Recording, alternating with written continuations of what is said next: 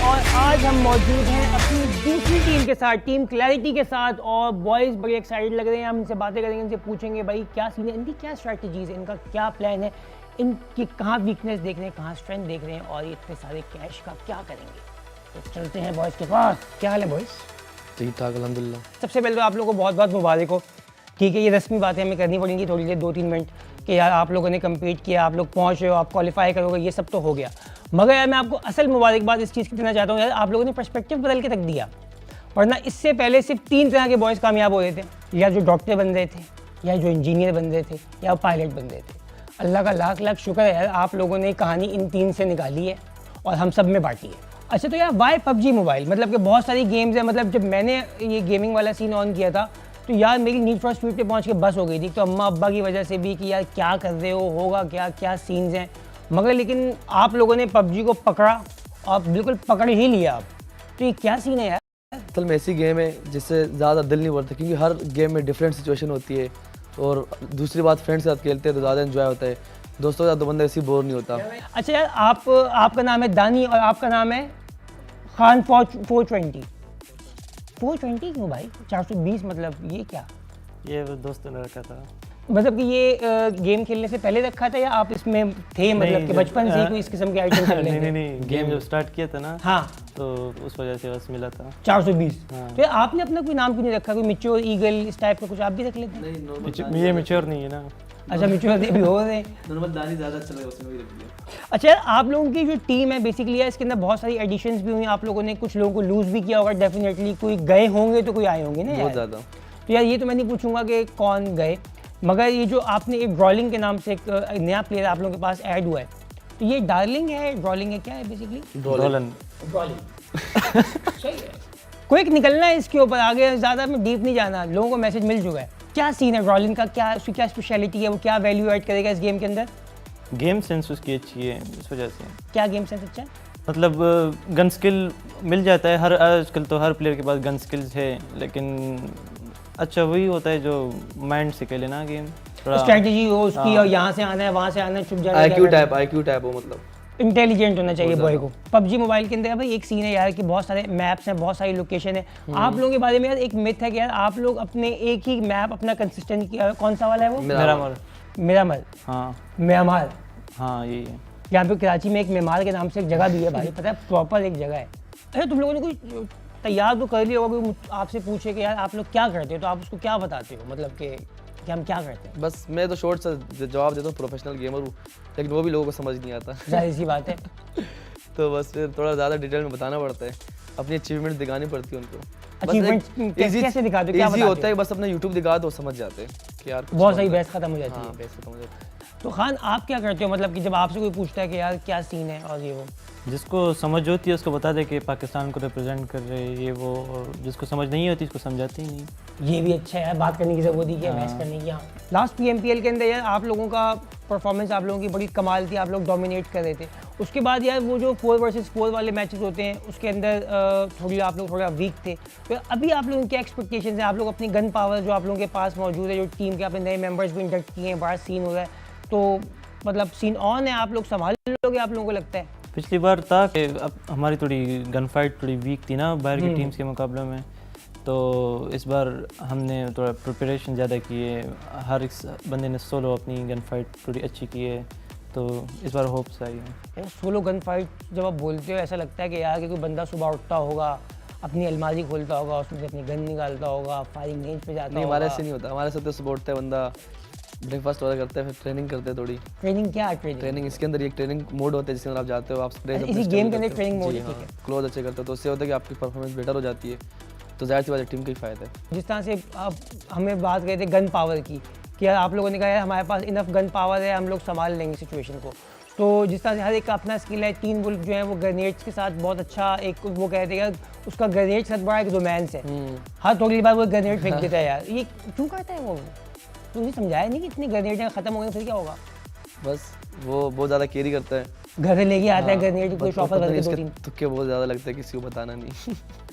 अच्छा ये ग्रेनेड में तुक्के लगने का रूम भी जो है आपने फेंका फटेगा कोई ना कोई तो लग ही जाएगा। असल में वो थोड़ा एक्सपीरियंस, थोड़ा माइंड से ग्रेनेड मारते ना हम, तो ज़्यादा सोचते नहीं है, वो बहुत ज़्यादा सोचते हैं नेट पे कि भाई बंदा इधर होगा था, इधर से फुट स्टेप नहीं आ रहा तो पीछे से आए, पीछे होगा तो जंप करके मार दे इस तरह, तो इसलिए उसके ग्रेनेड्स अच्छे हैं बहुत ज़्यादा। तुम्हारा क्या फेवरेट है? और बाकी आई नेट उसका बिल्कुल भी नहीं आती।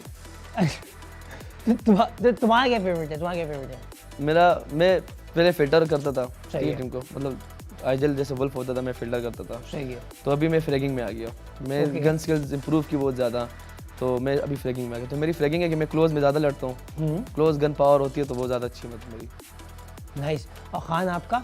मैं टीम के लिए ओपनिंग्स निकालता हूँ, लाइक अगर कोई हमें पुश करना है किसी टीम पे तो मैं फर्स्ट नॉक मैं निकाल लेता हूँ, फिर ये तीनों घुस जाते हैं, फिर मैं पीछे कवर देता हूँ कि अगर कोई और टीम आती है या कोई आगे से कोई और प्लेयर इनके पीछे से आता है तो मैं उसको। क्या तुम्हारा DP28 के साथ तुम्हारा जो लोग कह रहे हैं कि यार जो बंदी तुम्हारी ज़िंदगी में नहीं आ रही वो इसलिए नहीं आ रही, तुम्हारे हाथ में DP28 है। अच्छा यार आप लोग इस कॉम्पिटिशन में सबसे बड़ा थ्रेट किसको फील कर रहे हो? मतलब कौन है जिसको मतलब कि जिसके अंदर यार ये लोग अगर इनको कुछ हो जाए रात को अपनी R3D तो यार उनको कोई मैसेज वगैरह अगर आप लोग देना चाहेंगे? जब मैं लोगों को बताया था ना कि मैं PUBG मोबाइल पे जो लोग खेल रहे हैं उनका इंटरव्यू करने के लिए जाऊँ तो बॉयज़ ने मुझे बेशुमार चीज़ें कही थी, उनसे पूछने के लिए उन्होंने कहा मैं हाई कह दें, ये कह दें, वो कह दें, फलां कह दें आप लोगों के लिए। तो यार कोई मैसेज यार एक आप उनको अगर देना चाहें?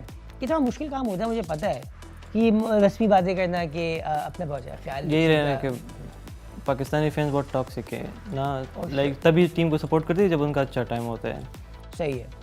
तो यानी कि टीम को सपोर्ट करें तो उसके अच्छे टाइम में भी करें, उसके बुरे टाइम में भी करें, ओवरऑल सपोर्ट करें। हम ये मैसेज बहुत दफा दे चुके लेकिन कोई मतलब तो मानने बात कोई मान रही, क्या मुसीबत है, क्या हो गया? बहुत ज़्यादा मुश्किल हो रही है, हमने इग्नोर करना स्टार्ट कर दिया बस, क्योंकि अगर आप उस चीज़ को माइंड पे लेते हो ना तो आप गेमिंग फ्यूचर में आगे नहीं बढ़ सकते। ये है एक मनहूस कमेंट जो है ना दिन बर्बाद कर देते हैं। दिन बर्बाद कर देते हैं। क्या कर रहे हो बैठे हुए, क्यों कर रहे हो ये सब हरकतें?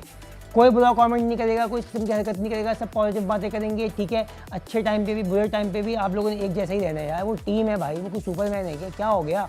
मैंने समझा दिया इनको, मेरे ख्याल में सीन होना चाहिए। तो भाई खान 420 और हमारे साथ मौजूद थे दानी, हमने दोनों से बातें की, अंदर की बातें निकलवाई, ये भी पूछा ये कैसे होगा वो कैसे हुआ। बॉयज़ ने पूरी अपनी स्ट्रेटजी हमसे तकरीबन बताने की कोशिश भी की, सेफ भी खेले, बहुत सारे राज खोले, बहुत सारी बातें मैंने बताई। तो कुछ बातें हमने खुद ही अज्यूम कर ली और कुछ बातों के लिए हमें देखना पड़ेगा भाई जो उन्होंने बातें की हैं वो कंपटीशन के अंदर वो चीज़ें हो भी रही हैं कि नहीं हो रही। तो उसके लिए भाई वही तरीक़ाकार है, बैठना पड़ेगा, गेम को देखना पड़ेगा, उसको एंजॉय करना पड़ेगा। तो खेलते रहिए PUBG मोबाइल। ये वो बात है हम लोग की अम्मियाँ कह रही होंगी यार ये किस किस्म की बातें कर रहा है, बच्चों को मोबाइल के मुँह पे लगा रहा है। तो आंटी आपको पता है कितना पैसा कमा रहे हैं। थैंक यू गाइज, बहुत मज़ा आया, wish you best of luck यार, आप लोग बहुत अच्छा करोगे, क़यामत करके आओगे वापस।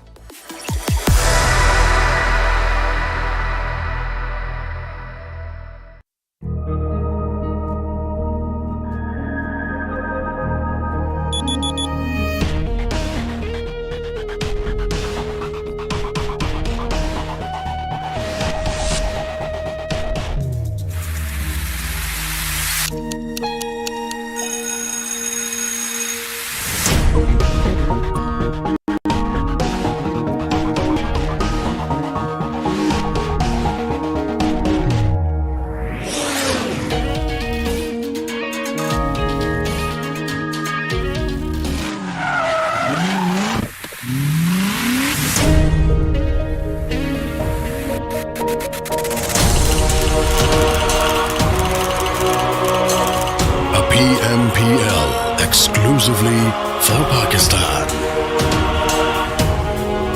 A chance to push your limits. The squads are ready to turn their dreams into reality. It's our chance to reach the biggest. It's time to enter the dawn of new champions. Let the action begin.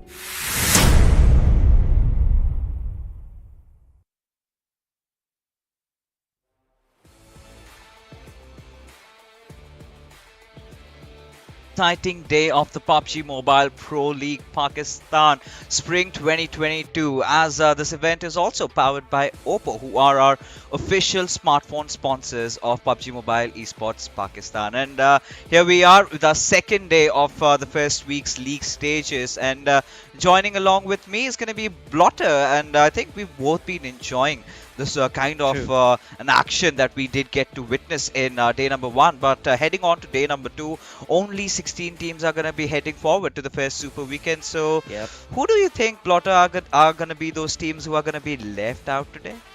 Left out? Dude, we're just starting the day. Let's not start on a low note. Definitely not going to be answering that right now. But one thing that can be said is this is going to be the day for comebacks, right? It's going to be a day for comeback stories, especially for the teams that find themselves on that second page, of course, 12th and below, 12th position and below, the teams that find themselves, because you've got the likes of, TUF, you've got the Grounders, you've got Quraysh. There are so many known teams, very well-equipped teams that are going to be able to hopefully be able to make it into the top 16. But 5 games is all that is going to take for us to find that answer.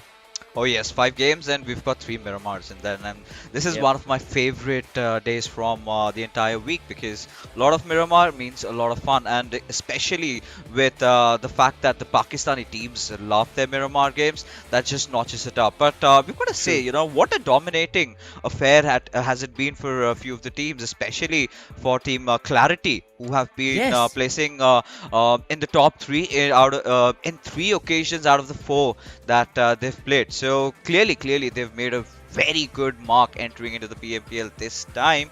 But there's still few teams that we've had really high expectations from, but they could not deliver. But before we talk about all that, let's take a look at the format explanation. As you clearly know, ladies and gentlemen, this time we've got 20 teams divided into 5 groups each, and they're going to be battling it out in the league days, where that is going to be yesterday and today. Yesterday's matches you've all seen. Today we are going to get our top 16 teams who are going to be heading towards the Super Weekend. Now, Super Weekend is where all the points really matter, right? Whatever you earn, they count. And after the end of the 3 Super Weekends that we have, the top 16 teams over there will head on for the finals of the PMPL Pakistan region. As you can take a look at the schedule, this is how it is all going to be panning out. So March and April, I really hope you have booked your calendars.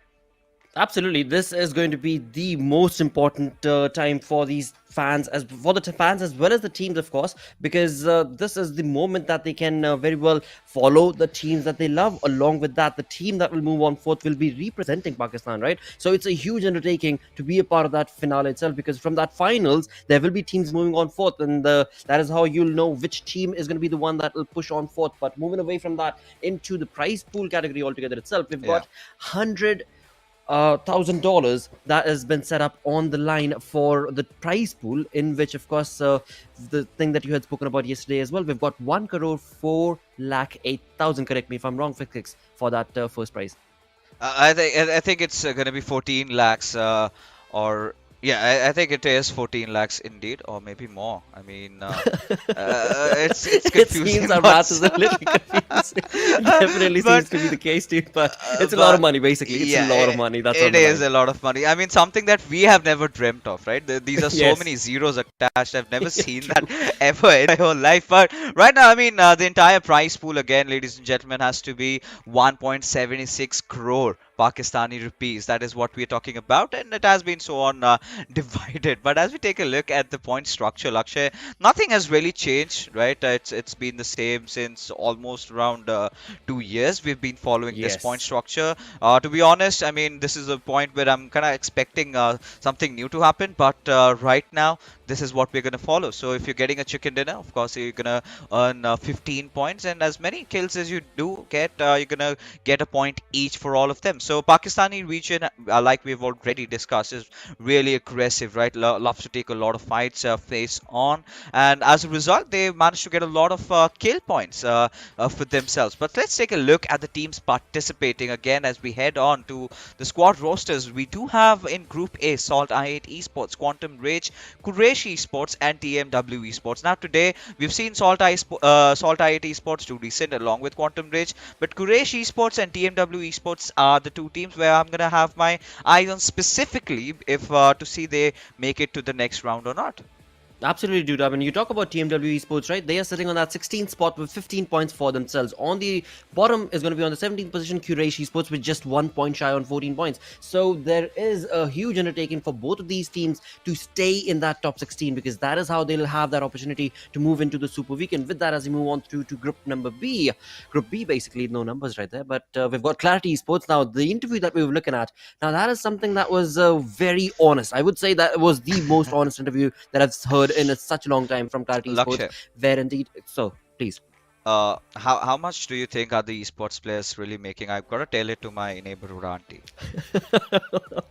Well, you know what, that 1 crore or 1760, whatever it is, that's a humongous undertaking. Just tell them that there are 3 zeros plus 3 zeros, and then there's a number that's going to be yours. So yeah, that's a huge undertaking. Now first, that does build up pressure for a couple of these teams as well. As we've seen for the likes of 52x Rage, there have been ups and downs in terms of their gameplay. Team H2E started off really well, trying to pop off a few heads, but overall they tried to get working towards those placement points, and indeed that worked out for them. But today, will that same strategy work or not?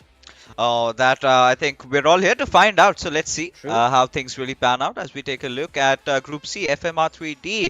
Well, another promising name, but haven't really seen any really big performances from their side. Still sitting at the 8th spot. So I must still say they're not in clear waters, right? They're still somewhere down the line doing decent, but you never know, because the point disparity is just not too much, right? If a team can make a comeback today who's in the bottom 8 or bottom 10, then I think they can definitely topple them over. So you've got to be consistent throughout the day. But as we move along, we take a look at Group D. Quite some interesting names, especially Magnus Esports. I think they've been the most impressive so far if we take a look at this group, because MetershotxSKY, of course, they did manage to get that beautiful chicken in the last game, if my memory serves me right. Yes, those 11 kills really helping them out. So they had been initially looking promising, right? They were making up to it. They were getting caught in those rotations. But yeah, today Team QWERTY is something that I'm going to really look out for, because I think it was the last game in which they finally managed to recover and get a few points for their team. But this is the group that I'm most worried about, because 3x Esports, again, one of those teams that has been really highly regarded, one of those teams that a lot of people have asked me to look out for. Well, they definitely need to look out for themselves today, because after playing 4 games, they're sitting at just 9 points. So they definitely have to put the pedal to the metal and make sure that they enter into the top 16. But Regicide, Lakshay, I mean, boy oh boy, they have been really impressive. They most certainly have. I mean, from Voltrix to Johnny, always, no matter what happens to the teammates, they're the ones who will always stand and trying to get as many placement points, as many elimination points for themselves, along with the help of course, Waz, Nacto, and Insane. It is looking really phenomenal for the side of Regicide indeed, as they find themselves on that 2nd position of the overall ranking. So talking about the overall storyboard, let's move on ahead and have a look at what is that first page of the overall storyboard going to be looking like, where we do know the team on top is going to be QWERTY, with the way that they have just completely annihilated their competition in yesterday's lobby. This team is looking to gloriously move on into the first Super Weekend. Oh yeah, of course. I mean, once we do have the overall standings, our viewers are going to have a really more clearer picture, right? But we're gonna have that in a little while. But talking about how these teams have been playing now, North Esports is again one of those teams, Lakshay, that I really need to watch out for, because last time I casted them in a minor event, they were looking really promising. But ever since last time, I think we haven't really seen some progressive improvement. Maybe today might just be their day.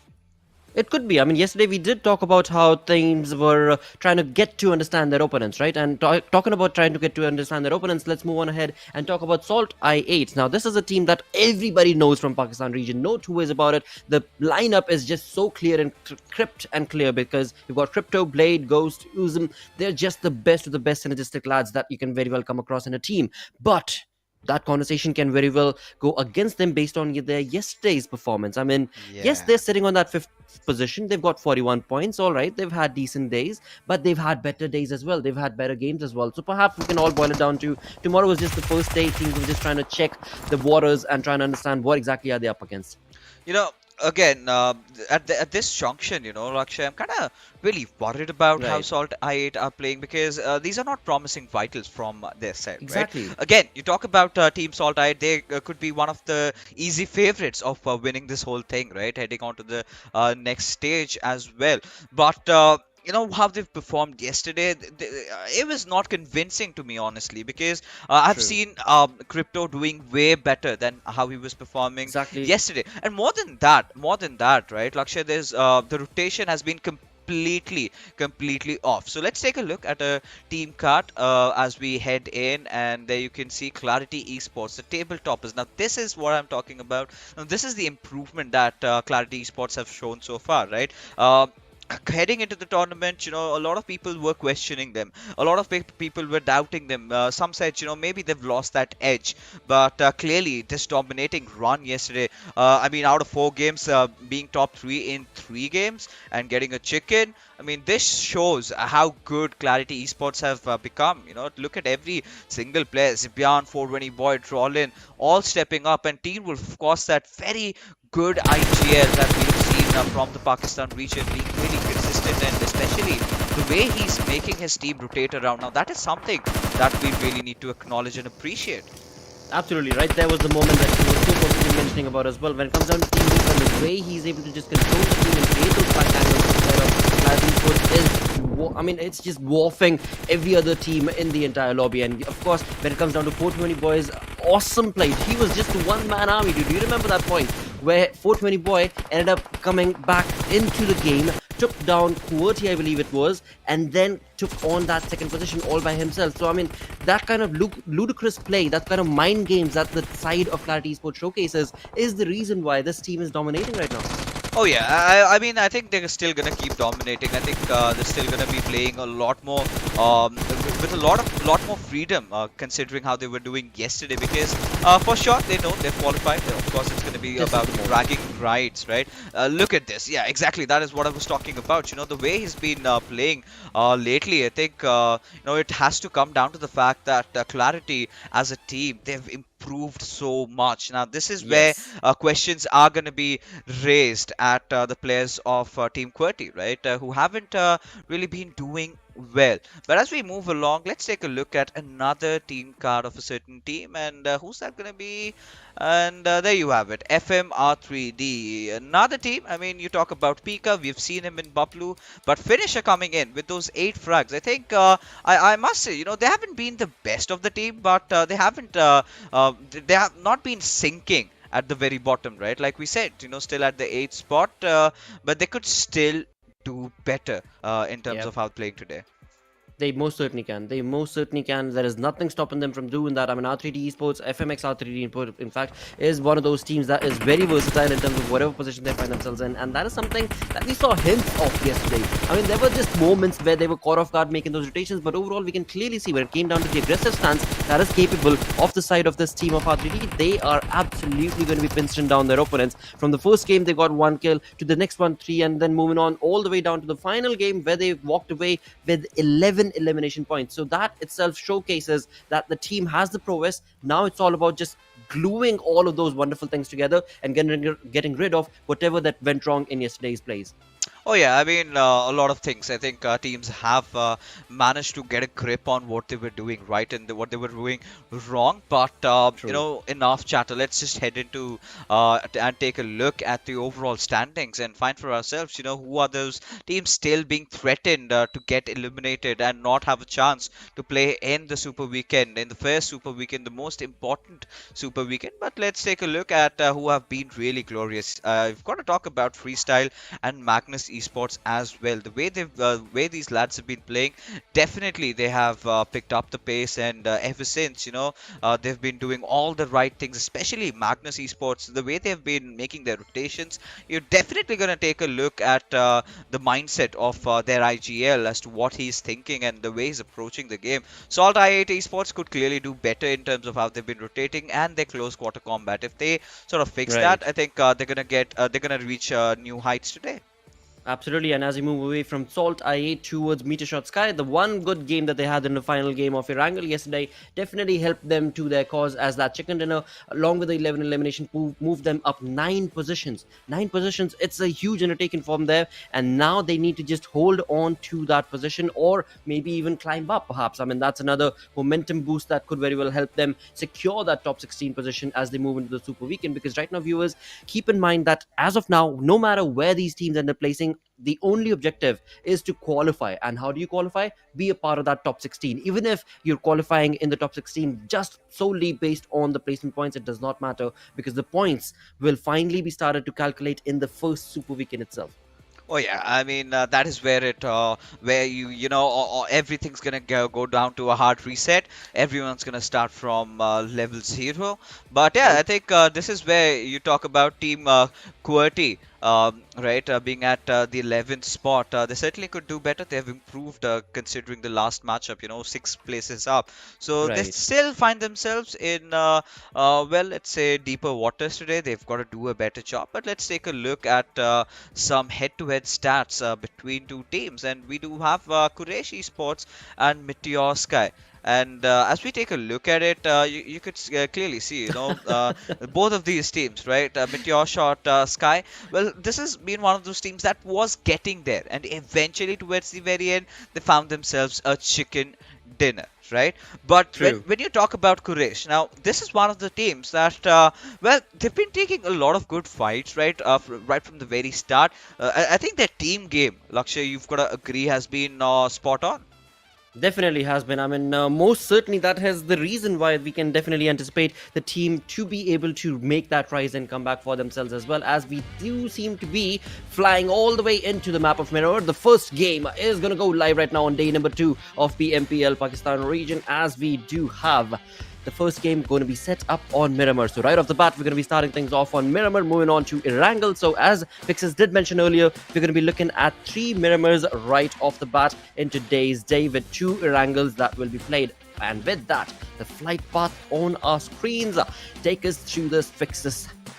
All right, ladies and gentlemen, we are finally on with day number 2 of the first league weekdays, as the flight path heading out from Los Leones towards Campo Militar. So we're gonna expect a lot of teams that tend to drop onto the western sides have a little bit of trouble, because of course they've got to find those vehicles, and when you're all trying to eye out for those vehicles, there tend to be those situations where you sort of head off against each other, and that's something that teams would be wanting to avoid over here. Another news over here, ladies and gentlemen, is that teams from Group E will be sitting this one out. So teams from Groups A, B, C, and D are playing. So Regicide, 3x Esports, North Esports, 4VTFT. These are the 4 teams that we're going to witness in the next game in action, as they're going to be sitting it out on the sidelines, watching how these teams are going to be performing. But for now, what we can really see is clarity. They've taken a drop towards the western side over here, just on the southern areas of Minas Valley, and they're going to head out to Valdemar sooner or later, right? But you talk about team H2V dropping off at Los Higos. Now, very unusual drop, but this is a really common circle. I think we witnessed a similar circle yesterday, which sort of ended around that junkyard region, in which R3G, that's Regicide, managed to get a beautiful chicken dinner courtesy to holding that little bit of a hilly area. But for what we can see from over here, I think teams like Team TMW, Team QWERTY, they certainly have a really good advantage, considering how they have dropped off around Hacienda del Patron and San Martin.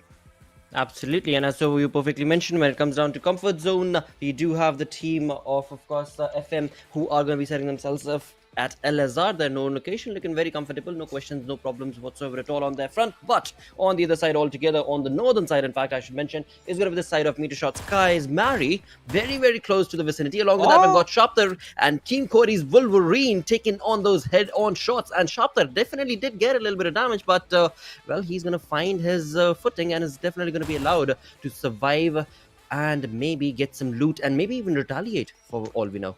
Oh, look at this, around Tierra Bronca, we do have another fight almost ensuing in front of us. It's MetershotxSKY Mary, who's right in front of her faster. And I think both these players do acknowledge each other's positions, right? They are aware of the same. Now we're taking a look at Pharaoh trying to join and recuperate with his own teammate. You've got Faster also there. You've got Zen and Daku coming in.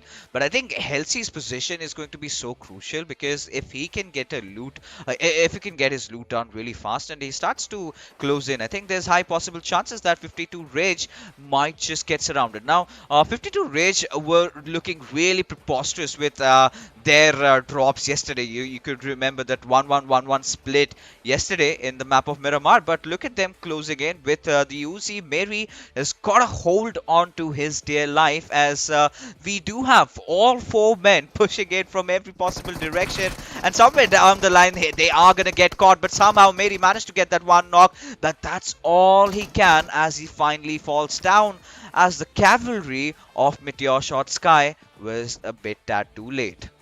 A bit too late indeed, but on the front for the side of 52x Rage, it definitely is a good starting to the map of Miramar. Right off the bat in the first 4 minutes itself, they've been able to accumulate 1 elimination points. But MetershotxSKY's players, Halsey as well as Ash, have finally started to push on along. And as we can clearly see, Ash trying to create that flank angle and Halsey on the other front, they are not wanting to back down. I mean, even though they are one-man short, they want to retaliate. They do not want to allow 52x Rage's players to walk out of this precarious situation that they find themselves. In fact, it's against MetershotxSKY, but they're just being ruthless in terms of how they want to approach this. But again, just a 2-man shot.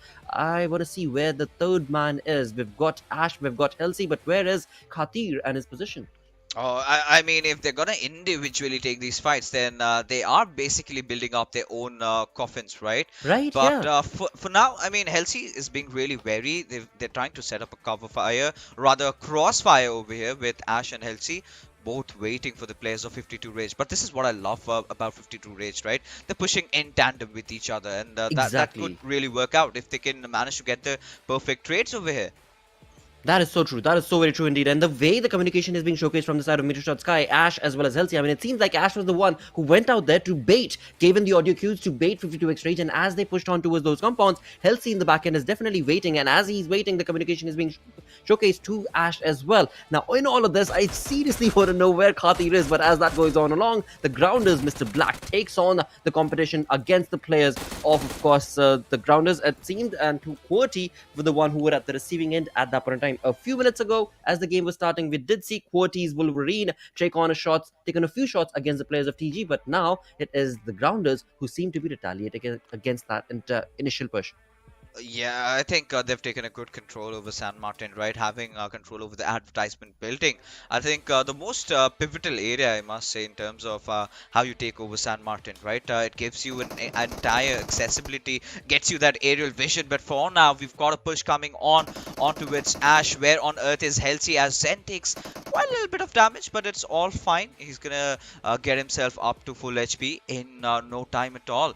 But this is where, you know, you would expect the other players of MetershotxSKY Esports to really come in and help each other out, because right now Ash making that push from his side, I do not know if this is a really wise decision, because you're not just going against one, but you're going against a whole freaking squad. Dude, I'm liking this though. I mean, he's not only actually baiting the players, he's given in the audio cues intentionally. He's intentionally doing it, and he knows exactly what the response is going to be. I mean, these two dudes, Ash as well as Halsey, it's only Ash actually as of now, who's definitely becoming the behemoth of all of 52x Rage. I mean, they're a 4-man squad, all hunkered down in that position. Just this one man, Ash, and Halsey of course has his background and he's going to be given that cover fire. But as of now, I mean, it's nothing up to Halsey, it's all Ash who's just completely roll and pulled the entirety of 52x Rage, where they are completely bamboozled as to what side do we look on to. I mean, you can clearly see Daku's looking on to a completely different direction, and so are the other players. So I am liking the MetershotxSKY that we're looking at right now. Oh, just when we Khatir had our comes in. eyes off, there you go. Knock comes down, and Khatir making sure he's got that right flank angle, has managed to get that knock. But there's no push coming in from MetershotxSKY Esports as of now, right? So they're gonna get them up to full HP in no time. But Zen, He's really hiding in a very cheeky spot. If Halsey is making that long rotation, I think he's gonna spot that. And yes, he does. He's got all that information. Halsey completely unaware of Zen's presence. Now we've got to see who comes out on top of this one. Now this gives us enough time to talk about the fact that MSKY, they had all the time in the world to try and take around the to take a good position around the hills, because had they done that, they could have successfully sandwiched the squad of 52 Rage, and they could have inflicted a lot more amount of damage than they are doing right now. Well, they definitely are, and it seems like, well, Zen, again, keeping that Zen approach. He's not letting go of this small little crate that he's found to give him that comfort. But as of now, it seems like for the side of Metershot as well, they are changing their positions. They are changing the way they want to be able to control this fight. And that is something that 52X Rage, again, they have the numbers advantage. If they play their cards right, if they have the advantageous position, which is in the name of numbers, they should be able to capitalize upon the positioning. But again, MetershotxSKY, the way they're controlling those audio cues and making the roll and pull ruckus that has been created against the side of 52X Rage is completely bamboozling, and I'm liking it. I'm definitely loving how Metershot is just completely playing with their fodder. Oh, now as you can see, there you go, Khatir with his barrel does manage to take a spray, but not a lot of damage being dealt yet. Finally finding Faster in a very interesting position, but he did not really peek out. Instead takes the shot on the right hand side, but gets traded off instantly. Where's the remainder of the squad's members out here, as Halsey's not going to be there in time to help his teammate out. Now this is the only complaint that I've had with MSKY. There has been no trade-offs, right? They managed to get a pick and they instantly get traded off by their opponents, instead having no response. But look at Zen, he's all prepared. He knows exactly where Halsey is, while Halsey is sort of not aware of his surroundings, but finally does find out. Zen does manage to get the knock and will eventually get some sort of a good thing going for his team, because I really felt like MSKY was losing the footing in this particular fight. It seemed like it, definitely. And that, again, to answer the question, I think is going to be basically based on the numbers advantage, right? I mean, we did see Khatir take on that knock, but eventually, again, the numbers advantage favoring their opponent team. And that is the reason why Khatir was definitely just pushed on away from the lobby. And that is something that is going to irk the players of MetershotxSKY on the other front, on the other side of altogether the map itself. We've got Magnus taking on some shots. And another thing I actually wanted to bring up is if the directors could bring up the map, because I can see that we've got 15 teams that are playing right now. So am I missing something? What team is not going to be a part of it? Yep, there is a team that has not participated, and well, we shall get back to that pretty quickly as to what team is that going to be. But GG, that's not good. Oh, Miss yeah, out I mean, on one of these opportunities. This is just horrendous, yeah. It indeed is, Whoa. right? But for now, Dude, I mean, taking a look It's Salt at... I8. Alright. I'm sorry to cut you off. It's Salt I8. I just noticed it, and the first Group A first team is Salt I8, and it's just not here. Ah, now Ouch, that's not a man. good news, is it? Right? No. Because you know, considering SALTxi8, I mean, you would expect them to be playing a lot more seriously than they are right now. Because we do have another fight. It's right in front of us. It's going to be Spark, who tried to take things on his own hands, but it's going to be Serious who managed to get a successful trade over here. As Speaker, he's been finished off, but Serious getting shot from elsewhere by the teammates of FMxR3D. As Hassan, he's going to take some cover over there, as Serious still in engagement right now. As Hassan, he's trying to take a fight against JD, somehow manages to win that duel though, but gets instantly traded off. Now Quantum Rage really approaching Hassan, will manage to secure that kill, but for now they will get that res back up though. But Shaw, I think he's gonna make a run for his life, because none of his teammates are really alive at this point. True, he's just a one-man army. And again, I mean, if you were to comment fixes on this push that was being showcased from the side of R3D, would you say that was a well-versed push? Because it was out in the open into the warehouse. I mean, you've got all the sides open, you've got one person in the back, but the three lads who are trying to make on the push against Quantum Rage itself seemed a bit lackluster, because there were so many openings that Quantum Rage could have defended upon, and that's exactly what they capitalized upon. I mean, correct me if I'm wrong.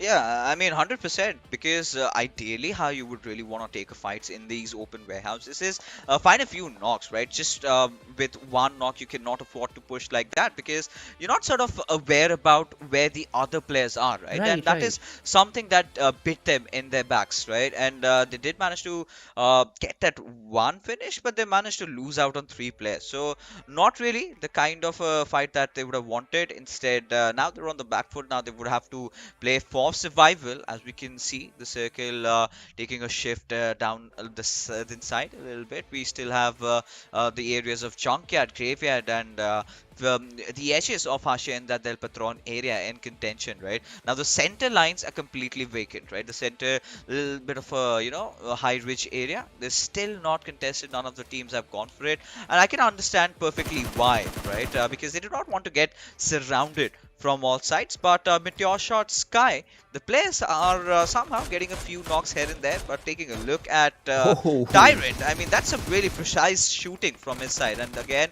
the replay where Halsey, acknowledging where his opponent was, took a jump. But we do have fights happening almost everywhere around the map. And Quantum Rage, well, the way they've been playing, I think this is again a promising start for them. And they True. would be looking to increase their kill tally even more. They definitely are, or ought to be working towards trying to get that elimination points increased along with the placement points for their side, as they do need to be a part of the top 16, and they are very, very highly capable team to be able to do that. I mean, just one man army serious. He showcased that on the coast and the edges or beaches of Erangel, if I can say so. And so yeah, that is definitely capable, a very high capable team, but very close to their vicinity in the minimap we can see is another team, and that's going to be the team of Clarity. Now Clarity has been definitely popping off heads. They have been looking very crisp and clear and clean in terms of their approach into the every single game that they have played. So yeah, it is going to be a little bit of a tricky situation for Quantum to be able to get away from that compound, but it seems like Clarity have a different target in their head, and that's going to be the name of XGeneration. For now, it is going to be TmwEsports bringing in a little bit of nade for 8 damage, but of course not to any sway because the XGeneration team were far away, and they seem to be actually moving away from the position as well. Maybe. But again, one thing that we can possibly talk about for Clarity is the fanned out approach that they are bringing in as they make that rotation to get into the zone. Oh yeah, I mean it's going to be interesting because a lot of teams, and especially Clarity, they've looked really sound, and I'm going to expect nothing less from their side. Now, heading into today's evening, of course, I was sort of anticipating that the players of Clarity, they would be going all out, right, with their Right. eyes on a blindfold, just spot out any single team, pick them up, and take them down. That should be their go-through mantra. But they're still respecting their opponents. You could see they've been playing around the rotations a lot. They've been focusing on that a little bit. But here we have the players of TUF in a little bit of a piccolo way, as one of the players, Edgar, has been taken down. So it's the responsibility of his teammate to get him back up. It's still the third circle now. It's not going to hurt you that much. And, Virus giving that rest important one will make sure that they get inside the circle later on. But we do have Psycho managing to get the better out of TmwEsports. Now this is going to be interesting because I do not see any of the players of Clarity really coming into rescue for their IGL, as 420 Boy was actually making that attempt, but I think he set his mind on just letting TmwEsports suffer and languish into that long sleep. Damn, dude, that's an ouch moment for sure, Fixers. Because again, I mean, you talk about just a couple of minutes ago, we were looking at TmwEsports, the dude who has lost his life right now in front of our eyes, thanks to J-Dip just crushing him across his vehicle. But again, I mean, that kind of points out that you shouldn't really be a bit too greedy. When you know that your team, that is of course Clarity for the side of TmwEsports, was so scattered and spread out, why did TmwEsports have to go out there and throw that nade to allow XGeneration to retaliate? And that's exactly what happened to his face. And in doing so, sadly, his team is going to be led with, I believe, a two-man squad. On the other front, Quantum Rage seem to have moved away from the quantum warehouse that they found themselves in, and are now going to be moving into the edge of the zone as of now. But then again, when it comes to the zone, there are now so many teams that are entering the zone that these teams that are making these late rotations, they are going to have to be really, really careful. Oh yeah, they certainly have to be, at this particular situation. But right now, as we can see, Sirius again is on a dominating spree. I think this is something. This is something that we've seen yesterday also from his side. The first game he went absolutely ham on all those teams, and JD, he's again one of those players who's got no intention to stop, but Sensi too had other plans in mind, making sure does manage to get the trade though. But Sirius coming in from the backlines, it's going to be IQ who provides that quintessential cover fire, getting the right trade, and will give enough time for JD just to back off to get some good cover so that he can get himself back off fire by his teammates. Absolutely, and once again on the edge itself, we've got another fight taking place where a D is going to be from the side of the grounders against the players of the ground Team QWERTY, wherein Team QWERTY were a little bit damaged. Yep, they do have Sensei who was down. Shaptar was also down, but Shaptar has been given the revival, but now they are in a little bit of a hodgepodge situation. From one side, it is going to be the side of Quantum. On the other front, we did see there are so many teams. I mean, look at the minimap, look into the screens itself. We've got the side of Quraysh also chiming in and wanting to take on a little bit of bite of this fight against the players of the grounders, but let's see where the third party is going to be brought on from. Sensei is still down. He's been given that revival. Drawlin from the side of Clarity is going to be pushing on against the players of Magnus. Respect goes down and will probably be eliminated and get that elimination confirmed. Or not yet. Alright, Magnus's players are given that cover fire. Once again, Clarity find themselves in a backdrop because this is a two-man squad going up against the four-man army of Magnus Esports. Oh, that's not going to be a good news. But right now, what TUF are really up to is try to take down the players of TMW, as Khan approaching into really close vicinity of Clarity Esports, as 420 boy making sure that he deals him with no difficulties, no trouble whatsoever, as Reaper X finally understanding the fact that Clarity, the players are situated over there, and we've got to see as to how his approach is going to be in that particular fight. But a lot of traffic around the northern areas over here, as we've got the grounders, we've got Quraysh also on the backlines, also the players of Quantum Rage in possession, but XGeneration a little bit of situation as Sensi 2 spotting out Destroyer, who survives by a sliver of HP. Damn, dude, this is a Sabji Mandi in the making. Definitely so many colors all across the board, and in doing so, the grounders, even though they had, okay, my called, as soon as I pointed it out, it is going to be Black, Mr. Black, who goes down from the side of the grounders, and indeed with that, grounders are still standing up with the three-man squad. As soon as I say that, my word, man, Sensei goes down, and it is a two-man squad. Shaptar trying his level best to push on against Quantum Rage's push, and it is just not enough because JD and IQ, the way they're pushing on along, across the board, they tried their level best, but indeed, and finally stopping, it is going to be Jigsaw from the side of the grounders, who is definitely going to be putting the nail to the coffin into the push that was being created, and in doing so, they're still not left. They're still left with all four players remaining survival. They all need to get revival. That's all it, and it's all down to Jigsaw. But yeah, that should be possible because there's no other team around in the vicinity. As on to the other fight, it is Magnus as a deal. Not looking too good as he tried to take on the fight against TMW's Reaper X.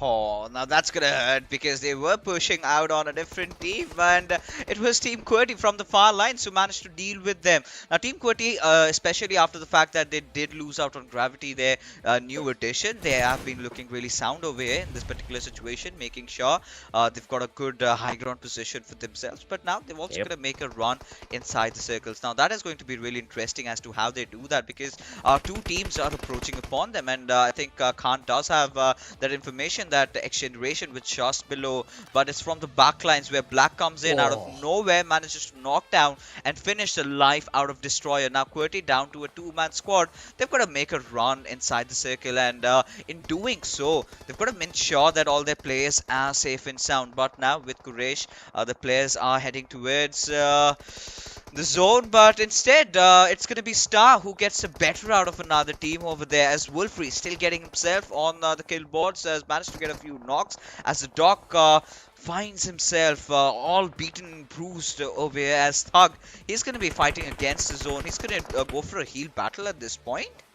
Against the elements, dude, but he's trying his level best. He's being the Thug that he knows he should be, and is trying to actually get away from the position as well, and he will be able to. All of that wonderful spray from the side of Khan is not wonderful indeed, because it is going to be the dude Thug from the side of XGeneration who will be able to get away from the position and get into the zone as well. So a GG play, Thug, indeed. But now you best be careful, mate, because if you look onto the green, or into the small little mini map onto the right hand side top right, we do have FS's players, and of course that Buggy has already given the audio cue to the players of FS. So it is going to be a huge undertaking for the one-man squad of Thug from XGeneration to take on that that army of FS. And look at that zone. It is all FS's place. Freestyle in the making. 7 teams remaining. But who has the forecast? It is going to be Team Star because of the numbers advantage. I mean, I really love the sprout of FS. If they can hold themselves strong over here, I think they're really good to go. Tyrant definitely losing out on his life, but this split from FS is absolutely pristine. You know, if they can work this right, I think this is a chicken dinner in the making for them. But right now, Khan spotting out Thug will pepper him down with a few bullets though, but it's going to be Malik who gets the better out of Thug, as XGeneration also take an exit from over here, as Malik is aware about QWERTY's whereabouts, as he's going to lob a nade which does not do enough damage, but Team QWERTY, now they're going to be more alarmed than ever. They most certainly ought to be, and with that nade that's going to be so close to Team QWERTY's Khan, they are going to have to be very, very careful as to where they put their next step, and in doing so, Freestyle's player is now going to move away from that position as he's done nading and parading because he has to back up his team as well. Keep in mind, FS is still a 3-man squad against the 4-man army of Team Star, but as soon as I say that, that's not going to be allowed because what a spray being showcased from the side of the grounders, and in just a blink of an eye, Team Star have had a humongous knock to their numbers, and the grounders are looking pretty confident, but God Fury's nade. It is just nade parading going against both of these teams as of now, and now they both go back into that survival revival position, and they are going to just slow that fight down, try and get the numbers advantage working once again for themselves. Oh yeah, I mean, both the teams doing the trades with the nades, and for now it's going to be really imperative for the players of Star Esports to really find out, in fact get their players back up, but you could clearly see death approaching you. But had it been a little bit more cooked, then that could be over the end. But the grounders in a little bit of a situation over here, as Zixo has been spotted out, and courtesy to Hang, a really good spray from his side, and as Star successfully managed to eliminate the grounders. This is where Team QWERTY, they're going to be trying to make some move, but Team Star, I think they've held on to their numbers in a really lovely fashion, and so have the players of H2E. But this all comes down to where the circle is going to take the next shift, who's going to have the better of the zone, as Wolverine does manage to get the better out of God Fury. Let's see if Star can manage to find a few trades over here, because they still are enjoying a decent amount of numbers advantage to their name, but Malik spotting out Khan will make no delay in knocking him out of this game right now. Absolutely, in doing so, it is going to be Team QWERTY who have been receiving a back end because they were a 2-man squad, and now with that perfectly set up nade coming in from the side of Malik, it is going to be the end of the dude, and in doing so, we're left with just 3 teams remaining. Team QWERTY, honestly gotta say, Fixes, they had a good start to this day. I mean, we were hoping to see this sort of a playstyle from the side of Wolverine and Khan and the likes, and they are doing so precariously well, and with doing that, they are going to be eliminated on the 4th position with 3 elimination points for their side. So we've got 3 teams remaining, a 4-man army from the side of H2E. Same is the case from the side of Team Star, but it is FS who is here to throw in a little bit of a curveball. And talking about the curveball, look at that zone moving away from all of these teams. Oh, it's a very interesting Mexican standoff that's building in front of us over here. Now the question is, Lakshay, that who's gonna make that first move in, right? That is going to be interesting, and I think Dread has managed to do that. And I really like how they're approaching this one, right? Having 3 players on the backlines, having control over that higher ground. But taking a look at Usama, he was trying to make a really bold move, and he's managed to do so. Almost made it count, but the trades are not really working out in his favor. Now this is what I was talking about, right? 2 teams engaging against each other, the third really capitalizing upon it, and this chicken dinner certainly heading towards H2E's way with the way that Malik has been knocked out. It's all down to Black and Wasi to somehow pull that victory dance for their team. But are the players of H2E gonna let that happen, because they've made their way successfully inside the circle? They definitely have, and now we've got FS, where indeed they are going to try and get Tyrant revived, which is going to be a 3-man squad from their side. On the other front, H2E, I mean, they're still holding on to those numbers with a 4-man squad and a 4-man army, but will that be enough against the army that is the side of FS? But it seems like Malik was not possible to be given that revival, and in doing so, it is going to be a 4v1 situation. It is going to be all down to FS's Black, but of course, that is a bit too late, a bit too end to that entire ruckus, and in doing so, it is H2E who are surprised, to my surprise at least. It is H2E taking a chicken dinner, a very weak chicken dinner coming in from their side. The way they played it, again, there are no rule books. There's no rule book to it, right? No matter how you take that chicken dinner, you get no elimination point and walk all the way into the final and get that based on just being the final man surviving. Doesn't matter. You get a chicken dinner nonetheless. You get 15 points nonetheless. So yeah, I mean, GG play from the side of H2E, but FS, they tried to hold their fort for as long as they could. I mean, to be honest, I really loved what H2E did, right? Everything was picture perfect for them. Now, they realized, they had the high ground advantage to themselves. So what they did is they let one of the players go down inside the circle, and the remainder of the 3 players were ensuring that they provide that quintessential cover fire.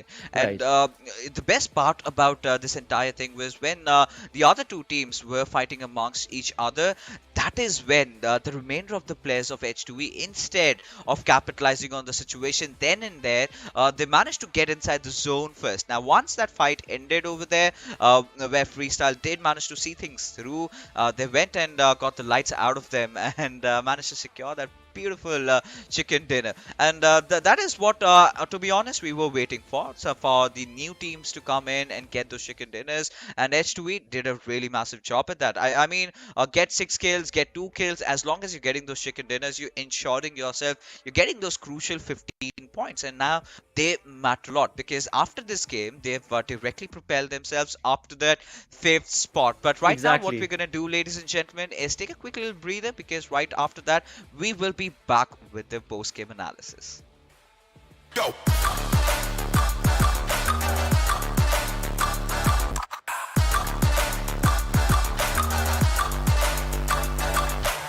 It's your chance to reach the biggest. Let the action begin.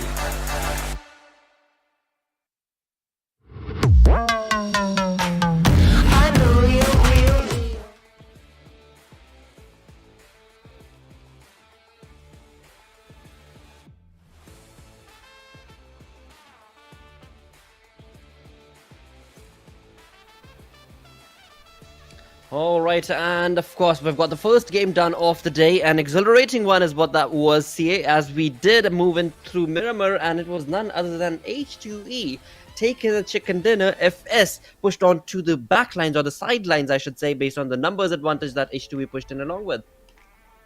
Oh yeah, most definitely. It was a very exciting game. Blotter to start off our match 2, and I hope it's only going to continue on that same note and hopefully deliver.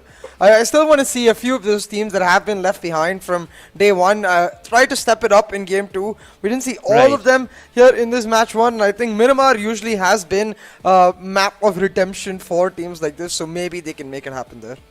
You are so bang on the money, dude, because again, I was just looking at the leaderboard itself, and we've got Team QWERTY, right? The day started off with Team QWERTY sitting on the 11th position, and based on the way that they were able to play this final game, they have moved up quite a big chunk. We shall see that in the overall ranking, but before we move on to that, let's have a look at the MVP coming to Pan from the side of Team H2E. Now look at that knock and elimination. That is just complete domination from the dude, and with that damage of 742, absolutely destructive play from his crosshairs down to the neck of his opponent. Absolutely pristine on point, so definitely does deserve the MVP from the side of H2E. With that, as we move on through, dude, look at that. He is supposed to be a support, and he's getting the MVP from the team. Yeah, I mean, at some points you gotta just get it done for your team, you know. And Pan doing exactly that in a great fashion. Match 1 that too, so it's sure to give his team a ton of momentum going in. But 2 players from the Grounders in the top 5, showing you that the Grounders have come to fix some things. Of course, Wolverine from QWERTY as well. That's a team you were talking about. I think a team that we hope will be able to build on this, because yesterday was not the greatest of days till they finished it off on a decent fashion. So I think really the question has become now, can they find consistency on day 2? And that can be said for Team Grounders as well. I mean, we do see Jigsaw and Mr. Black right there, but they did finish, or rather they started the day off on the 14th position in the overall ranking. So they do need to bring in this sort of a gameplay every single game to be able to push on forth into the top 16. With that, as we move on through to the head-to-head, we've got Team H2E, the chicken dinner winner team of the first game that we've had today, compared to the second of this first game. That is going to be freestyle. Now, 18 total points is what they walked away with. 7 knocks with 1035 damage received for FS, wherein H2E, look at that once again. I mean, you take that strategy back, what they did yesterday, right? See, they have been so very passive, but they only pop in when they know the heads are theirs for the taken. Exactly, and it's not like they haven't done that fighting at all, right? Like you said, it's all about the right tactical moment. They do have the most damage dealt as well, so it shows you that in that regard, they're able to pick that right tactical moment absolutely perfectly, and you can see exactly why Pan got the MVP. He's got the highest limbs, he's got the highest damage. Pan just completely owning that lobby right there, and we'll hope to continue that form in the second match. But I think Jigsaw is going to be a little upset with the way it went. He has the highest knocks, but unfortunately wasn't able to convert a lot of them into eliminations. Well, it's all thanks to HUE Pan, because he was just pan-frying his opponents one way or the next. And as we move on through from one start to the next, we are going to be looking at the match summary. My apologies, the match ranking, where we do know who got the chicken dinner, but right behind them were FS with 6 eliminations, 18 total points based on the placement points as well, and then comes in Team Star. Now that's another team to actually talk about, because if we have a look on to the day start of the overall rank, and Team Star were at the bottom of the totem pole on the 20th position, and here they are with 15 points, a big leap for them, as well as the Grounders, as well as QWERTY. Definitely day number 2 is turning out to be a game changer and a day of comebacks. Oh yeah, and we'll have to hope that it continues in this fashion. So at the end of this day, we get to see a really close set between all of these teams. We get to see very minimal difference in terms of the 16th team to say the 20th team.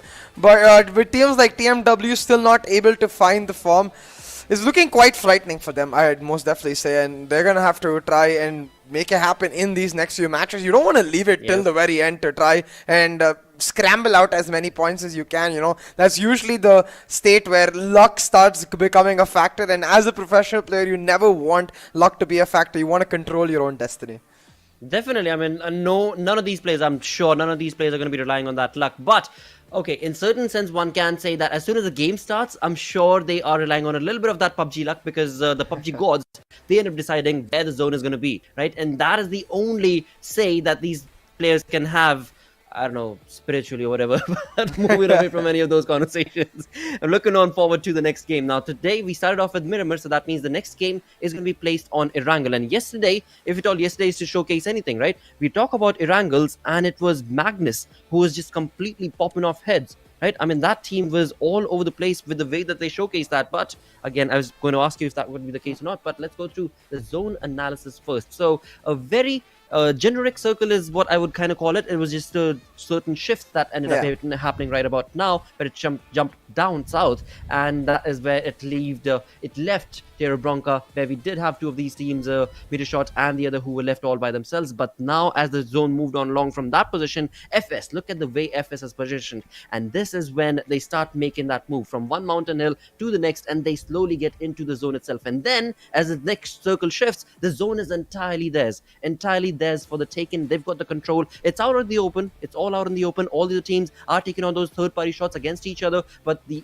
team of FS is just slowly and chilling along. But this is when things went completely haywire against them, because H2E had the numbers advantage, Team Star had the numbers advantage, and FS were so far away from the center of that zone that left them a little bit in the cloud dust of the Miramar Desert.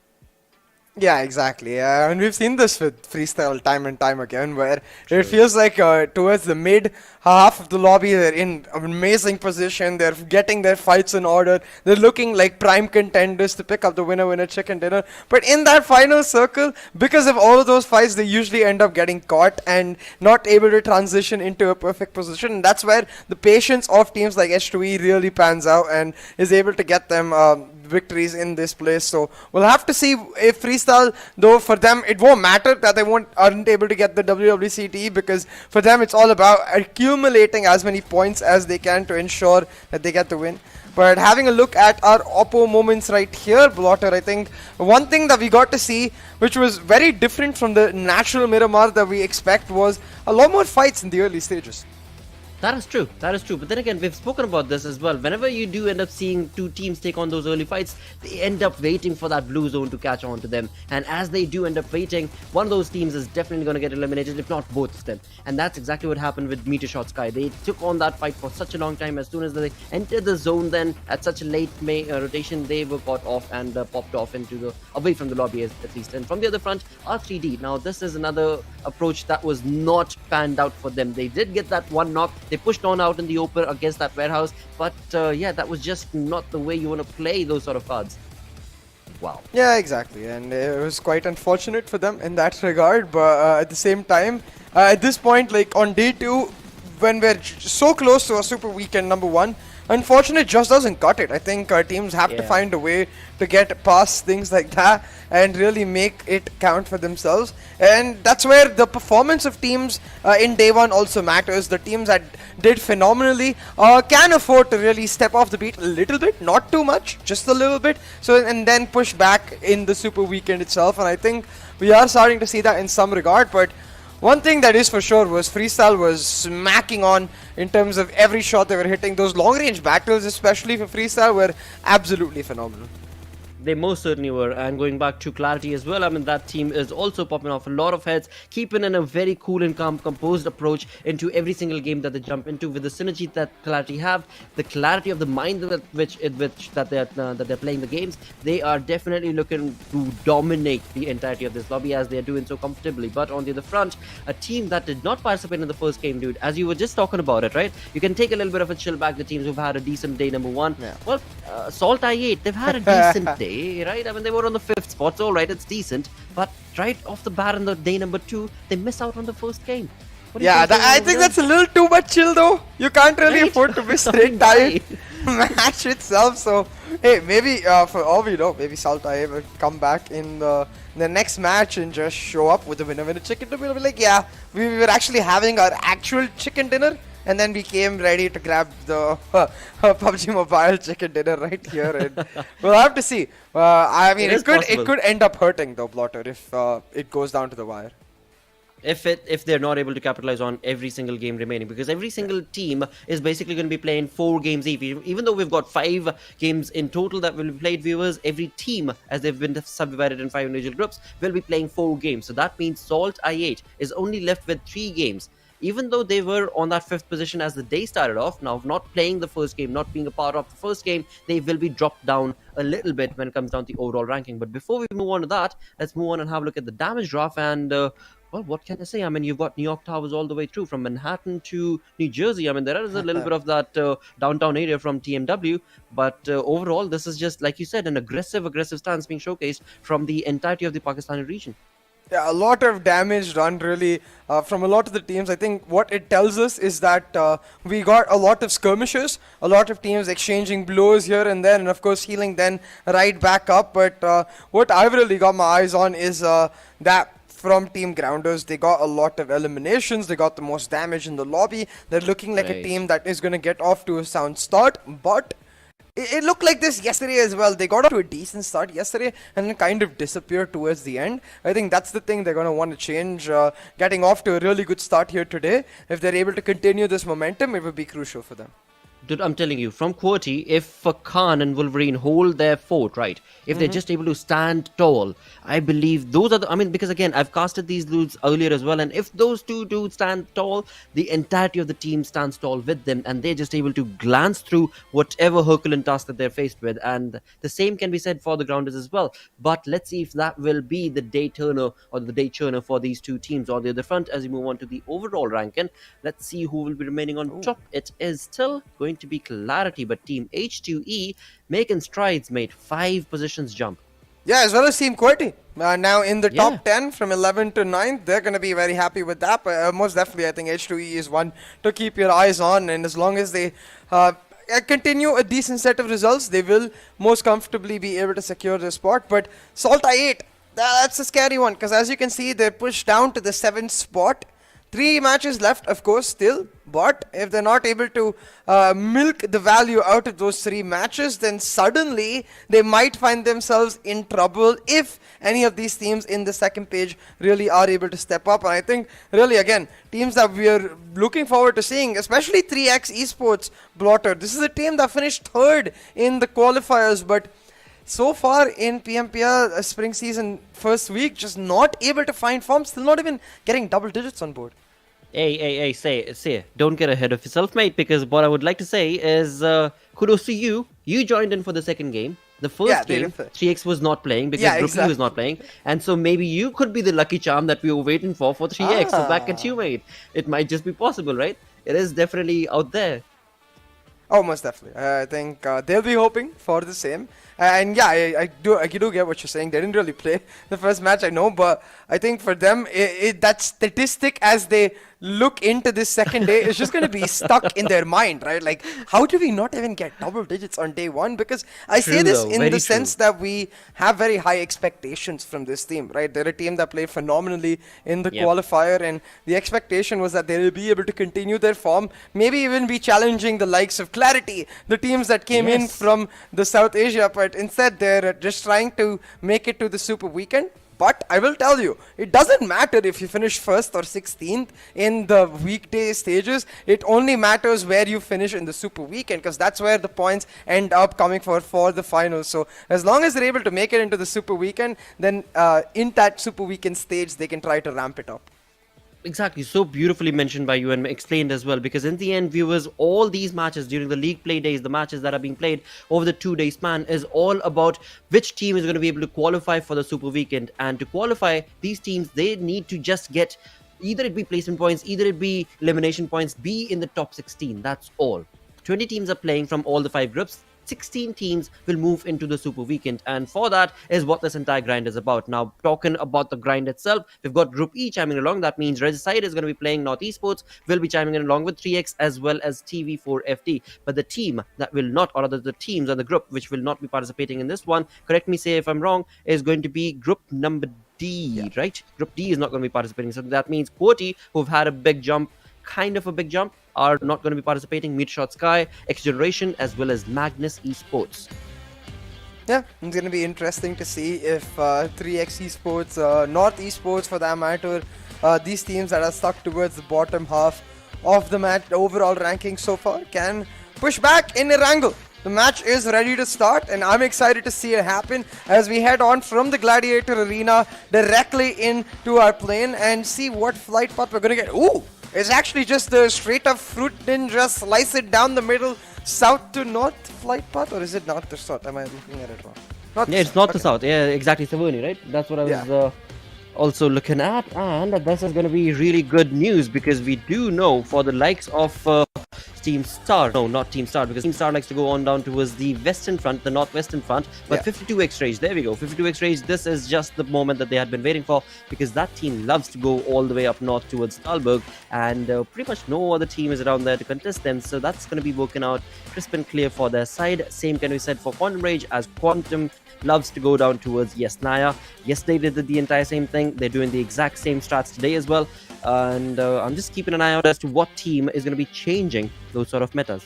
Yeah, I'm really excited to see maybe a couple of drop contestations or two, you know. Well, of course, getting points is an easy way to get yourself into the top 16. Another way to try and ensure it is to kill the teams that are contesting with you for that top 16. So just land with them, take the fight early on to them, and even if you lose a hefty number, as long as you eliminate them, you guarantee that they're not going to be able to go over you. So it's a little bit of a risky strat, but it's one that would add a layer of entertainment that I most definitely would be in favor for. But talking about layers of entertainment, it seems like the PUBG Mobile gods are ready to deliver. A very interesting circle formed right here, Blotter, an eastern circle, really going to favor teams that are towards that Milta area, especially if any team does end up going to Milta power early. I think they will be in a good spot for the first circle, but if it ends up taking another western shift or a centralized shift, they're going to find themselves in hot water.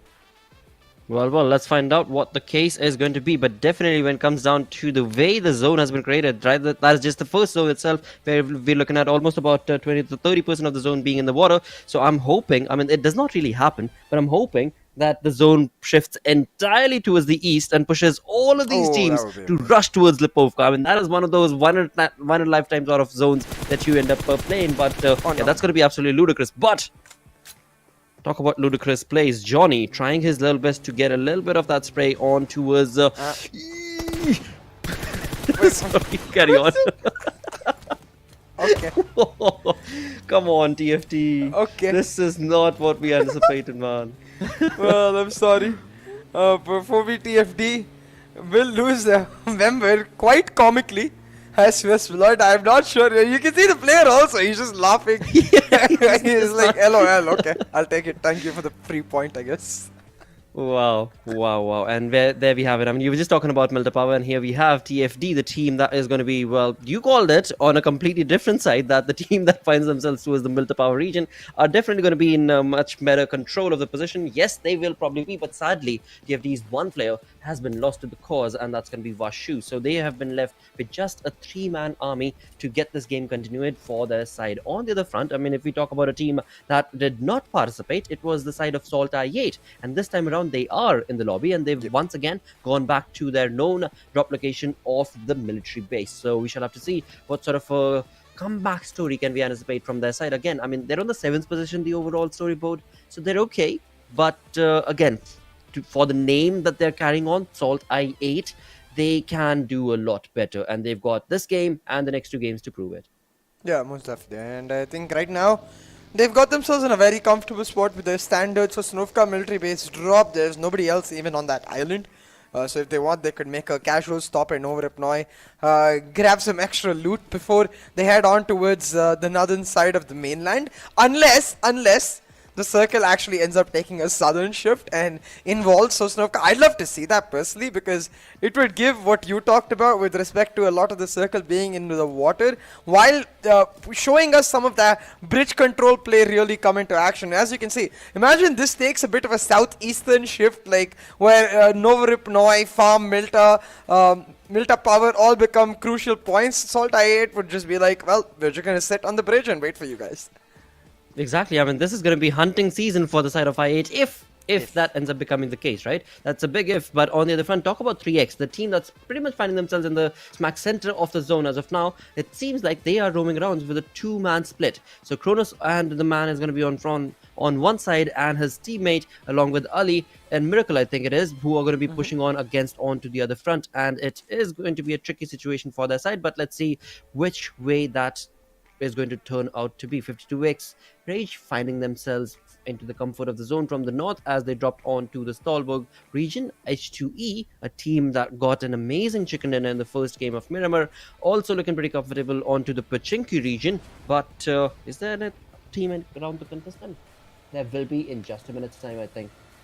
Yeah, potentially. But right now, towards that school area, we've got North Esports and FMxR3D actually quite close. You don't see them on North Esports screen just yet, but you might real quick. And to add on top of that, from the northwestern side, we've got another team starting to come in. I believe it is Team Star starting to come in towards our Rozok area. So potentially a hotspot right here, the northern side of the circle, as every team tries to make the rotations happen. And talking about rotations, Quantum Rage will have to try and do the same. It could take a really important part of area under control. They have Yasnaya Polyana right now, but I'd say the southern side of Yasnaya Polyana, really the edge of this city, where they can also look to potentially third party that hotspot I was talking about, because I'm noticing on the map a lot of teams' rotations crossing with each other might just end up becoming a bloodbath. Look at that, FMxR3D and that Star, I believe. And right there, God Fury gets knocked and finished. Alright. And just like that, Star's rotation shut down. FMxR3D pick up an easy elimination. R3D definitely do get that one elimination point for their side. On the other front for Star, they are definitely not aligned for them as they make that rotation, but indeed they've only lost the one man to the cause.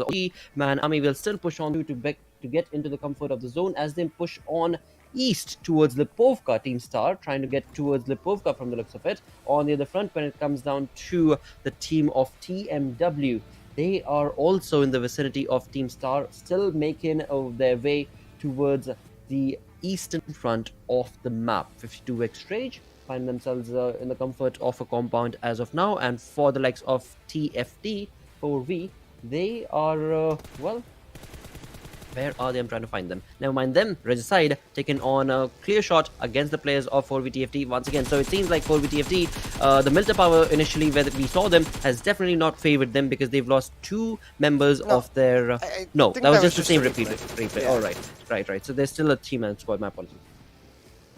Yeah, 4VTFD just right now chilling in their current location. I believe they are towards the eastern front of the map. I'm actually got my eyes on, yeah, it's actually this exact location because you can see towards that bridge area, SALTxi8 now starting to make the moves. Quraysh Esports, there I they are. believe, actually have already established themselves on near the bridge, and Regicide have farm control. So if Quraysh actually try to gatekeep that that area around the bridge and engage a fight in between them and SALTxi8, then Regicide will suddenly have their eyes light up, be like, wait a minute, there's 2 squads, an easy third party, and maybe picking themselves up in that regard. But I'll tell you what, Plotter, a team that is right now catching my eye is also 3x Esports, smack bang in the center of the circle. It is a team that we wanted to see a better performance from today, and they've got the early rotations on to get themselves in a good spot with respect to the circle. So we'll see if they can try to make it happen. Exactly, if they can capitalize on that position, that would be lovely to see from the side of 3x. On the other front, the team that were looking pretty phenomenal in the previous game, the Grounders, they are making a very, very late rotation from their known drop location of Ferry Pier down towards Primorsk. But indeed, from doing that, they have spent a lot of chunk. I mean, the past 8 minutes, pretty much, they have been out in the blues. So that is going to be a little bit of a cause for concern as they make that rotation, because in their path is going to be, there we go, FS. Now, FS, if they catch hair of the rotation, this is going to be troublesome. And look at that zone. It is sticking to the east, and it is sticking to that Milta power for now. But what about I8? What is going to be their decision now? I mean, it seems like the next shift, it is going to get away from the military base. So I8, are they going to be swimming? Are they going to try and go through the bridge? Or are they going to decide to go into the blues altogether to go all the way through? I mean, yeah, it's a tricky position that I8 are in. I think they could also go to Novorip Noi, grab a couple boats, and then just get themselves on the southeastern edge of the mainland itself. It's completely empty right now, and it would be a really cool spot for them to find themselves in, just like at the south of Milta Power, basically. But I don't think they're going to even try that till they actually get an engagement in the bridge, first of all. So we'll have to see how that ends up on out. Right now, TMW in a very congested area. As you can see nearby on the map, FMR3D trying to make the rotations happen quite close to the airdrop actually that we just saw with the Groza in it. So I'm curious to see if any team actually dares to stop out in that open area to pick up the weapon from the airdrop, because I'm sure a couple of teams have got their eyes on it and are just waiting for someone to turn up so that they can snipe them down instantly. Definitely. I mean, the number of colors and the, again, this is just bonker fish market that's been created in the center of the zone as of now. On the other front, towards the western top north, we did see TUF making that rotation from the side of school. So they are making a very late rotation, but never mind the late rotation from their side, because NES definitely have found themselves in a pretty precarious situation against the players of R3G. And R3G, they have decided to not retaliate as of now. They are going to be falling back. Voltrix is really far off into the church, I believe he is in, and Insane had a completely different fallback going on for himself as well. So R3G are pretty fanned out, and the way that NES is wanting to try and take on this fight might not help them. And all of the teams are seemingly coming around this farm and Milta area. It's like every team is trying to get into the center of the circle. It'd be quite funny if the circle ends up taking a northern shift or a southern shift. Just be like, psych teams. We're talking about psych. Quantum Rage right now in engagement with TMW. They're able to get 2 players down. And STI8, they tried to force the bridge, and they're going to pay the price now. Quraysh Esports have been waiting a long time for someone to come so they can punish, and their patience has been rewarded. It definitely has. For now, they've been able to get that knock, but the elimination point has not been given to them. So that means SALTxi8 will still be able to get that revival done. All 4 players will still be able to survive, but I am just waiting to see what you predicted. Could this zone actually backfire all these teams' positioning? We shall find out on the other side of the map altogether. We did see the Grounder Shaptar taking on some fights, and dude, what a spray coming in from Reviews, and in doing so, that flank angle that he's created, getting away from his teammates who are very close to the bridge, it is definitely helping the cause for SALTxi8, and now it is their position and their moment to take down the players of Quraysh. Imagine if it takes a southern shift. And suddenly SALTxi8 like, guys, what are Exactly, we right? doing? That's what We I'm just gotta waiting get back. for. If that happens, that would be one of a kind cast that I would have been a part of, honestly. But let's see if that will be the case. Hardly, or maybe highly unlikely is what the case Ooh, is it going took to be. North. Yeah. Side Complete teams North. indeed. Not what we anticipated. Now, every single... This is the second game of the day, of course. Just the second game. But every single circle shift that has happened today has been so chaotic. Has been such Sabji Mandi situation that's been created every single time. It's just not what I anticipated. But definitely loving it because this is the league play. And wait, he's smoking his opponent. Oh, he's smoking for himself, of course, yeah. Why would he smoke his opponent to help out? But yeah, of course, this is FS's Bossy, and he's going to be hoping to get a little bit of loot from the opponent. And the grounders, we did see the teammates out in the vicinity, but definitely they will not be able to help out much. Or on the other front from Regicide, insane, a crazy amount of spray, but sadly, none of that ended up causing any cause for concern for Quraysh Esports as they easily made that rotation out of that position. Yeah, exactly. And right now, it does seem like Quantum Rage and TMW are in the best of spots with compounds already secured in this circle. And of course, the teams that were at Middletop Power, FMxR3D and 52 Rage as well. SALTxi8, not much so. They're trying to get across the edge of the shoreline, trying to stick to the beaches and make their way towards that small gap that you can see near Middletop Power, while Team Grounders and Regicide, they're engaged in a little bit of a skirmish. Neither team actually wants to commit to this fight because they know how important the rotations are right now. But with both of the teams not really willing to make a move, it does become a stalemate where both of them end up stuck. We'll have to see which team does make that decision to commit one way or another, either just run or fight. Well, insane from the side of Regicide. I mean, he has a very perfect approach to this entire fight because he knows where the opponent is. They know that they're at the edge of the zone. His opponents, or rather his teammates, Insane's teammates, Regicide's teammate, have already moved on to a flank angle. So all they gotta wait is for the zone to constrict. And then Shaptar and his teammate are going to be in a very, very tricky situation because as soon as they get out of that compound, they know that they'll be fired upon. If they stay there, the blue zone is going to eat them alive. So Insane, all he has to do is just stick down his neck and just hold on to that trigger finger. If you can actually see the map real quick, I'm noticing on the northwestern side, QWERTY and TUF are making that rotation from there to try and potentially grab Prison early. I think TUF is going to be the team that gets there first, but if they end up engaging with each other, or maybe QWERTY just ends up staying at shelter, then the small luck factor will come into play. But hold on, was his head spotted by RROP? He's gonna hope that was peaks again, but it's not gonna happen. It's just skirmish for skirmish around every side. This next circle shift is what is gonna cause a bloodbath instantly. If this shifts north again, then TUF and QWERTY are in the perfect position. It does exactly that. Prison and shelter are the places to be at with this circle shift, and TUF and QWERTY have got it in the bag. They definitely have. All they got to do is hold that fort and maintain it for as long as they possibly can, and the game could very well be theirs. Talking about the numbers advantage, TUF definitely standing tall and strong on the other front, getting back to the situation that Insane and the Grounders were facing. It is Jigsaw and Shaptar who've decided to get into their buggies and try and get out of there as fast as they possibly can, and it seems like Insane from the side of Regicide is not going to allow or be interested in that, but what can you do? Well, hold on. It seems like the reason the Grounders stopped, I have no idea why. That was just a target practice for Insane, and in doing so, what have Shaptar and Jigsaw done? That wow, I'm speechless, dude. Why would they want to stop there?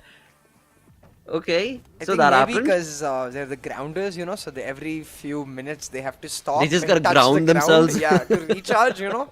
They can't just keep riding in the car because then they run out of ground power. No, we're kidding, guys. That was just a comical error. We're talking about comical errors right now in this 1vx situation. Virus is all alone, but he's already found 2 knocks. Looking for many more. The revive is being initiated on Pharaoh, I believe, and on the other side, Zen trying to make it happen for himself too. But Virus, He's trying to live up to his name right now and infect 52x Rage, and he's got the backup as well from his team to try and make it happen. But 52x Rage, they fight back. This fight is also crucial for these teams as well, because it's all for that important spot in the circle around that prison area. Exactly, and Edgar is going to be the one who will try, but not as fast as Rage, faster, because 52x Rage is, well, the dude is definitely fast. It's written in his name, and in doing so, he has definitely pushed on that push coming in from the side of TUF. Now, final player from the side of TUF is going to be Joker. Now, he is the man who has to stand strong, as Zen has already been revived. He's going to be getting himself patched up and get more of his teammates revived. As he does so, the numbers advantage is definitely going to be shifting away from TUF into the favor of 52x Rage, and this is all that it was going to take. Joker, what exactly are you going to bring to the table? Faster with the UMP is looking pretty comfortable, so is Joker, sir, but 2v1 situation against Joker is definitely not going to help his cause, and 52x Rage, with all 4 players still surviving, 3 players surviving, are going to be able to move away from that fight. Yeah, and in that same time, I believe QWERTY in a fight with another team right here almost got shut down, but it was actually TmwEsports surviving against all odds. Now you're able to get his team back, and we're seeing back-to-back eliminations as QWERTY, as you can see now in the kill feed, was against H2E, but we're having teams drop like flies, Blotter, as the circle is starting to close that bloodbath. QWERTY have their position sorted. 52x Rage have earned one for themselves, but the unlikely winners amongst all of this are actually FMxR3D and STI8. But hold on to that thought for a second, because right now Star are trying to make their way into the circle. They're being gate kept by TMW. I'm liking the rotation that I have already made, and the way that they've pushed on to the edge of the zone. It is looking pretty comfortable for their side, but yep, there we go. They are very close to the vicinity of TMW is what my butt was, but that butt has been answered with a wonderful I8 spray onto their opponents, and with that, the zone shifts once again. Once again, the zone is moving away from these teams, pushing them into a lot of chaotic positions. Oh, you gotta get that compound on the southern side of prison. If FMxR3D is able to get there first, surely that compound more or less denies victory, because look at the rest of the area. It's completely open ground, so if you get that compound early, it could mean that you win the game. Right now, Star is not concerned with that. They're trying to eliminate the obstacles in front of them, and they've done so with dropping a couple of players right here. Still, a couple of players from TMW very much alive, and they're gonna have to get rid of them so that they can focus on the rotations. But they've got trouble from every angle. You got Regicide on the left trying to just hightail it on out of there, STI8 on the right trying to chime in with the shots, and all of this while Regicide, now having reached the circle, will start trying to third party. So Star in a very, very difficult situation and finding it quite difficult to get out of it. Absolutely, with that 10 teams remaining, 30 players alive, 20 minutes into this game. QWERTY with just a 4-man squad, still looking comfortable with all 5 elimination points confirmed for their side. Team Star, as CA was just mentioning, are trying to hold their fort for as long as they possibly can, with 2 elimination points confirmed for their side.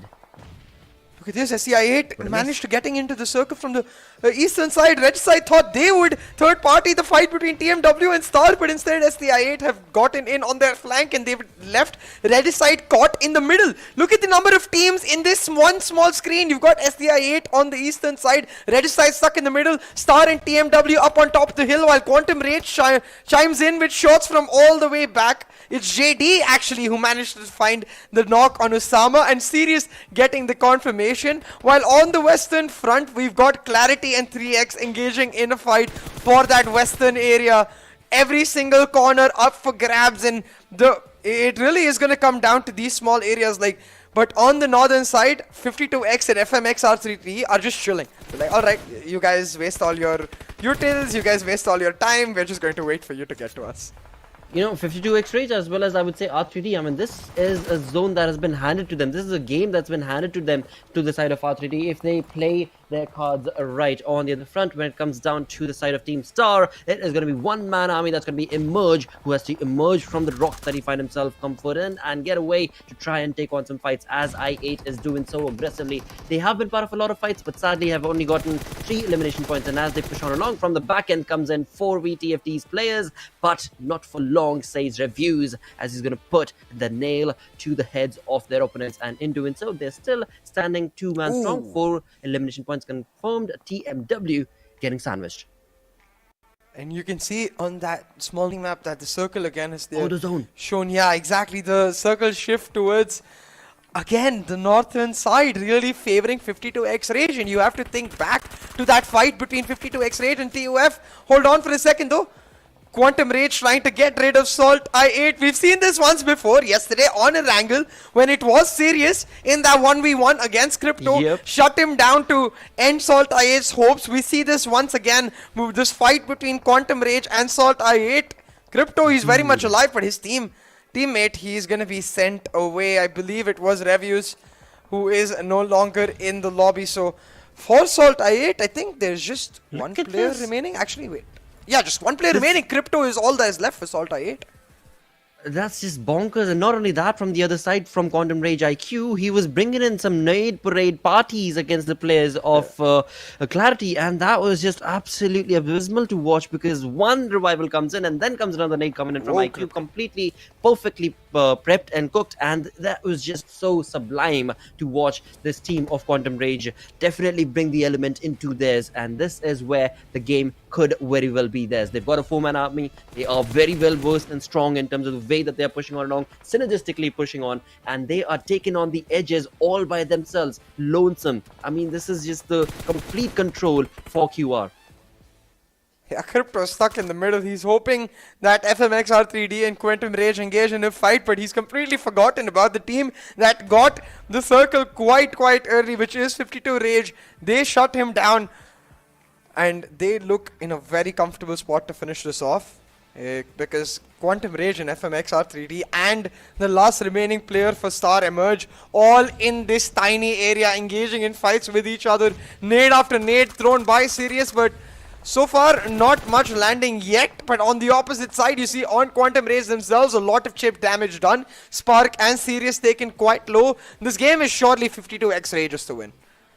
It has to be. It has to be. But then again, there are so many teams that could very well third party in this position and take on a little bit of those elements for themselves. Emerge getting eliminated, and that is going to be from the side of Team Star. Thus, the remaining going to be 3 teams and FMR3D. I did talk about this team as they moved on into that prison area. This game almost was handed to them had QR not emerged. The way Quantum Rage emerged in these fights and were able to push down Clarity and the likes of others, it was just a game that's been handed on down to either R3G or 52X Rage. I'm still out in the open. I don't know which side this might go, because yeah, it is anybody's game, I would say. Oh yeah, most definitely, especially with now the circle are taking a centralized shift around that airdrop. None of the teams in the circle right now, and it's gonna come down to a game of chicken. If you make the first move into the circle, yes, you get a better spot, but you also expose yourself first, and that's what Quantum Rage is trying to do.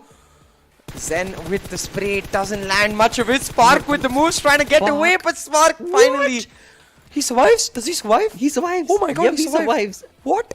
With a sliver of an HP, he survives somehow, but I guess not for long, because that nade was perfectly lobbed, and it seemed like very much is going to be given in a lot of damage, and you just need a little bit of a sliver of damage, and that would be the end of that dude. But along with that range, we do have R3D also pushing on with those nade parades. I mean, from one side it is the side of 52X Rage, from the other it is R3D. QR tried their best, but it is going to be IQ and JD still left in the blank lines of this war. Oh my god, this is so clutch in that situation for them getting rid of Spark, because if Spark had survived in that spot for too long, he could have become a real menace for both of the teams and potentially the winning factor for Quantum Rage. But with that gone right now, it is now instead FMxR3D with the man advantage. They've got 3 over the 2s of Quantum Rage and 52X Rage to try and secure the win. They've got the flank on too. They catch JD with his pants down, and they're gonna knock him out real quick. FMxR3D looking for the winner in chicken dinner. They are very much in control of this fight. No two ways about it. They are pushing on along with a very synergistic approach. They are an army and a squad all together in one. And this 3-man squad from the side of R3D is definitely on to hit the element of surprise to the players. And right now that is being delivered to the players of QR. But in doing so, it is going to be, it is going to be Pickup from R3D, definitely getting eliminated. Is going to be QR, and with that 52X Rage, they try their level best to hold on to their horses, but not for long, says the team of FMR3G. And this is going to be the end where R3D, they get this chicken dinner is what I'm anticipating, with 8 elimination points already confirmed for their side. The one final player is going to be Zen, but how Zen are going to be in this fight, mate? Because it's going to be a 1v2 situation. R3D's Pika trying his level best with the UMP, a change of weapon, but that's not going to be it. But he does have the numbers advantage, or no? I think it is 52 that got the best of that fight. Yep. Yes, and then, dude, what? It came down to the wire really by the skin of their teeth. 52x Rage pick up the winner chicken dinner. 25 points up for grabs in FMxR3D. They will be quite upset, I think, with that, because they were in full control till the last moment where 52x Rage just pulled off the point. Come on, this is just wow. This is not anticipated, dude. Come on, they had numbers advantage, they had everything going in their favor. There we go. We needed that, dude. Come on, producer. We needed that final kill, because that was so very zen of him, going 1v2 for the player of 52x Rage, and then being able to just completely hunt her down. But another thing to actually point out is going to be the side of course, the opponents of 52x Rage, right? Pika, he was looking very much in control with the UMP, but his bullets ended. He changed the gun, but he changed the gun as he moved away from his cover. Had he already changed the gun and then moved away from the tree, maybe. But then again, you're talking about sliver of seconds. I don't know, dude. But yeah, that was a really good game. Again, 2 games done, but definitely very happy with the result. Yeah, but exactly, right? That little bit of hesitation, potentially, maybe lack of decisiveness in the heat of the moment, it can cost you so much. Thankfully, it's not Super Weekend. Otherwise, we might have actually seen some phones being thrown here and there. It is just the league play normal stage right now, and for them, it will hurt, but the points won't matter as much. They'll be like, okay, we'll get revenge in our Super Weekend games. Absolutely, dude. I mean, you talk about 52x Rage, they walk away with 10 elimination points along with the chicken dinner, right? You talk about their opponents, they also walk away with, I believe, 10 elimination points, and we shall see when the storyboard is going to be brought on, the match ranking itself when it is brought on, and we shall see what the entire result is going to be for the second game. But before we talk about any of that, it is time to go on a short little break. Stick around, we're going to be right back. Go!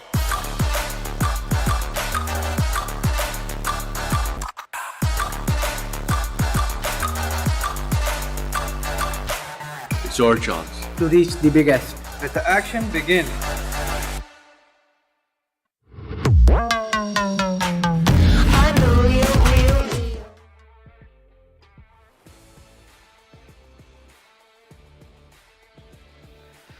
Alright, so I mean, I could not pretty much believe what my eyes just saw. FMR3D completely throwing themselves out of the window, right? But yeah, nothing taken away from Zen, the way he clutched it out. I mean, I was watching the match from the sidelines, and I was thinking, you know, they're on the lower grounds. I was starting to question their decision of trying to do something like that when they should have actually gotten the higher grounds. Yeah. And somehow they did come clutch, and especially Zen at the right moment, making the right moves, just does not get one but 2 players, and also does manage to get a chicken dinner for his team, propelling them to the top 10, I think, to the 9th spot precisely. Yeah, exactly, and that was a game of somewhat indeed, Fixes, because that was not the only moment that it looked like 52x Rage was a goner, but they pulled it back. Even in their initial fight for that area control around prison with TUF, if virus was popping off, it looked like 52x Rage was done for, but no, they pulled it back. But as we were expecting, it is actually Picard3D from FMxR3D who will be the MVP. And he's going to be mad. 52x Rage just stole a chicken dinner from him, but at least he gets the MVP as a silver lining. Yeah, I mean, nothing taken away from FMR3D, right? They are establishing themselves to be in very comfortable positions the way they've been playing. But yeah, I think a few of the teams that have really impressed me so far has to be Star. I think they've been consistent in the 2 games that they've been playing.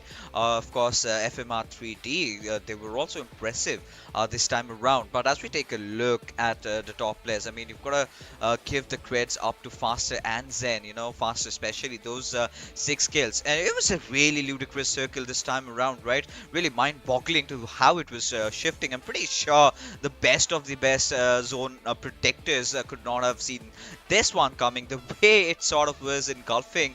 And a lot of teams were on the edges, they were fighting on the peripheries, and sort of should have prioritized better positioning, but going for a lot of kills. And the teams that did make it inside the circle, they were the ones that really capitalized on the situation.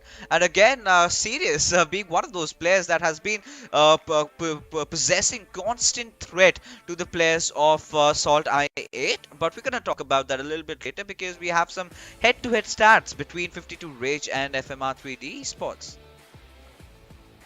Yeah, exactly. Quite close in that regard for both of these teams, but 52X Rage just a step ahead in most stats overall. It did end up being really for them that small couple of fights really, first against the UF, then towards the end against FMxR3D, that really did end up making the difference. And I think that's a really important quality to have in your team, to be able to instinctively get yourselves out of those bad situations where you may not objectively be in the right spot to pull off the fight, but you're still able to do it purely because your instincts are working well together, and your team as well working together all as a unit on the very same page. Oh yeah, I mean, of course, it requires a team effort to win all these games, right? But as we take a look at the match summary, which is in front of us, it has to be Faster, who's been holding on to the helm for their team for quite some time. And 52 Rage initially, how they started off their journey. Yesterday and today, there has been a massive change with the way they've been approaching. And finally, some long distance eliminations is where 3x Esports find themselves, and it's going to be Kaizen. But nothing apart from that, because again 3x, the onus was on them. They were this one supposed to be making the big moves, but clearly not in anywhere nearby contention to that, and not a really good start for Freestyle as well, because again this is one of those teams that you've got higher expectations from, and they clearly could not deliver. Now this is what we've been talking about, right? This zone shift up next, which went around that top left side around Shelter and Prison, and so many teams, none of them were inside the zone, and the ones that they were, they got taken down. And it all did pan out to FMxR3D, who really capitalized on the situation where they found the players of Quantum Rage off guard, did make sure that they get the better out of them, but that sort of gave the room and space for the players of 52 Rage. Now you can look at how they rotated, right from the eastern side, they made it all the way up towards the northern side. They found themselves in a lower ground, and despite the fact, they still managed to get a chicken dinner. Yeah, 100%. I think TUF are going to look back to that fight and wonder, that could have been us in that position if we just won that tiny fight, because the circle again and again just kept favoring 52x Rage till the final one, where it took a centralized shift and then all of the teams were outside the circle. But I think really for 52x Rage, it was their match to lose, so the fact that they're able to pull it off in the last moment right here, it's going to mean a lot. Oh, it definitely is. I mean, especially this particular moment where, Zen did find his moment of glory, right? I mean, it takes a lot of cojones to just come out of your cover from the low ground, knowing that both of your opponents are right above you. But he did understand the gravity of the situation. I mean, it's now or never. He had no other choice, right?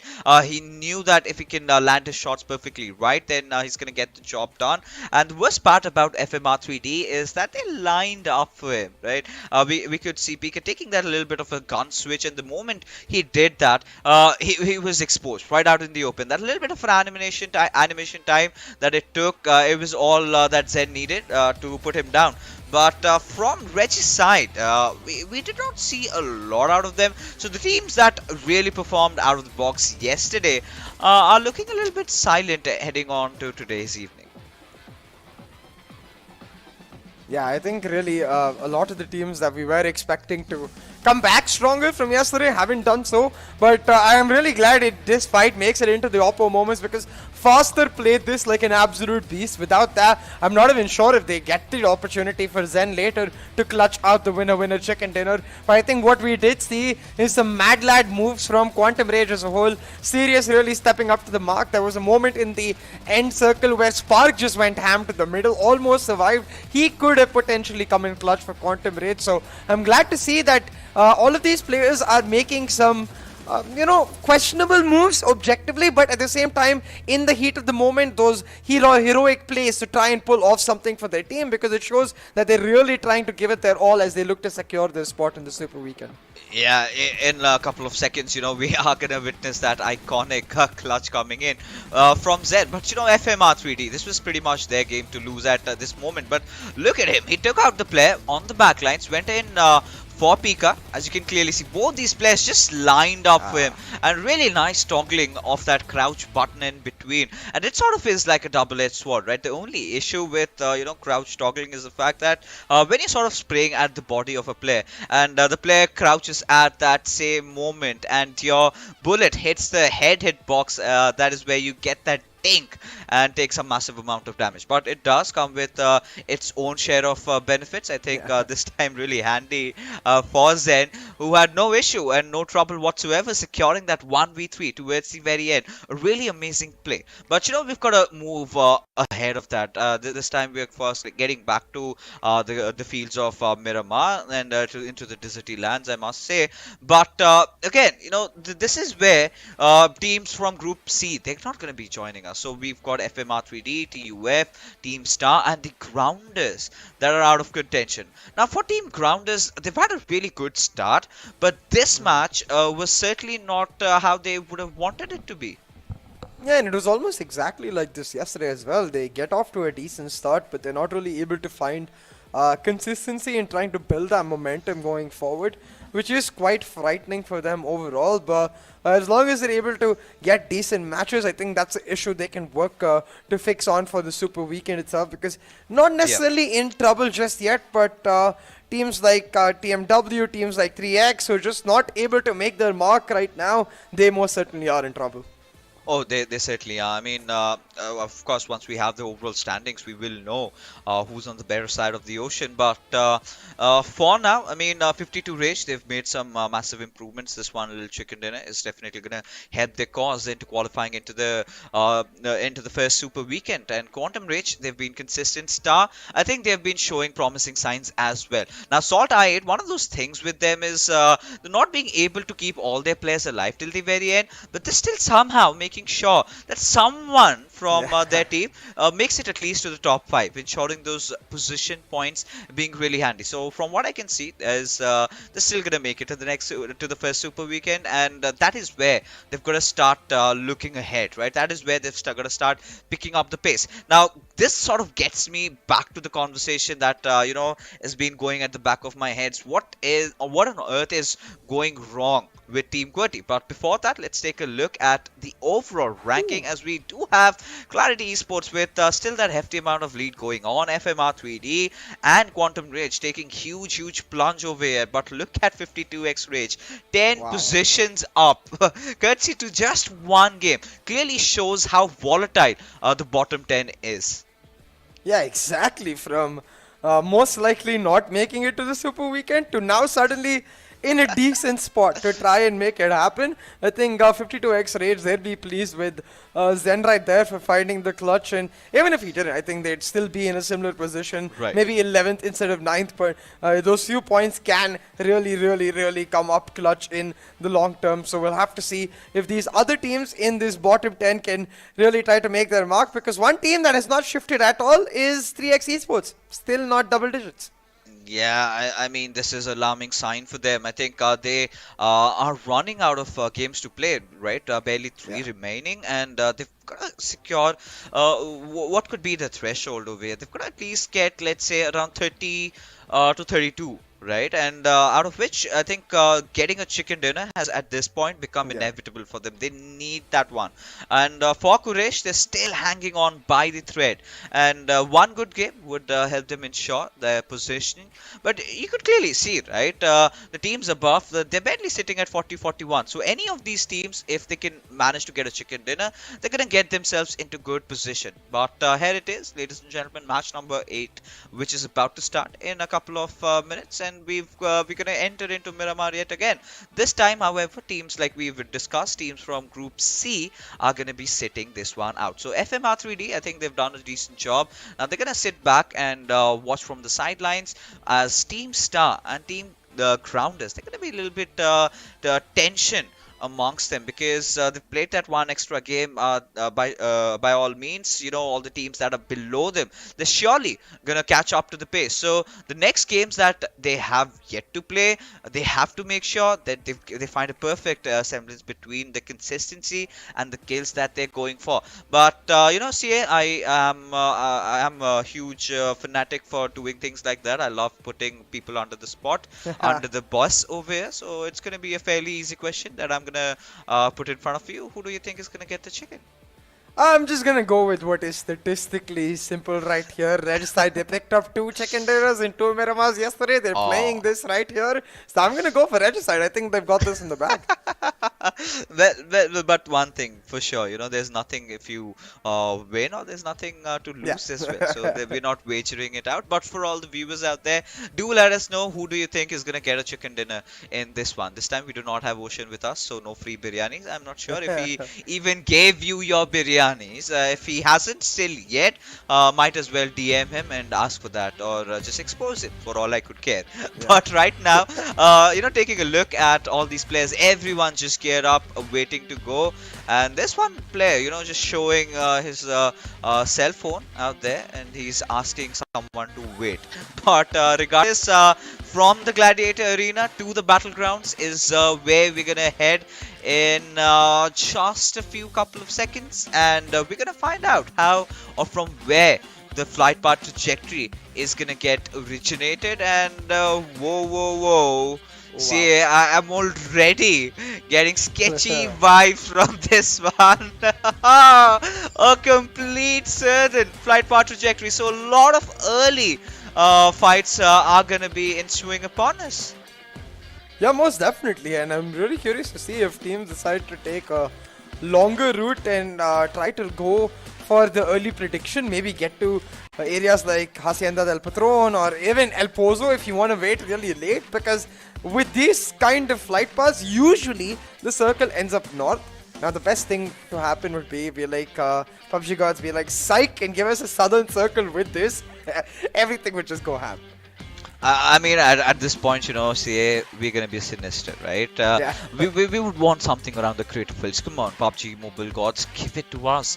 Give it to us. Now, we haven't really made our offering over here, but this is where, I'm gonna be a dreamer, and I would want 3x Esports to get a chicken dinner over here. Ali, Cronus, Kaizen, Miracle, show us what you've got, as the flight path trajectory is almost coming to an end, and the circle is going to be formed in just a couple of seconds, and there you go.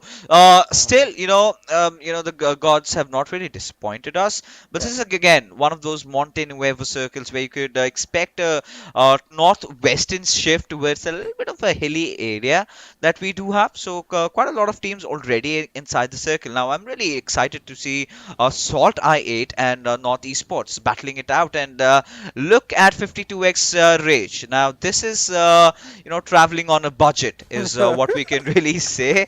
You've got 2 players already on the bucket. The third one just somehow trying to fit himself over there, and I think clearly he's gotten that motion sickness. He needs to vomit or do something, but either ways, Malik has spotted them all out in the open. Now this is going to spell a lot of trouble, but how do you like this Scarwell skin? Is it too much visually appealing for you? Yeah. Because when I gonna take my ADS, I do not want these sparks flying around me, to be honest. Now that's my personal opinion. No, I agree. I think the simpler the better in terms of skins for me. Like I think the perfect balance is when you can show it off, but you can't notice it when you're fighting. And that way you're just like, okay, this is the perfect skin for me. But talking about showing it off right now, quite a few teams with the early rotations trying to get in. I especially like 4v TFD making the moves. They're going to get El Pozo and Creative Fields all to themselves. And like you talked to our fixers, with the circle potentially shifting northern, northwestern again, those hilly areas can become quite crucial. Getting that early high ground can help you out a lot in the long term. Oh yeah, I mean, of course. I mean, that's the go-to way how you approach a Miramar. To be honest, you've got to maintain that higher ground. You've got to make those quick rotations. You've got to make sure you've got the bigger scopes. And right now, we might have one of the fights breaking out. I mean, I do not know if Cronus is aware, but he's got some unfriendly neighbors who are charging at him with guns locked and loaded.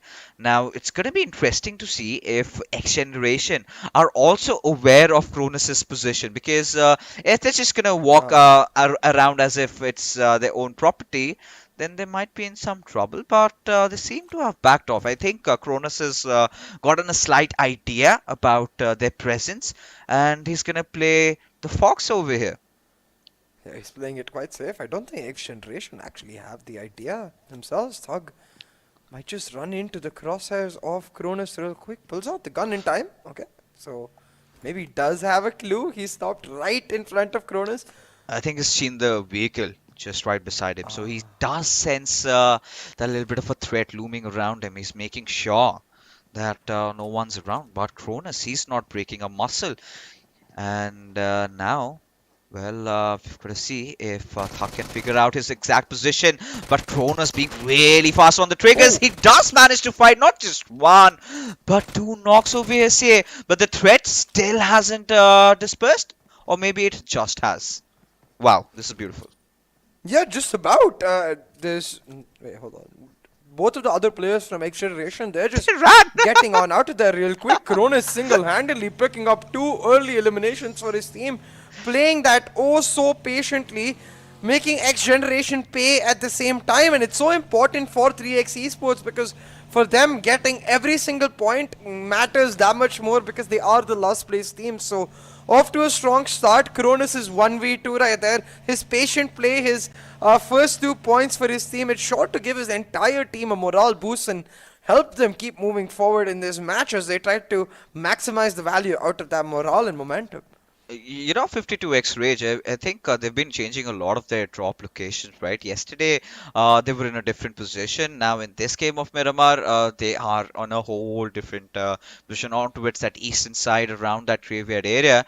But it's going to be really interesting to see how the teams from the southern side are going to start moving in. Now, for Team Clarity, it's going to be fairly simple. All they've got to do is take that western highway and just head in through maybe El Pozo, or maybe could take that diversion of around Monte Nuevo. Now that's clearly set up for them, but it's going to be really interesting as to how North Esports and SALTxi8, how are they gonna make their movement inside the zone. But I believe this Coniseg.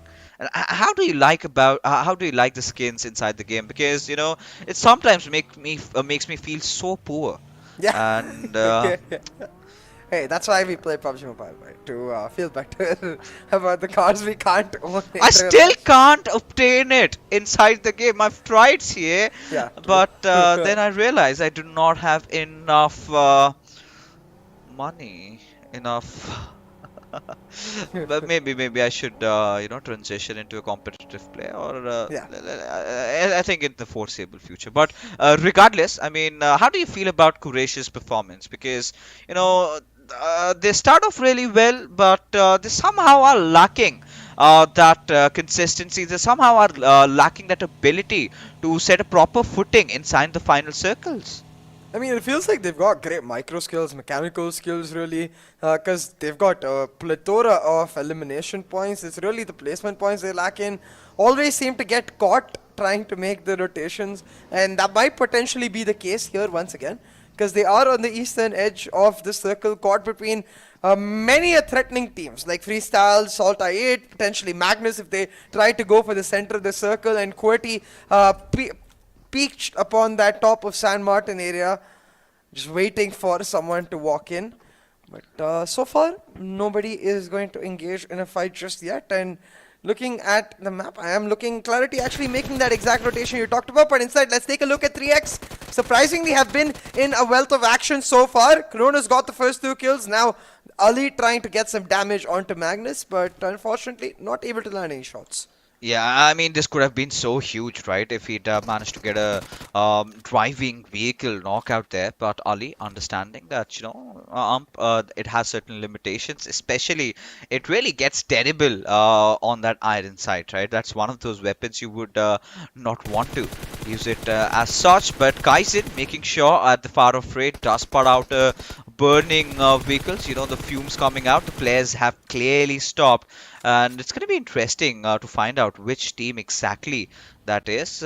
Initially, right now, we've got the players of Magnus making sure that they find themselves a good place to sort of stabilize and wait for things to happen. But right now, we've got a fight breaking out. SALTxi8 already pushing on towards the players of MetershotxSKY will find them completely off guard with their pants down, as Zameen also gets spotted by Uzum, who passes on all the callouts to Reviews as he comes in, manages to secure that important knock. And now SALTxi8, this is what we were talking about, but hold on, Maxi, however, is not done. In fact, he is, as Uzum manages to get that final kill, and MetershotxSKY out of this game.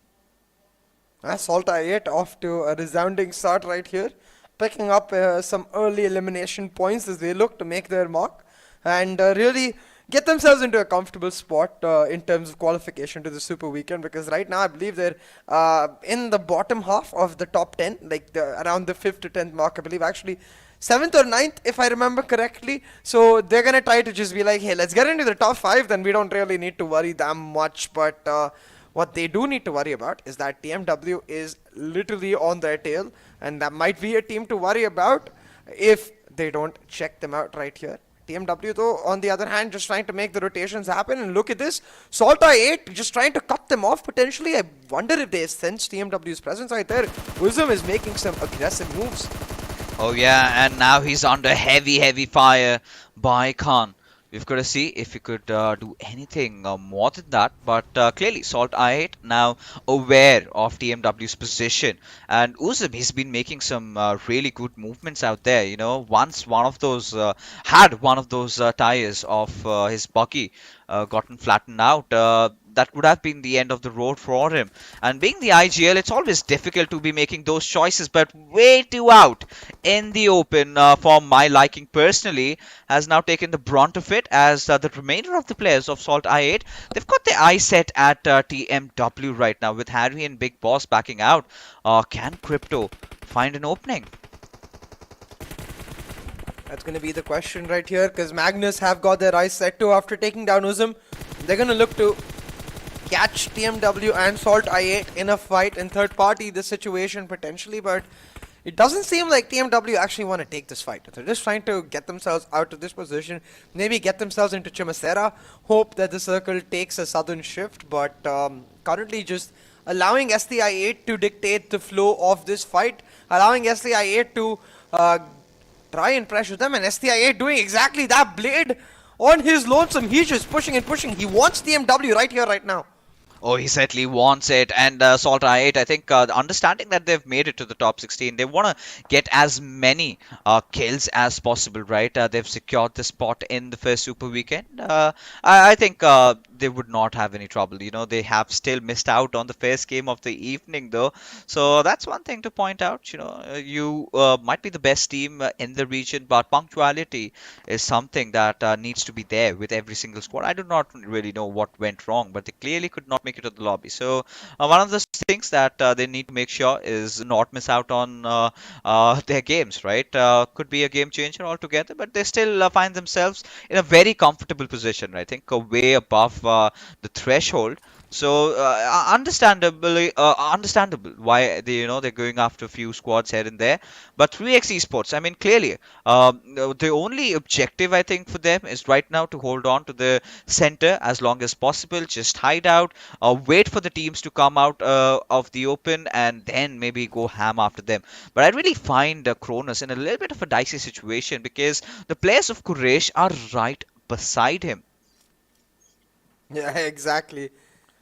The players of Quraysh right now, they might just get themselves some freebies if they catch out 3x. He spots out Cronus, but that shot actually ends up revealing his position, I believe. Now, Cronus does have an idea that Quraysh is right here, and here comes the decision for them, because they're in a little bit of hot water in terms of positioning. They're in a 2-2 split, so if they engage in a fight, they have the risk of being slammed on and not really being able to regroup fast enough. But on the other side, 4VTFD looking for the sprays. They've down Sirius. They've blown up the vehicle as well, and that's done a ton of damage to Quantum Rage. They'll finish him off as well.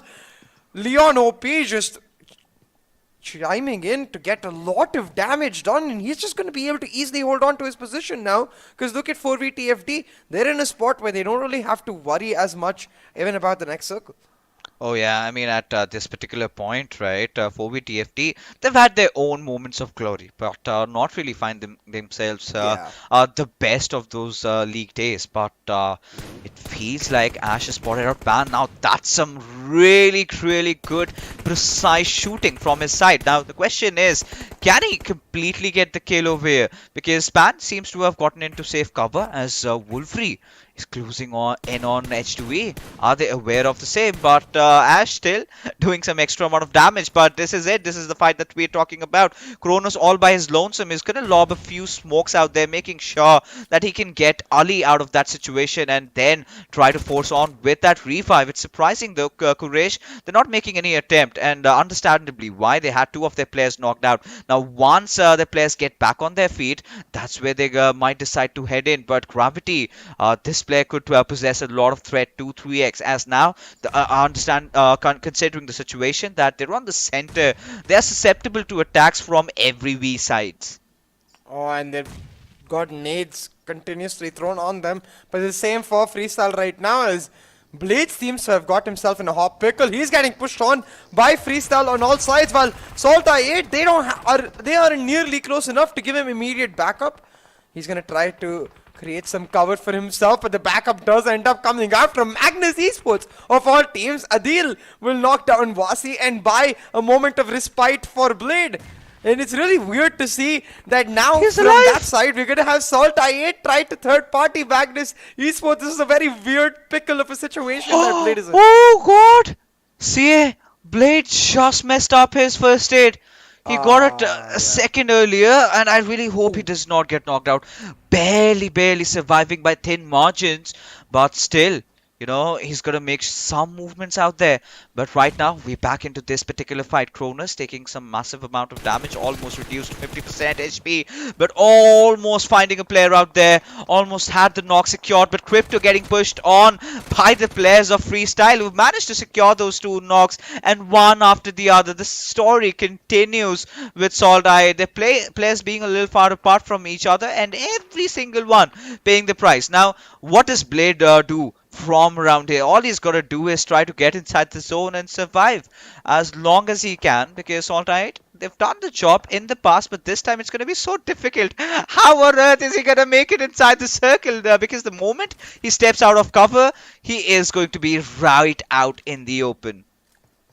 Yeah, exactly, and it's getting so intense right now with the circle the way it is, especially a lot of open ground near the eastern side, and it looks like Magnus, actually, I'm seeing on the map, are trying to capitalize on it. But right here, 3x, like you were saying, Cronus and Ali, they're stuck. And it's quite interesting that we're still not seeing the rotation from Kaizen and Miracle to try and help them out. They're instead just choosing to hold on to their high ground, understanding the importance of that hill, hoping to gatekeep from that area and maybe find a couple of teams at the same time. And they might be rewarded for their patience in that regard, because I do see H2E as well as a 3D getting quite close to them on the map now. Still pressure on Quraysh, trying to hold on to that compound, trading a lot of utility, and it's just going to come down to timing right here, I believe, because you've got a couple of teams approaching 3x from their back. If they don't check their corners on time, they might just get caught with their pants down.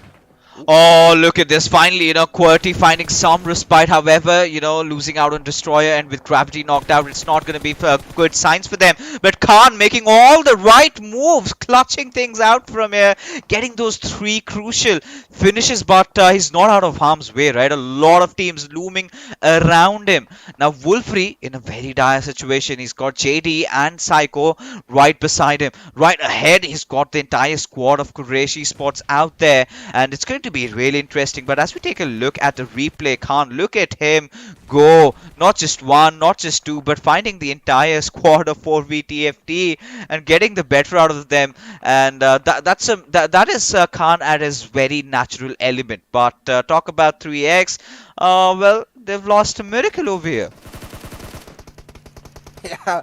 And Regicide seem to be in a bit of hot water as well. They're stuck on the edge of the circle, not really able to push on forward because QWERTY's got their number, but Regicide with the key spray. Ooh, barely missing out or knocking out Khan. He's able to stay alive with the dance moves, and it's quite surprising that we're seeing this in Miramar fixes, because these kind of really weird, really open situations is what we expect in Erangel. Usually in Miramar, teams have a lot of space to settle themselves in around the 4th circle. It's the 5th, 6th circle where things get really hard, but instead we're seeing it right here, right now, as Clarity and Quraysh, as well as Regicide exchanging blows. It will be Regicide catching the brunt of it towards the wall, as they're the 13th team to be eliminated, and QWERTY surviving by the skin of their teeth. Wolverine and Khan just holding on for dear life.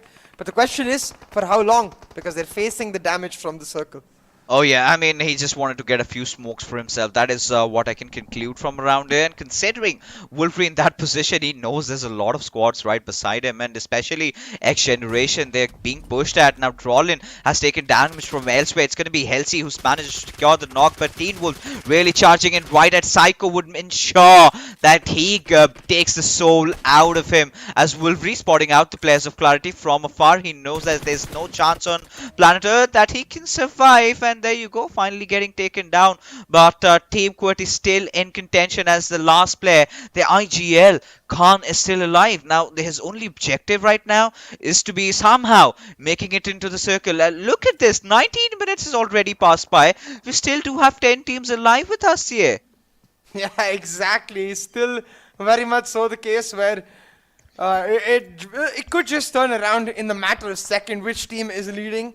But as you can see in terms of the survival status, Quraysh and Freestyle very much in control with the numbers advantage as well as the elimination points. While of course in terms of the area control itself in the map, that with respect to the next circle shift, I actually noticed that TMW have got a really good spot for themselves, as well as potentially Quantum Rage. So now again, those small hills that we're seeing around the power grid area are really going to come in clutch for these teams, where we see a lot of teams trying to quickly get in on there. But Quantum Rage catching H2E off guard. They're going to find one knock, but can they translate it into wipes? Oh, that's going to be interesting. You know, Quantum Rage, they've had a really good day so far. You know, the way they've been playing, the way they've been amassing a lot of kills for them. But right now, we've got Spark cooking up a grenade. We've got to see if he manages to find his target, but missing by a couple of centimeters out there. It was really close, the Molotov as well. But Wasi, I think he's opened himself up. JD is well aware of where he's positioned at. But Spark and JD sort of creating this kind of a cover fire. I really like it, but Wasi from afar will get the better out of JD. Over there, just opens up his ADS, manages to get the knock, instantly gets the wipe done. As Spark, just the last player surviving, will no longer remain, as Freestyle managed to get yet another squad wipe.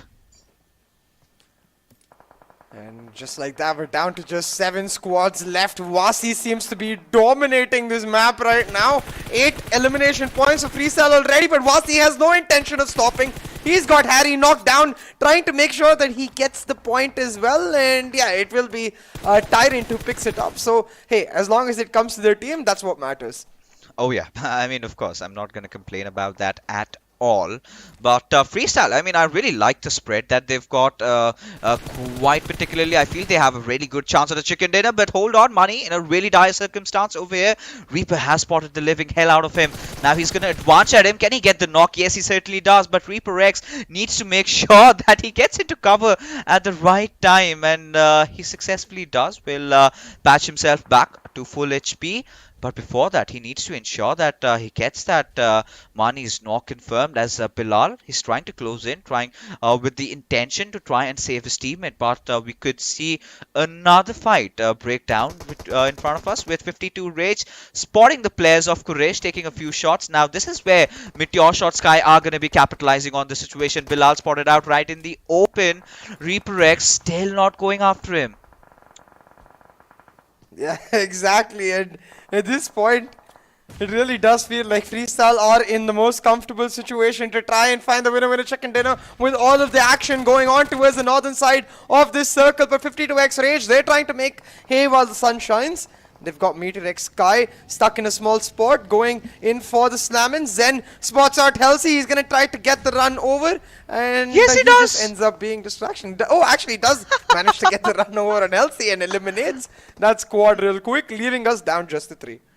Oh my goodness. I mean, the way 52X Rage have been playing, that has been nothing short of impressive, as Zen still continues his killing spree going on. As wow, that was really crispy from Black. The way he found that head over there of Bilal Romeo, he's going to make sure that he drops the smoke right in front, ensuring that he gets his teammate back up in time. Now, this is again coming down to the fact that are the players of 52X Rage going to capitalize on the fight between Freestyle and them? But no, 52 Rage find themselves amidst all that action, and it's going to be really interesting whether or not Freestyle are going to be pushing at Quraysh, as damage being exchanged from both the sides. Again, back down to a Mexican standoff. And Instead of 4 times.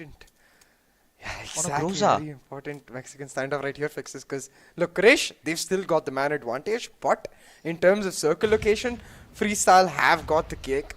Every team does have an idea of where the other one is. So a bit of a chicken situation right here is going to be down to one of the teams to try and make the move. But they're not going to make one just yet. They're going to wait for the location of the next circle to try and make it happen. And Lady Luck is on Freestyle's side. They're rewarding them for all the damage they've done. Literally, for all of the 3 remaining players of Freestyle, the circle belongs to them. Yeah, I mean, right now, Freestyle do also understand where they both their enemies are. Now, the right ideal approach, if Quraysh and 52X Rage want to still survive, they've got to push in at the same time, right? They've got to make sure they've got someone on the back lines to provide that quintessential cover fire. And if they can execute that perfectly well, then you never know, things can change. But right now, Wasi managing to find that knock on towards Romeo will also get his hands on Bilal as it comes down to the final 2 players of Quraysh. Now he's going to be charging in, spotting out Adi, and the Far Afraid does manage to find him as well. It all comes down to Money, who is in a 1v3 situation against the players of Freestyle. Now this was the perfect cue for the players of 52X Rage to try and get inside the zone, but Money finally finding his maker. That's going to be the zone, and now 52X Rage, again a beautiful game, have made it to the top 2 as Pharaoh finds himself knocked out. It is all coming down to Zen and his teammate. Can he clutch it out again, CA? Can he clutch it out again is the main question, but it looks very, very difficult as Wasi finds in one of his teammates off guard. The circle is not helping them, and 52X Rage, they're going to be moving in onto a funnel with nade after nade, bullet after bullet being thrown onto them. The Molotov finds Zen. Daku is left with a sliver of HP, and it's winner chicken dinner for Freestyle. Oh boy, oh boy. They're back in action. They're back in action is what I can say. And this version of Freestyle has been so impressive. Honestly, the way they have been playing, every single thing that they put on the table has been working out for them. And this time they've come with a lot of aspirations, a lot of hope. And look at where they stand at the tippity top, securing that first spot to themselves, away from Clarity, who've been looking a little lackluster today. I mean, they're not playing really bad though, but considering how the race has been going, it is Freestyle on that sheer consistency, finding the chicken dinner, and boy oh boy, what an interesting game it was. But even more so important for teams like 52X Rage and Quraysh, making sure that they find that important top 3 finish for themselves, which is really going to help their cause in making it to the top 16. Oh yeah, 100%. I think for Quraysh, really, this was a huge matchup. And for 52X Rage, this more or less guarantees, like you said, top 16 for themselves. But I think for Freestyle, finally a little bit of redemption. Because yesterday in their Miramars, they were in such great positions. But the circle kept going against them. They kept getting caught off up to their places. But before we get into the brink of the analysis, let's take a quick short break. Go!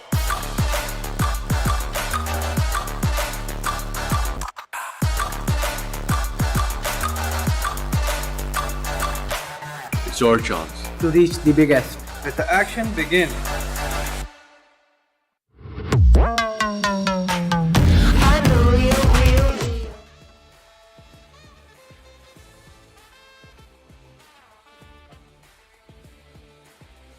That was a really, really interesting game of PUBG Mobile that we did witness with, of course, Freestyle claiming the chicken dinner and establishing the position right at top. And Lakshay, you were watching the match from the sidelines.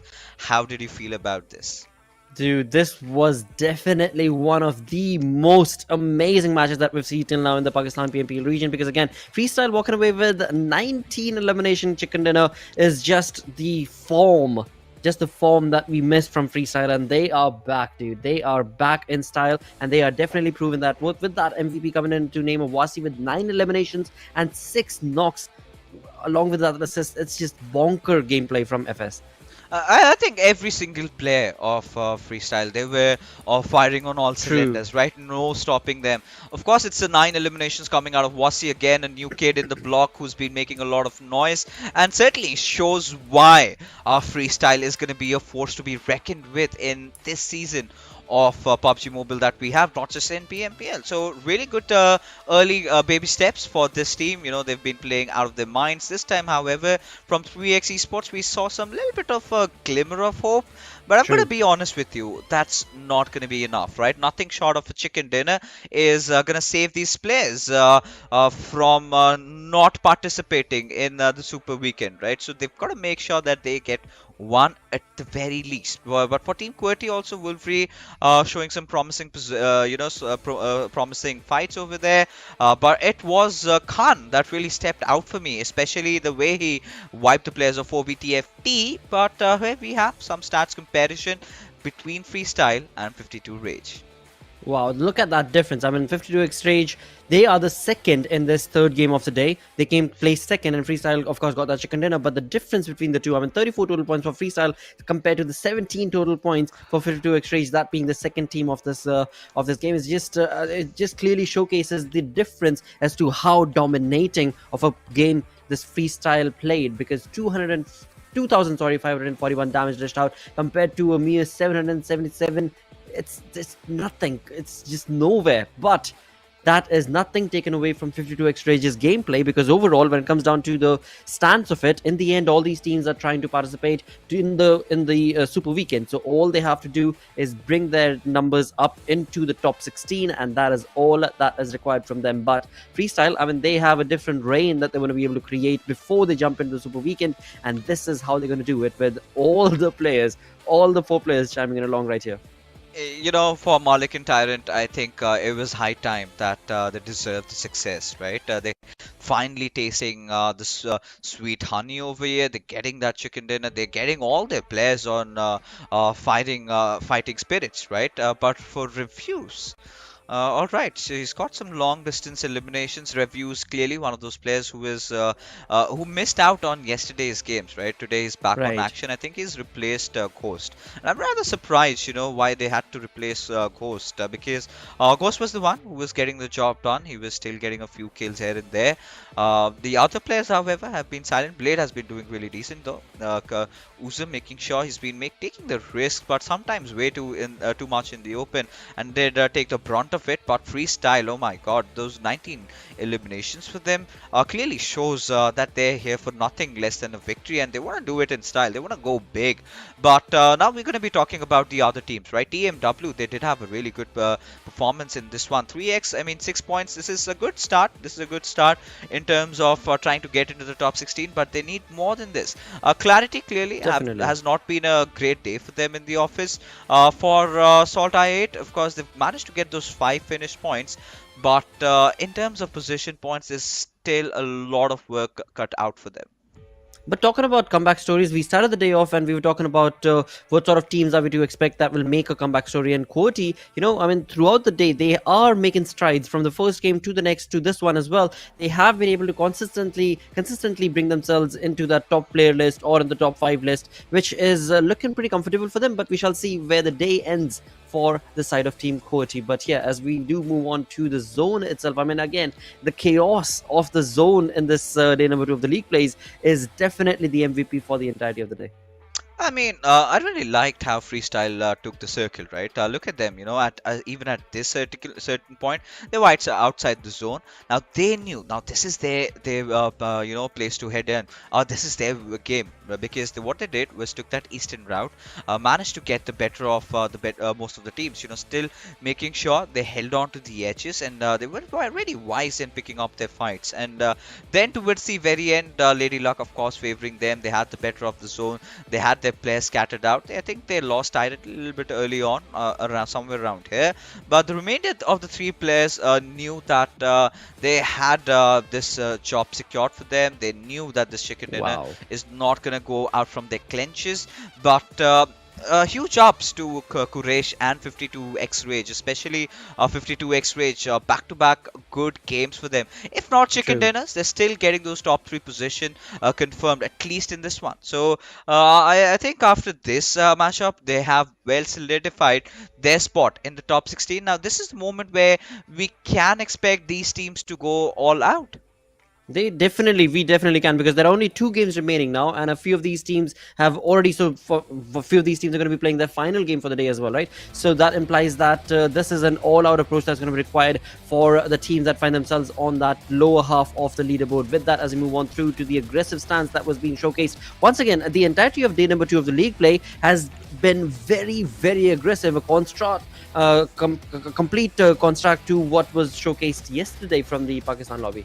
Oh, I mean, today is no less, but I think I could say the pacing has been notched up a little more, right? Now the teams are playing a lot around the edges instead of playing around these centers, as a result of which we're getting to see a lot of fights happen, right? But this is the moment where Khan really made that beautiful clutch play over there, getting not just 1 but 3 players in the process. But Wolverine also doing such a decent job finding Teen Wolf in the process, and this game had been pretty much a freestyle game, just missing 1 kill shot out of that 20 kill bomb that they could have dropped. But still, 19 is not a bad number to have, and considering the fact that it has put you on the tippity top, they're gonna take it with open arms. But now, this conversation here has to be about the other teams, right? The teams that will be playing their last game, and that's gonna be SALTxi8, Quantum Rage, Quraysh Esports, and TmwEsports. For SALTxi8 and Quantum, I really find themselves having no trouble in making it to the top 16. But questions are still going to be raised at Quraysh and TmW. So this game is basically do or die for them.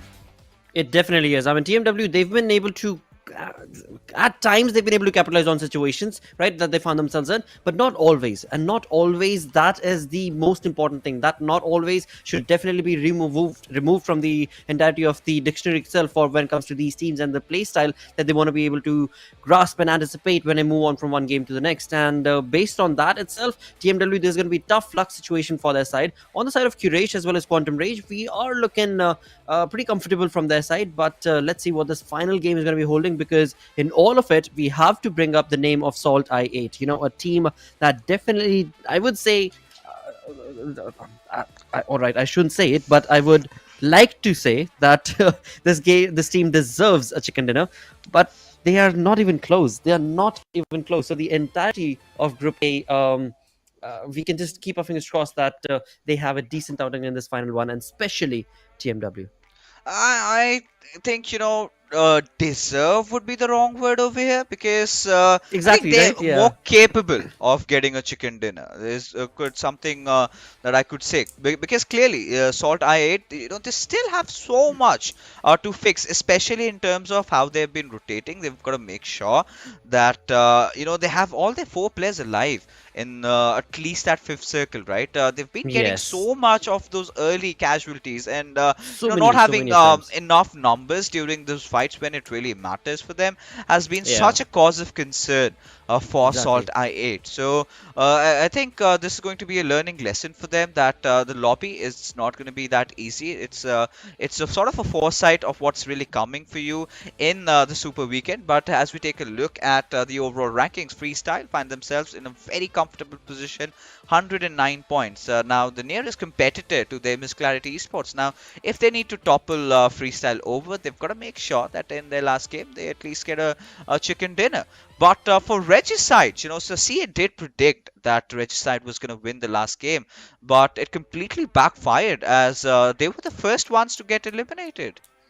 Absolutely. Again, I mean, the lobby itself has gotten so very aggressive. As soon as opponent is spotted, the earlier anticipation on day number 1 was to get the information, retain the information, and then maybe cooperate with the team to try and get that push moving on along. But this time around, on day number 2 of the league play, we are looking at a lot of those early skirmishes that are taking place, and that is where SALTxi8 was definitely caught off guard. Now, moving on to page number 2, this is where TMW find themselves on that 16th spot. Look at that. I mean, this is something that CA did mention he would love to see, one of those teams that is at that 16th borderline and is going to be able to, but will they be able to, based on how the other teams play? Because till now, TmwEsports' esports' gameplay have resulted in them pushing 3 positions. Now, let's see how many more positions are they going to be able to pull off in this final game that they are to play. And then once they're done with that, well, then it'll be, up to what the other teams are going to be doing and how big a leap are they going to be making, because behind TMW is Team TUF, and that also is a very capable team that's going to be able to push on away from that 17th position. Yeah, not just TUF. I was really surprised to even find North Esports. Now, one of the oldest teams, they've got quite some recognized players. They still are somehow not, they're somehow sort of failing to deliver, right? Now, that's not their true caliber, that's not their true potential. But hey, who are we to complain, right? We're here for fun. Whoever wins, good for us. All we want is some good action, good battles being fought in front of us. But here we have the match number 9, ladies and gentlemen, out for you. It's going to be in Erangel, and this time we do have teams from Group B, that is Clarity, 52X Rage, Freestyle, and Team H2E sitting out of this one, as it's going to be the last game for SALTxi8 Esports, Quantum Rage, Quraysh, and TMW. I think for Quraysh and TMW, it's going to be a really interesting one and rather very important one, because TMW does understand the fact that the teams that are important to them, they've all played one game less, right? So they've got to make sure that this game really matters to them. At least at the very least, get, let's say, around 5 or 6 points, and I feel that they might be good to go. Definitely. I mean, 3 points difference is what we've got between 15th and 16th position holder, and 16th position holder is, of course, TMW. So apart from that 3-point difference, they need to be able to capitalize on that 3 plus the 5 points that you're anticipating from them. So at least 8 to 10 points is what I would say that should give them on a decent position in that 10 to the 15th position where we can anticipate TMW to be. But only time will answer that question, because with the likes of FS definitely popping off heads, Clarity definitely is going to be looking forward to that revenge, which was, of course, all thanks to the way Freestyle played and completely stopped Clarity in their tracks. So a lot that can be anticipated. But yes, one word that is definitely going to be pushed on along in this match number 9 of the league play day number 2 is going to be Dude Chaos, and as you said, a lot of YOLO approaches from these teams.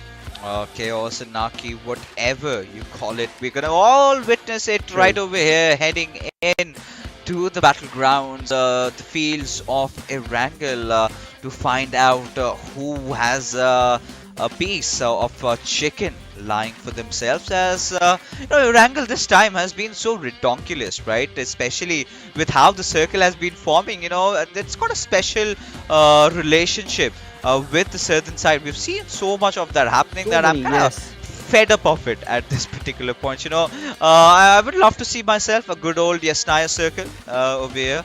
But right now, as we can see, the flight path trajectory heading off from Susnov military base towards Talbot, a little bit towards the eastern side, a little bit favoring to the teams that tend to drop around Lipovka, Mansion, Yasnaya, School, even Pochinki is reachable at this point. But the teams that tend to go towards Primorsk, Chochapol, Shooting Range, Zaki, they will have to find some vehicles.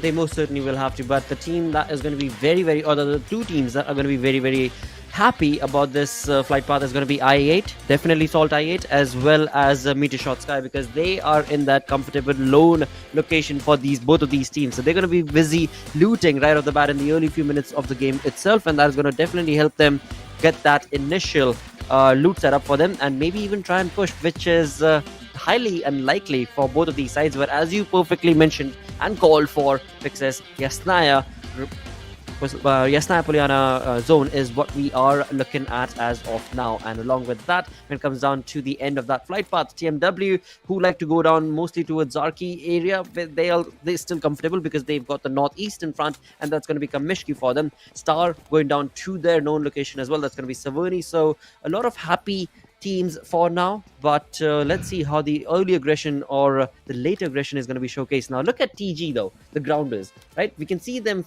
slowly floating towards Ferry Pier, and as soon as they get those vehicles, they're going to run down towards Primorsk and then wait till the blue zone. I don't know why they do it. They just love that Primorsk so much that they are wanting to get out of the zone as well and go to Primorsk and then wait for the blue zone and then catch up to the entirety of the zone and what's going on in the lobby. It's very interesting to watch what TG does.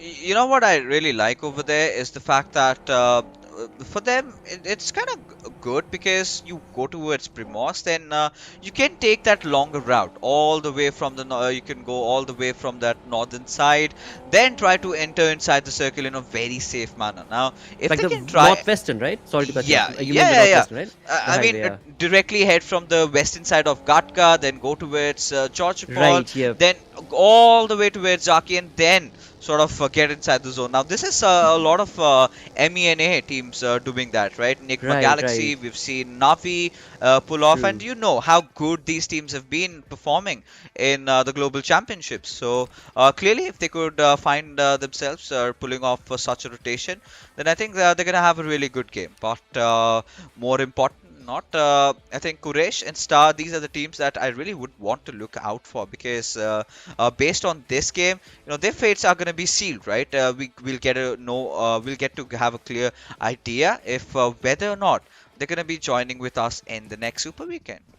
Absolutely, dude. And in that, it is kind of getting closer and closer to almost like the end deal. For example, 3x. I mean, they need so many points now. I don't want to take the opportunity away. Of course, I cannot anyways. They have the opportunity in front of them, but they're just so far away. Look at that. I mean, 15 points is what they've been able to accumulate in the 9 games, or 8 games rather. That is just not 7 games, in fact, for them. That's just not right. And this is looking like very, very difficult to find 3x in the first Super Weekend, at least for now. That's what I'm looking at, but maybe they might just prove me wrong. I mean, we don't know, Lakshay, but I know I'm calling a... Yeah, I know. I understand what you're saying. See, I mean, it's all right. You're all entitled to our opinions, right? If we feel something is there, I might as well speak our hearts out. Yeah, exactly. It's not about going against the fans or anything, but to me, the stats clearly indicate that it is next to nigh impossible for that team to be able to make it. But yet again, of course, I do want it to be there. Of course, I have seen them absolutely overpower and dominate in the lobby in the qualifiers as well. So, would look forward to that sort of a play style. And keep my fingers crossed for the same. On the other front, as we're talking about other teams, for example, TUF, XGeneration, these teams have also have had a tough luck situation in this day as well as the previous one. Yeah, I mean, to be honest, right, I was really surprised with watching teams like TUF, XGeneration, Esports so down the order, right? These are the old teams, these are the old guards, right? You're supposed to have bigger expectations from them, and them not being able to deliver sort of breaks my heart, but it is something that we've got to live with. The good thing is, of course, that the new teams are clearly picking up pace, so clearly visible the hunger in this region. And of course, you know, Pakistan rightfully has been one of our favorite regions, because we love that sort of an aggressive sort of an outing from them. Which is eventually getting even better with teams like Magnus coming into the fray, with teams like Freestyle, with teams like Clarity showing such an amazing improvement. But hey, Lakshay, we still also have to admit to that one fact that a lot of teams are not really try-harding over here, right? Because these are pretty much the league days, right? You're not gonna go all out on your league days, but ouch, thug. What a thug approach, dude. Oh, look at and that the respect that the buggy gave. A salutation to you, thug, because you died under my feet. It wow. felt like it's a middle finger right at you. That's just unbelievably unlucky thug from the side of XGeneration. We were just talking about the lads from XGeneration. I mean, this is what's happening. This is what is happening. This is what PUBG gods are doing to them. It's not them, right? It's the PUBG gods that are doing this to them, and this is something that, of course, nobody anticipated. But for the other side of, for example, Team TUF. Now, Team TUF have had a decent run, is what I would say. Of course, they find themselves in the 17th position as of now. They've had ups and downs throughout yesterday and today, and I mean, I'm looking at their rotations, I'm looking at the way they're taking the fights. They're doing nothing wrong yet. It's just like SALTxi8. They're getting caught off guard in very, very weird, precarious situations that they find themselves in. And that is, again, maybe could be called unlucky or whatever. But yeah, let's just hope that changes for the side of TUF at least. For TUF, I mean, I don't know what really went wrong with them, but it's going to be interesting. I really want to see how SALTxi8 pull off their rotation, right? They could be in clear contention against the grounders if both of them make their movement at the right time, but we could see quite some traffic building around that central area, but Voltrox seems to find someone unwanted, an unwanted entity around him. They fought him off from where he was, and now this is the dip of death that I really love to call, because of course you do get some cover, but from majority of the areas you're way out in the open as we see a fight breaking down between XGeneration and MetershotxSKY. Both the teams struggling for making it into the top 16, and Zameen going down pretty early on. Not vital signs for them. And all thanks to Thug, the dude who was underneath his own buggy is the man who gets that first blood of the lobby. So an amazing turn of events between XGeneration and MetershotxSKY, where MetershotxSKY will also retaliate against the defeat of Zameen from their teammate, and they are going to try and get not confirmed, but I don't think, yes, it has been confirmed. So the elimination point has also been confirmed. So a 1-1 trade has been showcased from the side of NES and XGeneration as of now. Once again, it's only 9 minutes in, so the teams are still holding their fray, and they are just slowly, steadily moving on to get into the comfort of the zone. And now, finally, beating the Blues, TG, the Grounders, find themselves in the vicinity or the edge of the zone. Oh, it's going to be interesting as to how they're going to approach this. As we take a little bit of a western shift, we do have a lot of areas around it that teams can really capitalize on. The apartments, I'm really surprised, hasn't been taken over by anybody at all. And MetershotxSKY do find themselves in a good position, but not the right numbers on them, to be honest. Now, Quantum Rage, they've started to make a move, as we do see Star around that little junction, around that western side of Yasnaya, as 3x Esports find themselves in a collision course with Team Regicide, who haven't really been looking to be the best version of themselves. Or maybe it's just me, because yesterday they sort of portrayed this image of them, you know, being really invincible in the map of Miramar, and now they're getting early eliminations. Maybe they spilled a lot of beans. Teams have really come in well prepared for them. Or maybe it's just them being really complacent, right? Understanding the fact that, yeah, we've had really good games. Now we can try and play a lot aggressive than usual. As a result, getting onto the darker side of things. It is very much possible, because that does end up happening with so many teams as well. Along with that, it is going to be 3x's Lee taking on the shots against the players of 4v TFD, and that was going to be Starboy, who has been caught, but it seems like Ali was not able to get even a single bullet onto his objective, onto his opponent, and in doing so, it is going to be absolutely no damage caused. And 3x is still, again, a 4-man strong army. Of course, they have had information for quite some time for the teams that are making rotations around the vicinity of that compound, but sadly, they have not been able to damage or irk any of the teams that made that rotation around the compound. On the other front, from the side of Quantum Rage, they have some information, they have some real good information, but what are they going to do with it? R3G is going to be in their crosshairs for now, but they are out in the open, and R3G are definitely in the comfort of the zone, of the compound, sorry.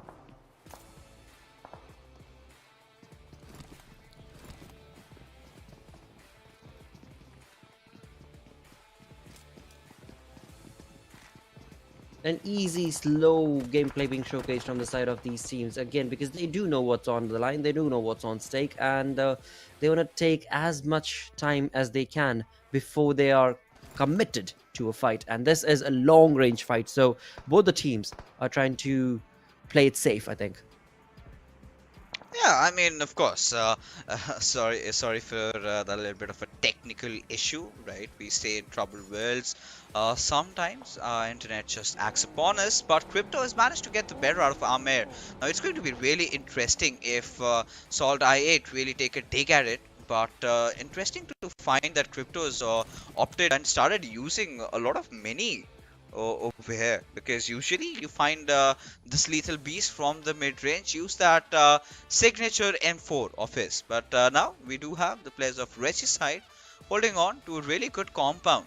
I'm really interested to see how they're gonna get themselves in fight. For now, I think they're just gonna be pretty chill about things. They're right at they're right at the hotspot central area, and Yep. we're gonna see where this next shift takes us to, because Star, all right, they had that little bit of a plan there. If the circle goes out on towards the western side, or maybe towards the northern side, the contingency really working out, and now they can really capitalize on the situation. But it surely is a dream game for TMW. What do you say? Agreed. I mean, this is like a silver platter being handed to TMW, but not only that, they were also able to get the airdrop as well. So there are no complaints, there are no excuses that can be showcased on the side of TMW, because they have the zone, they have the guns, and they need to deliver. And there we have it. I mean, airdrop has been taken by Harry, so they've got everything working for their side. And on the other front, for I8, Salt not looking too good, as they're eating a lot of their own salt, and it is Magnus bringing in a lot of damage, and spray control not going to allow you to do anything, Crypto, because when you've got a vehicle hurtling down towards your face, dude, yeah, no bullet is going to be able to stop it. Oh yeah. Right now at this particular situation, Magnus, they find themselves in an interesting spot. They've got to have respect getting back towards Dale to find him that rest that he's looking out for. Now SALTxi8, same old story, right? Find themselves in such an interesting spot. Few of the players being knocked out, but they're gonna make sure that they get themselves back to full HP in no time, as things could have gotten really worse with Cairo making the push over here. This is exactly where Reviews is going to be tested, as Cairo believes that they're inside the shack. He's unaware of the fact that they're outside, and now he's going to be taking the brunt of it as he gets knocked out. Now at this particular moment, SALTxi8 need to make sure that they get inside the shack over here, as Respect and Mom2, they're going to both make a move at it. At Blade, he's going to watch out for them. He's going to make sure that he provides that quintessential cover fire, as he does have Mom2 and both Respect in his radar. Now SALTxi8, they've got their players back alive, but Crypto stepping out of cover at not so really good HP. It's a really ballsy decision he's taken, and still manages to see this through. Dude, this is getting so very crazy right now, and the shake that is shacking all across, this is just not the kind of play that was anticipated, because Magnus, they thought this would be an easy rundown, no problem at all. SALTxi8 will be crushed, but they are still busy in the fight, and SALTxi8, they just do not want to back down. And Salt, thanks to Blade, all the far back there, giving in so much cover fire. This is the reason why SALTxi8 has been able to get that revival done, push on along, and now it's Crypto's moment to try and get that run gun situation to the face of Magnus, but that will not be allowed. But in the end, it is SALTxi8 getting the better half of this fight. Magnus Esports, the team that honestly were looking very comfortable in that push, have definitely been pincered down, and that pushes on to another fight altogether, where Quantum Rage are the ones who are absolutely stopping R3D in their tracks as they try to take the compound. But Quantum Rage said, hey dude, no, this is ours, and this is ours for the taking. And in doing so, Vaz has been knocked and sent back into the lobby. Thus, they've got 2 elimination points confirmed. That's going to be from the side of Quantum Rage. And just now in the kill feed, we did see SALTxi8's Crypto, I think it was, thanks to the play zone, has been dropped out of this lobby. Really good bait and switch play from Crypto over there, right? Going around, traversing with the Bucky, spotting, forcing the last player to take shots at him, as a result of which the remainder of his teammates made sure that they pull out whatever remains of his mortal body. But for now, I mean, of course, a little bit of an impatience being shown by the players of Quantum Rage, especially Spark being way out of his cover, right? And surely being capitalized upon it as IQ has got his sight set elsewhere as he finds the better out of Kadir over there as SALTxi on clearly low HP just gets blown up. And now, suddenly out of IQ, he's sitting at 2 kills over here. Dude, this is a complete chaotic match that has taken place where so many fights have taken down in the past few minutes itself. It is absolutely chaotic. And talking about the zone itself, it is reminding me of the previous season's PMPL, which is where we did have this sort of a circle and the circle zoned out towards that fjord. That's kind of that lake that's been created, the Morabari. And if this zone moves out towards that side, all the teams are going to be in such a chaotic mess. I mean, this is chaotic right now, but if that zone moves south, then there's so much more chaos that is definitely bound to take place. With that, we're 17 minutes in, 14 teams somehow still surviving, and the only team who have had a good run till now, I would say, is Quantum Rage as well as SALTxi8 with the 4 elimination points to them side. But now this is where it gets a whole lot more interesting, because I really find 3x in such a good place of contention that all they need to do is, just ward off every single threat that looms their way. But MetershotxSKY getting eliminated again, one step closer from not entering the Super Weekend #1, as Anubis finds himself in real dire situation as Khan slippery legs out there and does take a fall. But now FMxR3D are going to be engaging into a collision course against QWERTY. Let's see how this pans out. Let's see, definitely, because I8 are the ones who are taking on the fight against the players of Team Star, and in doing so have been able to accumulate 6 elimination points to their name, but have also lost 2 of their players. On the other front, it's going to be QWERTY's Khan taking on an impressive fight against Anubis, and in doing so, that is the first elimination point that has been confirmed to the side of Team QWERTY. But will that be enough, mate? Because you guys need to deliver a heck of a ton more than just a 1 or 2 elimination point game. On the other front, for the side of SALTxi8, they've had a really good run, but that will be all, because they are getting eliminated on that 12th position. I mean, well, again, they've got so much work to do. This was my only complaint with SALTxi8, right? Them heading down to the military base. It takes so much out of them to come out of it, true. right? To make sure that they enter into these northern circles, and their plan of sticking around the edges has clearly not been favoring them, right? Of course, they've always had one of those players who tends to survive till the very end, but this was not the case over here. So they know that for the Super Weekend, they've got to work out on a lot of other things, but not enough time to do that. But hopefully, for all the fans of SALTxi8, we hope that they get back into pristine form really soon. But Pika finds himself in a really interesting spot, but hold on, as Team Star has been eliminated at the 11th spot. Now this is going to sound so alarming, because they've not gotten any elimination, so not a lot of points being taken out from here, so, and their hopes of making into the top 16 seems to be languishing right now. And same can be said for Quraysh as well, because TFD's constant spray against the players of that team is going to be the demise of their side. With just 1 elimination point, Quraysh Esports get eliminated on the 10th spot. And another thing to actually bring our attention towards was from the side of Team QWERTY, as they had just 1 team to take on, and that has been delivered. That is going to be from the side of FM, but there we go, FM3RD has been eliminated. That was Pika was the final man remaining over there. And now with that, it is Team TUF. The moment for them to shine is here, and Khan is trying to run away. And he's going to be able to make it. Sorry, brain freeze there. I mean, a lot of action going out, and do not really blame you for that.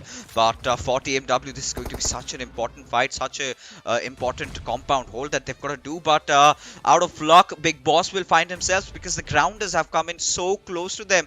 Can he manage to get a knock? But no, says Shapatar, who will in fact get the knock and also the kill secured, as Harry, he's got to make a retreat at that. Now we've got 3 teams in contention for what could be the hottest property over here in Erangel right now, as Joker, he's going to be cooking up a grenade, lobs it inside the washroom is where he can find Jigsaw, but not getting any substantial amount of damage done.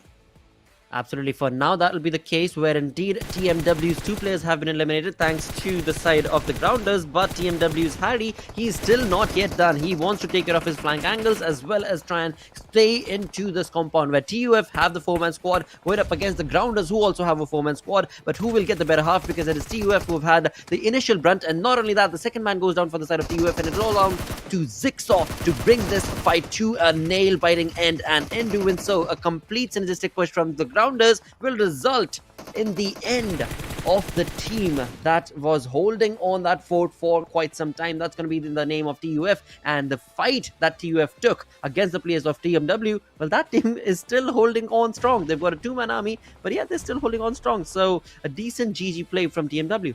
I mean, Fort Knox has been conquered, right? They could not do enough, Team TUF over there. But TMW, they're going to be sitting things out. They're going to just be hoping that they can survive till the very end. The top 3 finish is by far, by all means, a really good finish for them. But Cronus managing to make sure he gets the better out of Ash, as Ali from up top, he's got his eyes set. Now, Sirius, he's going to be very, very wary of Team 3x being on those higher grounds. Now, this is going to be so crucial for them to amass as many kills as they can from this particular spot, right? The only potential threat for them is going to be Team QWERTY. Apparently, Gravity, Yes. he's been dealing with the brunt of it and has been taken down.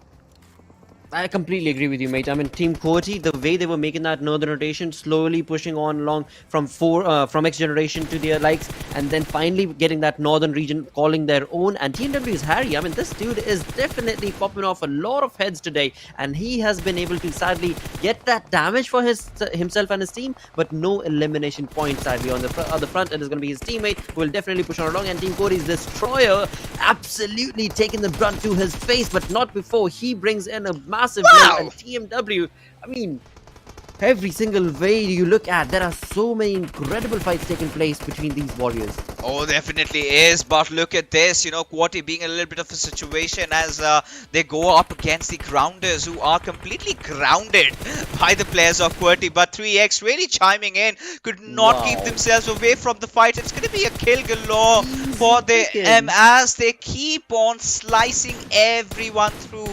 Feels like a hot knife just cutting through that butter over there. But Gravity, I think the only player surviving for QWERTY. Now 3x Esports do seem that chicken dinner very close, almost in front of their faces. But can they successfully seal it? Can they make it theirs? Because TMW seem to be their nearby competitors, and boy oh boy, they have been playing a really good game of PUBG Mobile so far. Absolutely. I mean, TMW as well as 3x, both of these teams, in fact, Team QWERTY as well. I mean, but I would say Team QWERTY in certain sense has been consistent throughout the day in terms of the way they are able to finish those games. But 3x, TMW, they both needed these kind of wins. But 3x, I mean, the jump that this team is going to be making, 8 elimination points, and they still have one more game remaining for the day. So a comeback story has definitely been inclined from the side of 3x Esports if they're able to get this again with that 10 elimination points correction. I mean, Team QWERTY has been eliminated as well. I mean, this is exactly the game that they needed, and when it all mattered, the boys are really stepping up. With still one more game to go, I think they're going to be contesting for the top 16 spot, with Harry spotted out by Ali as he's going to take a few shots at him, but still not connecting, but still in such an interesting spot. But all he's going to do is try to position his crosshairs down a little bit, and switching on to the FPP mode was exactly all he needed. But it's going to be the nade from Kaizen that gets the knock. Now getting into really up close and personal situation with Reaper X will get the life pulled out of him as 3x Esports finally step up and live up to that old name that they've had and get those 13 eliminations, and also make sure 28 points are collected for these lads, and a beautiful winner with a chicken dinner. And an amazing jump as well to the 14th position with one more game still remaining for the side of 3x. So no matter how bad they play, even if they end up walking away with just placement points on the 5th position or 6th position, they're looking pretty comfortable to be a part of the first Super Weekend. So yeah, talk about comeback stories. I mean, 3x Esports, they are creating legend right here. They're definitely creating some history with the likes of them not able to play and then playing it to such a different pace altogether. They walk away with not only a chicken dinner, but an amazing elimination points as well, elimination tally as well. So a GG play from the side of this team and TMW. So let's see. I mean, they finished second. They had decent amount of elimination points as well. But will it be enough for them to stick themselves in the top 16? You know, this is getting so much more exciting, right? You know, Exactly. suddenly out of nowhere, all the teams in the bottom have suddenly awoken and they've channeled their inner spirits, or I do not know what they've done, but they're playing so well right now. With TMW being so consistent, with 3x Esports getting that chicken dinner, with QWERTY also getting that top 3 finish, things have gotten so very interesting. We're going to have a lot of conversation, but after this short little break. Go!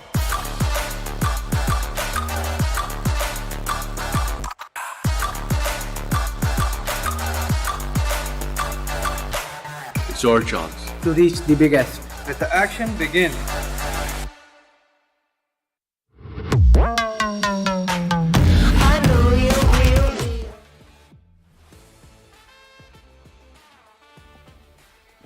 Alright, welcome back once again to PUBG Mobile Pro League.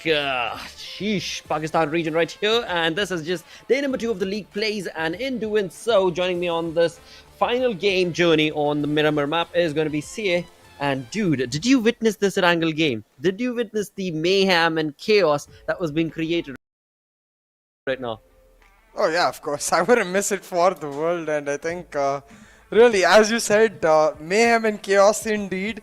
I'm really excited to see how it's affected the overall standings, because you can see 3x Esports, they had a killer of a match. Cronus, the MVP of this matchup itself. That is going to affect the bottom 4 with 3x Esports now stepping up, and with only one more match left to go, Blotter, to decide which teams are going to go to the Super Weekend. It's now or never for all of the teams in the second half of the bracket. You know what, CA, I gotta say, dude, thank you, in fact. You know, when the day started off, you were the one who mentioned that I would love to see the final result of the day before we jump into the final game to be so very close. Just 1 or 2 point shy difference between that top 16. And that's exactly what it seems like we're jumping towards. So yeah, thank you for that, dude. I'm very happy with it too, because I'm also very happy that 3x Esports able to find some success for themselves. Top 2 players for them, Cronus and Miracle, clearly outperforming the rest of the lobby as well as their teammates to a certain extent to really get themselves to this mark. But of course, it was a team effort to even make it happen in the first place. So really, I think 3x Esports will now breathe a sigh of relief.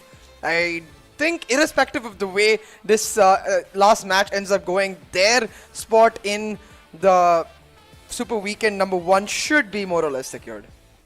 It should definitely be. I think so as well. I definitely think so as well. But again, I mean, the final stay is going to be about TMW's play. I mean, they had a decent run, but since this was their final game and they will not be playing the next game, Group A, basically, I mean, throughout, will not be playing the final game of the day. TMW, they had a good run, but will it be enough? On the other side, look at that. I just noticed. Damage received for the side of 3x Esports, 93. 93, that is it, and the damage dealt is 2050. How do you come up domination? Wow, dude, that's a lot of third different parties. class of domination and third parties altogether. Exactly, I mean, you were so on point with that point as well, right? I mean, they were just picking like flies and mosquitoes as they saw themselves into the final zone of the final game of the previous game. Yeah, absolutely, and I think the other teams ended up playing the price for that. Miracle with the most damage, Miracle with the most elements, Cronus with the most damage, and Nox just setting his teammate up for success. It's not even like Miracle had the most elements by a far mark, Cronus with 5 himself, so huge points for 3x Esports in this game. I'm really excited to see how this affects the overall standings. Which teams, I assume teams like TUF, for example, are going to be affected in the bottom 4. Maybe even, I'm not sure, XGeneration. I'm curious to see which teams have the work cut out for them going into this last match of the day. I think you're on point. I mean, TUF, XGeneration, TMW, these are the teams that are going to have a very difficult say. or rather not, because will not be able to say anything because TMW just did play their final game. Same can be said for Quraysh Esports, Quantum, as well as SALTxi8. But before we jump in towards that, looking at just this game's result, we do have 3x Esports walking away with the chicken dinner along with the Grounders. 7 eliminations, 10 placement points. I mean, we were talking about the team. I personally was talking about the Grounders, and finally, I am happy to say that the Grounders are definitely making a comeback story, which is looking pretty phenomenal. And same is the case for Team QWERTY as well. Yeah, exactly. And we were expecting these teams after a dismal day one to be able to bounce back on day two. And so far, so okay. I'd say still not perfect, but it's exactly the kind of thing you want to see. Correcting mistakes, getting yourself into the top 4, top 5 mark to secure your spot in the Super Weekend. Now you build onto this to get yourself ready for the Super Weekend, and that's where you really look to peak and make your mark as a team. What's even more interesting though is going to be Blotter seeing how, like, I think for certain teams right here, like you mentioned, TMW, they did a decent performance here, and if those 14 points do end up being enough, because I do think you're right in the regard to the fact that they don't have any matches left. Well, TMW are done for the day, right? I mean, they are done in the sense like just during the league plays itself. They're done for today. So they've played all the 4 games that they were supposed to, because in the final game that we are left with, TMW will not be able to participate. And that is going to be basically like, yes, for now, as we move on into the overall standings, they might find themselves in the top 16. But there's still 1 more game remaining and they will not be participating. Thus, their fate relies upon how the other teams are going to be playing.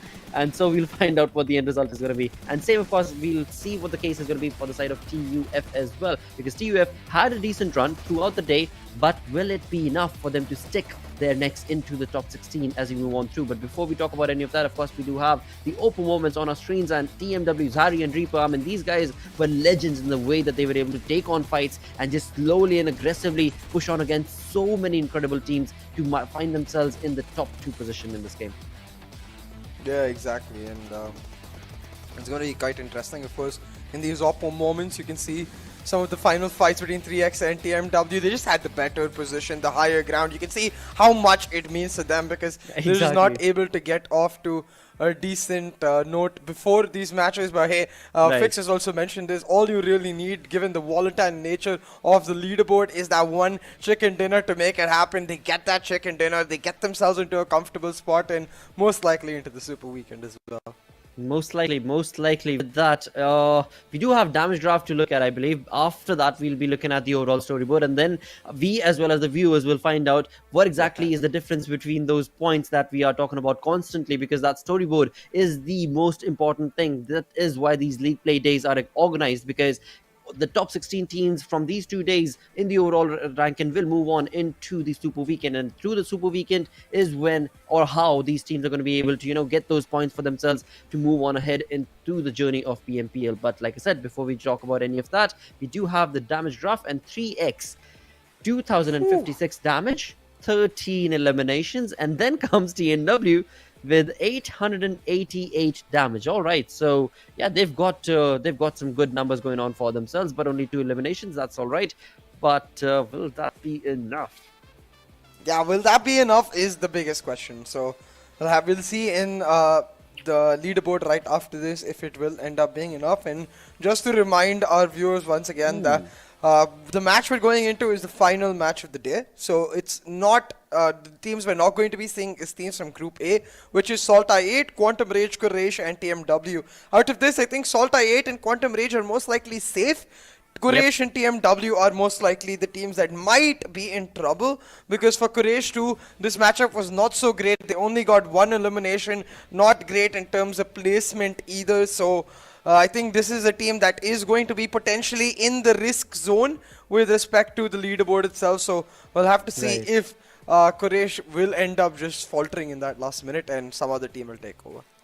Indeed, and as you were mentioning that, actually, I was looking at Magnus, I was looking at Metershot as well. Now, these are teams, I mean, Metershot specifically, not Magnus, but Metershot for sure is one of those teams that has not really been consistent throughout the day. So they're going to be taking a pretty good dip as well. But looking at the first page in the overall storyboard itself, we've got Freestyle looking very comfortable with 109 points, the only team to have a 3-digit total point for themselves. That's going to be 109, and then followed in by Clarity. But yeah, I mean, overall, all these teams are looking pretty comfortable. You've got Quantum, you've got Resicide, SALTxi8, 52x Rage. So indeed, in doing so, they have been looking comfortable. But Team QWERTY, now we reach Team QWERTY. Now this is definitely a big leap. The day started off where we did see them, I believe, on the 12th position or 11th position, and they've made a huge jump to find themselves on the 7th for now. Exactly. So 4 spots gained from this match itself. They still got 1 more to go. So more or less safe in that regard.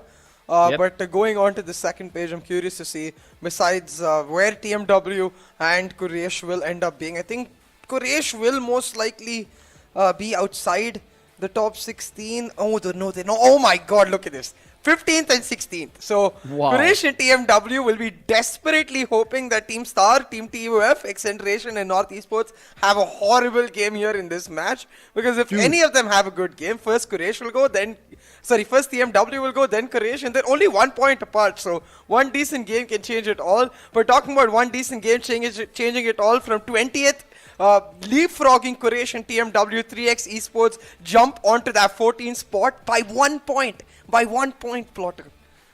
Dude, I still think TMW and Quraysh can make it. Because Team Star, they have to accumulate 8 plus points to move into the 16th. Team TUF have to accumulate 9 plus points to be able to jump into the top 16. You know, and then XGeneration, that's a completely different ballpark altogether. So realistically looking at it, Team Star as well as Team TUF, the stats that they've been able to showcase today, this is looking very difficult for them as well. Even though it's just 8 points or 9 points, it's looking very difficult. Yeah, 100%. I think it is indeed looking very, very difficult, but really, if it ends up being 8 points or 9 points, like realistically, that's just like 5 or 6 eliminations. And then a few points picked up in terms of placement. So for the 17th and 18th team, at least, it does look possible. And that will be enough to push Quraysh and TMW off the top 16. So I'm sure they will have their fingers in their mouths, really biting their nails as they get ready to watch this final match. Yeesh, okay. Well, 3x definitely pulled a hat out of the bag for that game, dude, because they jumped out of that situation with no problem whatsoever at all. And now these 2 teams that find themselves, or rather 4 teams is what we should say, the 15th and 16th position holder, that's going to be Quraysh, as well as, of course, TWM. And then comes in, of course, our TUF, and the other is going to be XGeneration, I believe.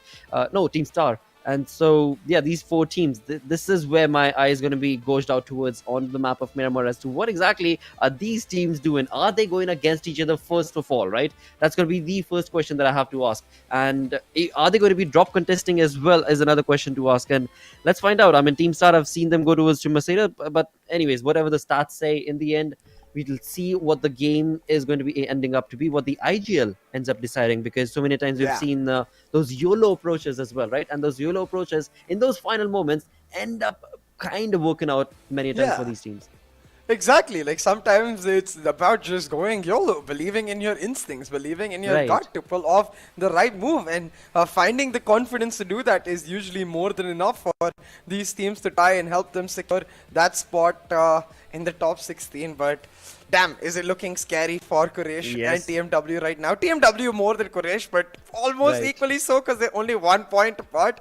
And I'm curious to see if any team does end up upsetting them, or we end up just seeing all of the bottom 4 teams right now just getting eliminated really early. It's going to make this final match, extremely interesting, and that's the way we like it.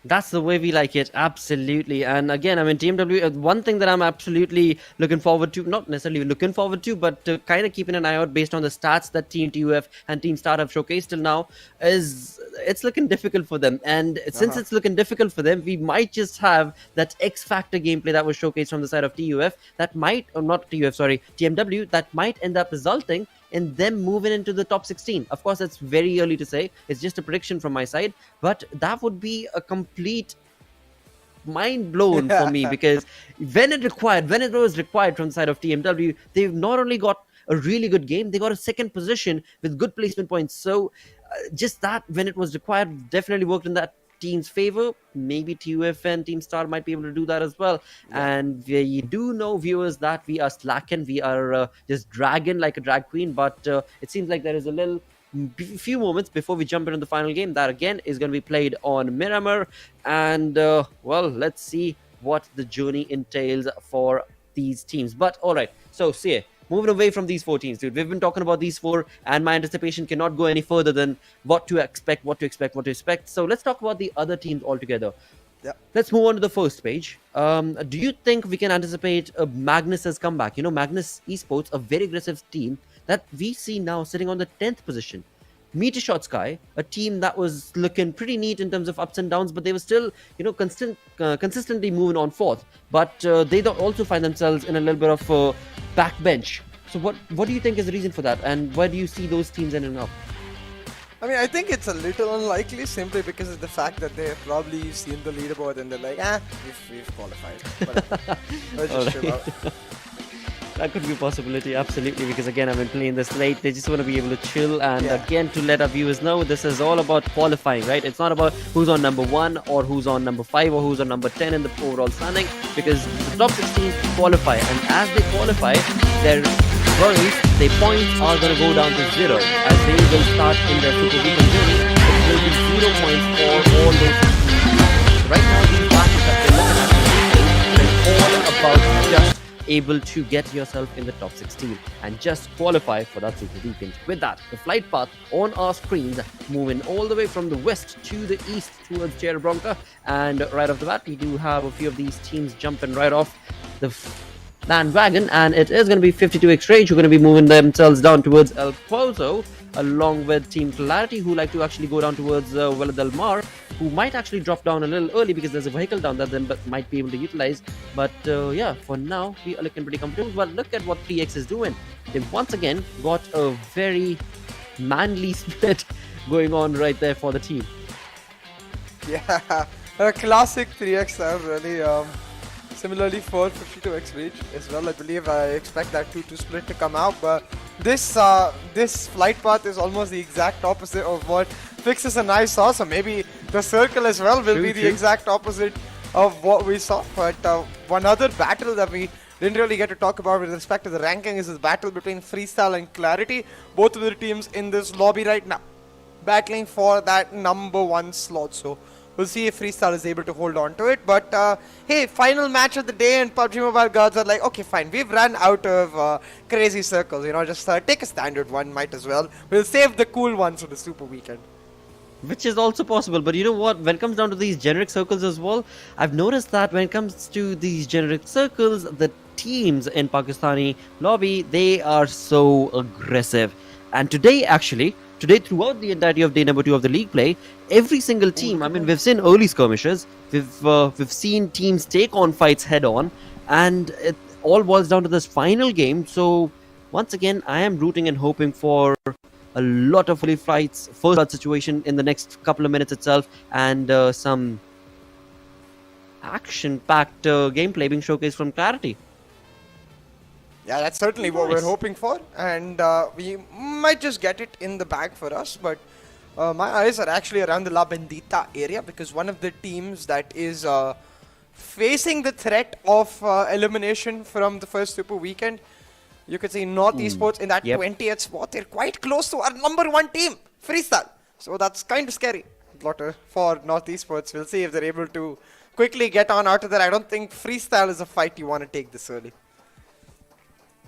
Dum dhabake dauda, right? That's the word, that's the proverb, or whatever it's called, where indeed NES is definitely running away from that position. They do not want to see the face and light of Freestyle. That's exactly what's happening, where they've got a split, and a 2-man split is definitely working in favor of MetershotxSKY. This is information that I'm looking at from the map viewers, but just trust my words when I tell you that MetershotxSKY is out of the scary situation that they were in, and they find themselves in the comfort of Los Leones now. But along with that, it's only going to be a few minutes, because fights is what the battleground is all about. With that, Team Star moving on along with the UMP meta, looking pretty comfortable. Hunk getting that loot aggregated for himself, but he is all by his lonesome, and his team is also, it seems, a little scattered.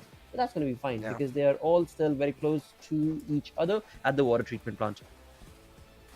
Yeah, it should be okay for now for Team TUF in terms of locations, but Not really in terms of the live ranking. As you can see, 18th spot for Team TUF. I think Star and TUF are the ones to really look out for in this matchup because they're the ones with the possible upset coming in on Quraysh and TMW. They've got to get 10 points basically to secure the back. 10 for TUF, 9 for Star. So we'll see if they're able to make it happen. North Esports, of course, much harder for them. They've got to basically get a chicken dinner.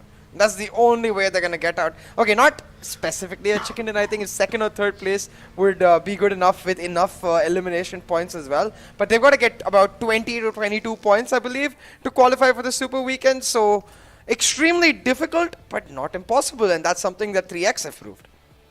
Which is true, exactly, right? I mean, 3X were basically just handed it down on a silver platter, so it is very much possible for the likes of such teams to be able to provide it that sort of an opportunity as well.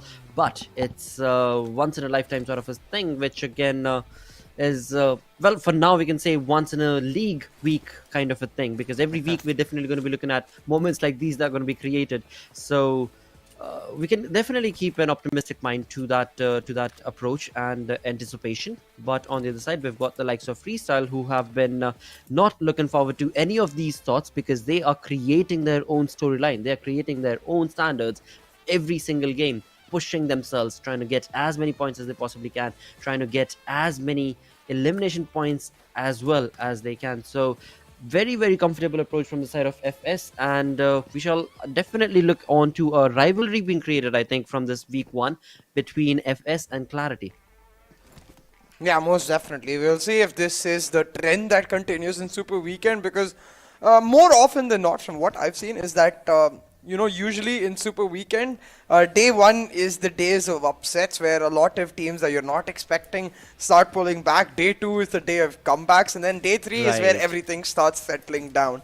So we'll have to see if that trend continues or not, and if Freestyle and Clarity, the teams that have so far dominated in this league stage, continue to do so in a consistent manner. But right now, standard setup for Miramar. Not a single player or team lost, not much action. Of course, it's also the last match of the day, so a little bit of nerves attached as well. I'm sure teams will be a little more cautious in their approach. Whoa, Team Star, that's not a cautious approach at all, dude. You definitely have a class 101, which says clearly if you're on the map of Miramar, or whichever map actually, you should definitely not be hunkered down in one single vehicle. That's the worst decision you could possibly hope for. But then again, that's Team Star, and they're of course like CS said as well, they're definitely open to their opinion, and it's absolutely fine, and I guess might just work for them. Let's see.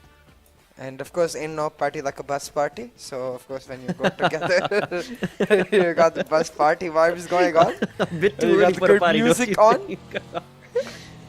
Possible, very much possible though. I mean, that's the fun approach as well. You definitely want to be able to have fun as you're enjoying these very strenuous situations that you're facing with $100,000 prize pool and whatnot. One thing that these players ought to keep in mind, as well as the viewers, are in the end, these are players, these are human beings just like you and I, and they are also liable to make certain mistakes, which is absolutely fine, but they need to have some fun, and that is what is required rather than getting too serious. On the other front, Metershot still sticking to that late rotation, coming all the way from northeast Campo Militar. In fact, one of their players has still not got into a vehicle, so they are still taking a very low-key approach. So as the zone starts constricting onto itself, all of these 64 teams won't have that much more open space, and that's when the chaos is definitely going to strike. And it seems like it is right around the corner between XGeneration and Team Star. Yeah, exactly. And it's going to be extremely interesting. But right now, Team Star, they're going in for a battle real early. XGs, they have the util lined up, but they get caught with it in its hand. JD going down real early as Emerge will find Thug as well on the flank. Osama now trying to finish off Thug, and XGeneration under a lot of pressure as Team Star look to pick up the pace. One of the few teams who is in the bottom 4 might make a contest to try and get out of it, and the best way to do it, Blotter, is to get at early squad wipe. Get the 4 free points under your table real quick and nice. And they're doing exactly that. Now moving on to the last 2 players of XGeneration.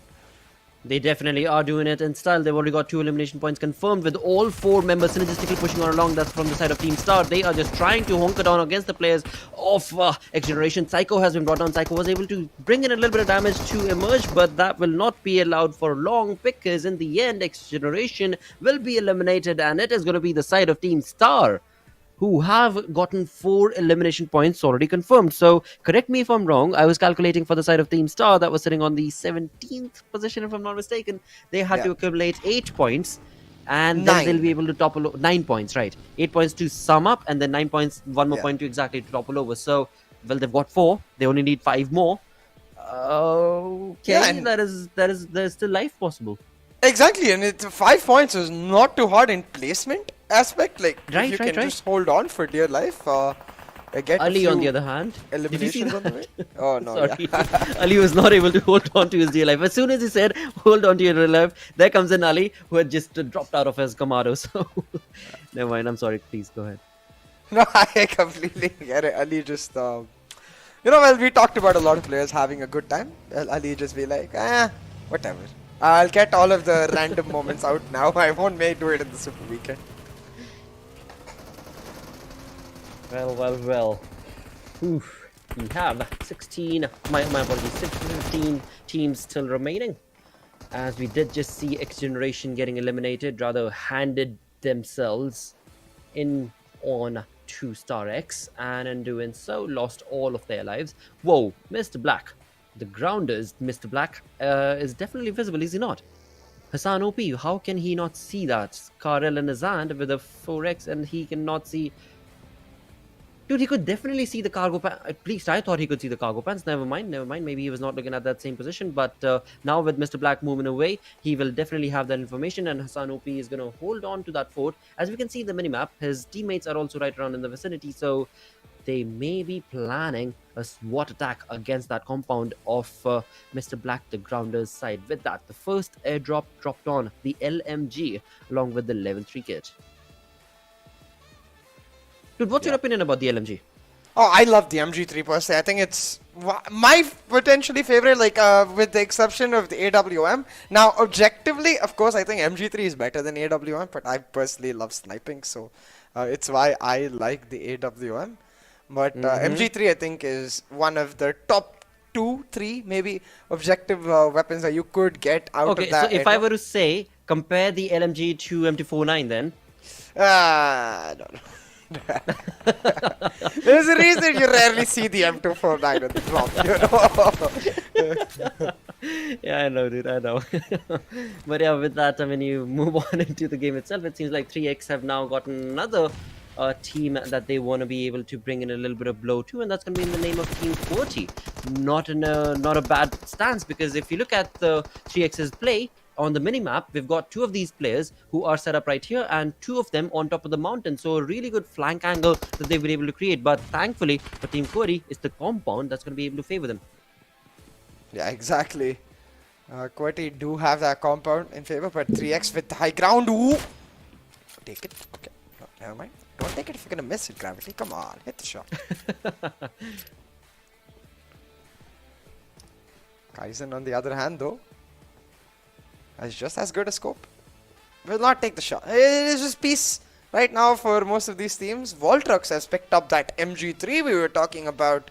Blotted, and the circle has taken an eastern shift. And look who's smack bang in the middle of that circle with high ground already taken. It's MetershotxSKY. We talked about this. They need to finish top 3 to find themselves with the potential of getting into the top 16. Well, with these kinds of circles, it certainly doesn't look too hard. It definitely is not, but they have to play their cards right. I mean, the aggressive stance we've seen from the likes of Freestyle, 19 elimination, chicken dinner, I mean... oh, no.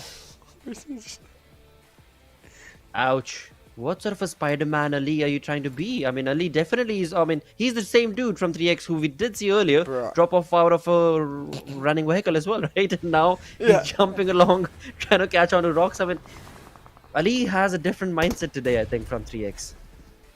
Yeah. The previous game definitely got to his head, perhaps. I mean, that's all right. I mean, you made it into the top 16, so I wouldn't complain. Yeah, I mean, after the chicken dinner, he reached Cloud9 and then he just dropped back to reality in that drop. And he's like, oh no, there's drop damage as well. The funny thing is, he drops once, almost dies, heals himself, and then drops and dies again. Like, okay. Okay, bro. Like you said, you so perfectly mentioned, he was on Cloud9 based on previous games, chicken dinner, and then slowly since then, he's trying to settle himself back. First with the vehicle that he was able to just jump out of, and then from the mountain. So now he's just slowly grounding himself to get back into the playing field, into the battleground, and then maybe he's going to be popping off heads in just in a couple of minutes. Maybe fingers crossed that he does. Just trying to justify what he's doing in the game, but on the other front, FS, as you were perfectly mentioned, they find themselves in a very, very beautiful placement in the center of the zone and across the graveyard, but very close to their vicinity is also going to be the pink team. That is the Grounders, I think. Let me see. Yeah, they are. There they are. The Grounders it is. So, this is definitely a wonderful positioning. It's just a bit too early, so they're going to have to just wait it out, perhaps. Yeah, exactly. They're just going to have to be patient in their positioning. And same for NorthEsports. They've got that.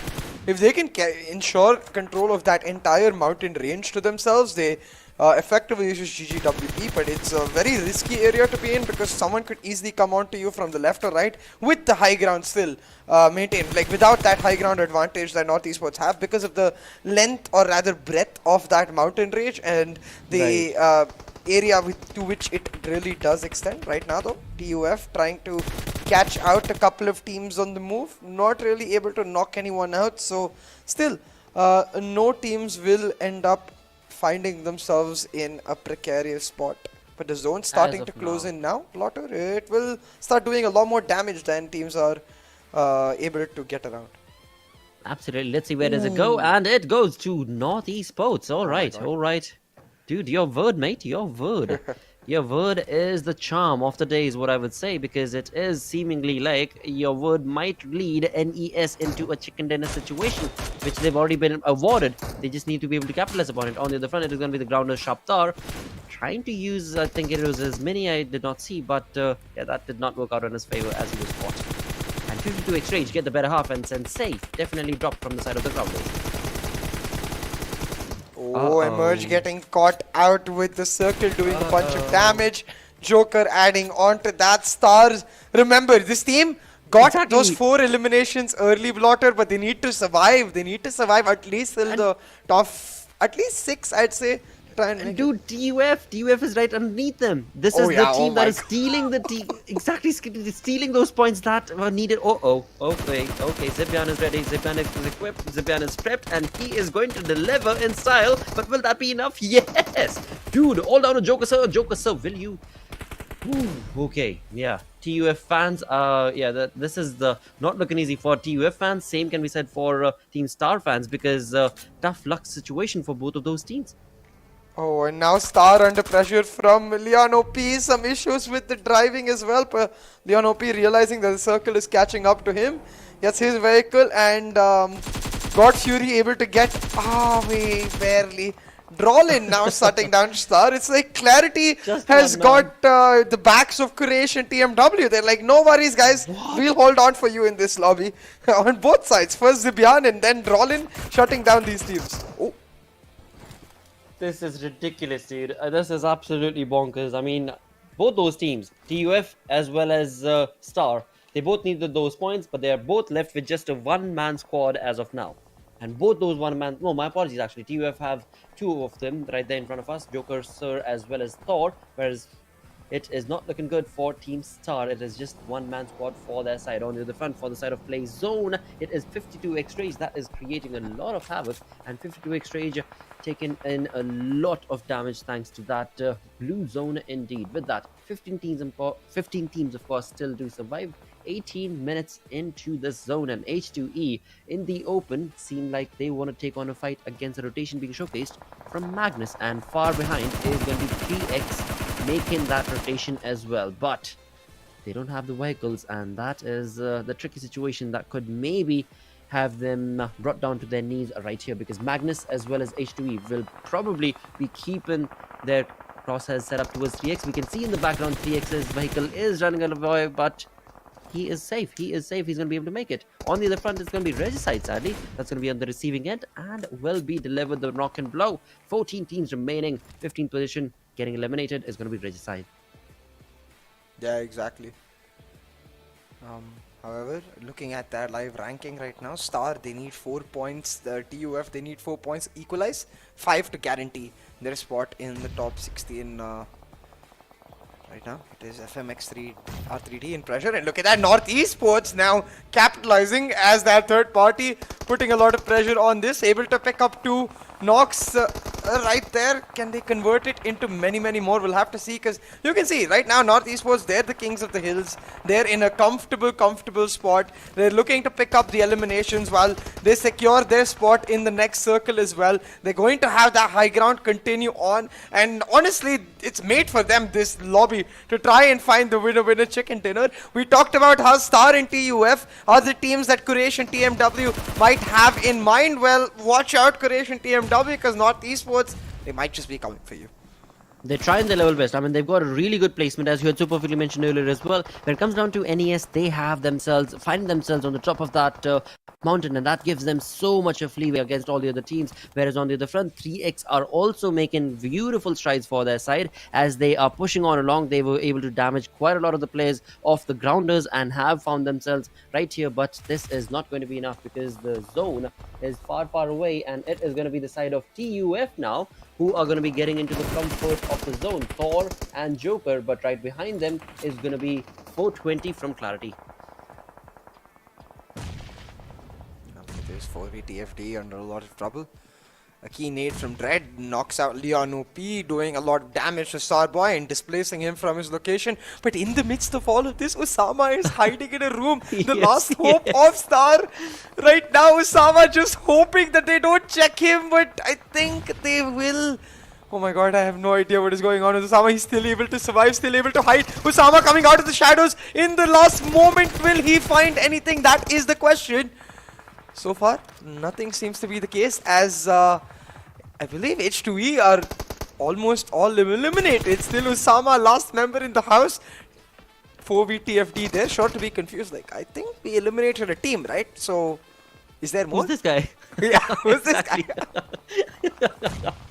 Osama's playing such amazing mind games right now, dude. And well, 4v they are none the wiser, because Osama has moved up the stairs and is going to be holding down that fort with those smoke that he's been able to create right there. So once again, I mean, they're at the edge of the zone, so the compound is there for the taken, but for how long? Because all of these teams, they're going to have to move out of there. And as we look on the minimap, Clarity, TUF, they're sitting up on top of that mountain, just patiently waiting. Osama is trying to right now give his best impression of the Home Alone kid.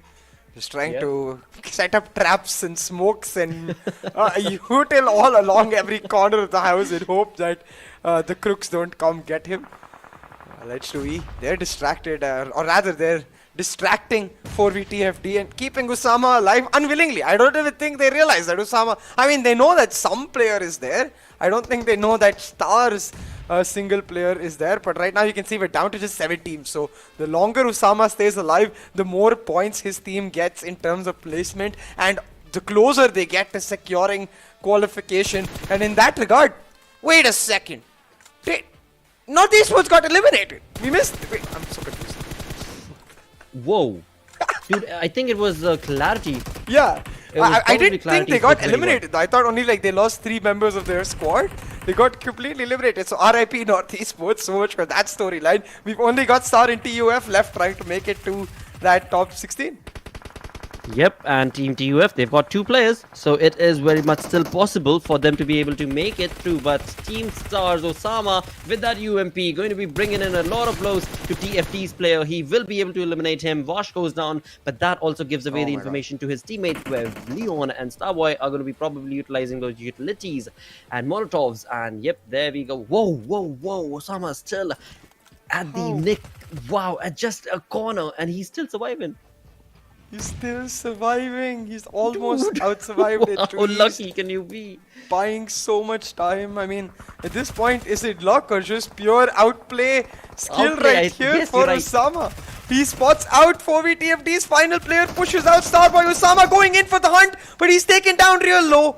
for VTFD. They're coming in for the kill while H2E, they have been eliminated. Usama trying to get his health back, but the circle is moving in. Can he heal himself in time? The answer is no, but he is able to hold on till the top 6 for his team. The question is it enough? Is it enough? Because TUF still have Thor and Joker waiting in the ranks, and on the other front it is going to be the side of Pika from R3D, who's going to be bringing in a lot of massive blows as the teams try to make a rotation, but he's all by himself, all by his lonesome, next to his buggy, not going to be able to survive for long, and 3x's Ali is still surviving somehow. After all the things that he's showcased us, he's still surviving here in the 3 teams that are remaining. And of course, MetershotxSKY, the team that I had called out earlier as to where they are missing, here they are making a chicken dinner game for themselves. Dude, TUF have already got 8 elimination points. TUF are making it. I mean, it certainly looks like, yeah, I think if we do get to see the live rankings, we'll have guarantee, but I think mathematically, yes, the UF have look like they have made it to that top 16. That will mean that TMW have gone down, and depending on if Star got enough points, potentially even Quraysh too. So we'll have to see right now if MetershotxSKY are able to get that winner chicken dinner, because as you were saying, for them it's been a bit of a low day so far. Getting that final chicken dinner in this match will boost their momentum going into the Super Weekend. Definitely. I mean, that's what they did yesterday as well. I mean, today that's what they're looking forward to as well, maybe. I mean, they've got the 4 elimination points already confirmed. They've got the numbers advantage in terms of the team. That is all 4 players still standing against the 2-man squad of TUF and a 1-man army of 3xLE. I mean, you have to admit that 3xLE's gameplay has been pristine. I don't know how he does it. What sort of rabbit has he pulled out of his hat every single time in this game, where it seemed like, all right, this is probably going to be the end and demise of him. He just somehow survives and comes back up. So kudos play to 3x as well. And today's day has definitely been one of a big comeback for 3x, because even though they might not have had decent amount of elimination points from this game, 3xLE is making sure that his team ends up getting decent placement points at least. And that's going to be 10 elimination points, definitely confirmed for the side of 3xLE, right? Yeah, RIP, I think, for TMW. Thor will end up going down. Still, Joker, sir, he just wants to get every point he can. I mean, I doubt he's thinking about whether... I think we know that he's guaranteed that qualification, because all he needed was 9 points. And I believe he's got enough in terms of eliminations combined with plays. Yeah, they've got 6, so Joker himself has got 6, I believe, actually. So single-handedly itself, that player will mean. But okay, in just a matter of random seconds, the zone helping out. MetershotxSKY with a couple of bullets as they pick up the winner chicken dinner. They quite an actionless one for them, just 21 points. But hey, a chicken dinner is a chicken dinner at the end of it. Exactly, absolutely, and that is what matters in the end, because if you are able to participate and make it into the top 16, well, you've made it, and that's all that matters, because the next conversation that we shall have is going to be in the Super Weekends, and that is when we can definitely start drawing straws against these teams that, yeah, dude, I mean, they better take that chicken dinner, or they better get that 1 elimination points, because that is when the points will start mattering that much more. But boy, oh boy, what an exciting, exhilarating day this has turned out to be. I did not anticipate. So when the day started off, it was like, all right, yeah, the teams are going to try their level best. It's going to be maybe low-key, I don't know what to anticipate, blah, blah. But when it turns out it was definitely a ludicrous ride for the entirety of the lobby, and myself included. And like when you talk about the entire ride, we've had 3 teams in contention from the bottom 4 trying to make it. TUF guaranteed. MetershotxSKY, the circle was made for them. So really that execution factor you talked about lacking in that regard, they're going to look to that, because I think they were in a perfect situation trying to make it happen. But all of this analysis after a short break. Go!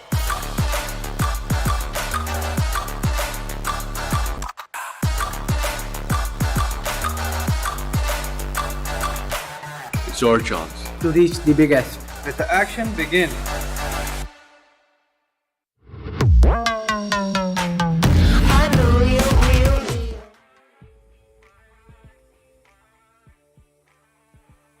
course. Yeah, dude. What an enthralling set of matches here, Blotter, for our first league stage days and leading into our Super Weekend. We've got some amazing teams lined up. We'll find out exactly which ones real soon, but I think what we know for sure is we're going to see some thrilling action. That is for sure. I mean, every single team right here has given it their best shot. We were calling off for 3x. Where in the world are they left off? I mean, they are on Mars. Are they on Venus? Are they on Pluto? Where are they gone? This is just not the 3x that we saw or remember. And here they are proving their worth. You know, I mean, MetershotxSKY, another team that was just slowly, barely surviving on like one pistol engine. And then suddenly here they go with like a pump in action and blasting off to Mars sort of a gameplay and play style. And same can be said for TUF at least, or rather especially in this game where it mattered the most. And here they are, Joker especially with the MVP of the lads. 6 eliminations, as you perfectly mentioned as well, with along 6 knocks and 2 assists. 956 damage dished out. He took it all upon himself that, you know what, I'm going to get tough and I am going to deliver our team into the first ever Super Weekend. Oh yeah, Joker coming up clutch exactly when his team needed it to get his team TUF into that top 16. Barely though, so they're gonna have to look to build on this momentum to try and make it into a strong stage in that Super Weekend, you know, get as many points as possible. But looking at the top 5, of course, we expecting Joker to be at the top, but I think 2 key factors that you mentioned, 3x, they seem to be back for a team that was stuck on 20th for out of the like 8 matches they played, 6 matches they were in the 20th spot, then 1 chicken dinner, and then right here another top finish, and they seem to be back like that top 3 qualifier team that we saw in the first place. Well, we were talking about 8 points. TUF walk away with 20. And on the other front, MetershotxSKY, the team that got a chicken dinner, 21 total points is what they've been able to accumulate. Along with, look at that, damage received, 152 damage. That is it, 152 damage. So a very passive game, but also an advantageous game because they took fights that they knew they could deliver upon, and thus the 6 elimination points right there in the name of MetershotxSKY. Yeah, TUF clearly the team that was out to win it, you know, trying to make sure they get enough points, and they did so very, very well. MetershotxSKY just playing the tactical game, trying to make sure that at this point they're just holding on, trying to get that chicken dinner, trying to get that extra boost going into the Super Weekend. But whoo-wee! Wow! I have never seen as much domination from any player. Joker, 4 out of the 5 stats that we have in the match summary, he owns it. And the only reason I think he doesn't have the highest assist is because he's killing everyone. So how is he going to have assists? No, but he's still on the second in that list as well. He's on the second. I mean, TUF Joker, dude, what got into you? I mean, seriously, were you just waiting for the side of Team TUF to be stuck in such a weird position that, you know, that is when you're going to showcase your X-Factor gameplay? Well, I don't know what you were waiting on for, but thank you for delivering, because TUF definitely have made it through. And along with that, it seems like we've got good hopes, and Star as well, maybe 9 points. Oh, yes, that should be enough if I'm doing my math correctly. Yeah, that should be enough. And that is going to break the hearts of Team TMW as well as Quraysh Esports. Dude, yes. Oh, yeah. We're getting happy for these teams because they have given such an incredible play at such a crucial moment, but cannot forget the gameplay that has been showcased throughout the day from TMW. I mean, TMW, that is a team that took it in their stride to try and make it happen throughout the entirety of the day, from one game to the next, you know what I mean? They were sticking on, making on those leaps, sticking to that 16th position, moving up one ladder and then jumping back. And yeah, but you lose some, you win some. But, well, what can I say? The teams that just outperform are the ones that will deliver. Yeah, exactly, right? And oh my god, just thinking about the way Osama played that situation, the way he was able to hold on for dear life. Imagine if he dies out sooner.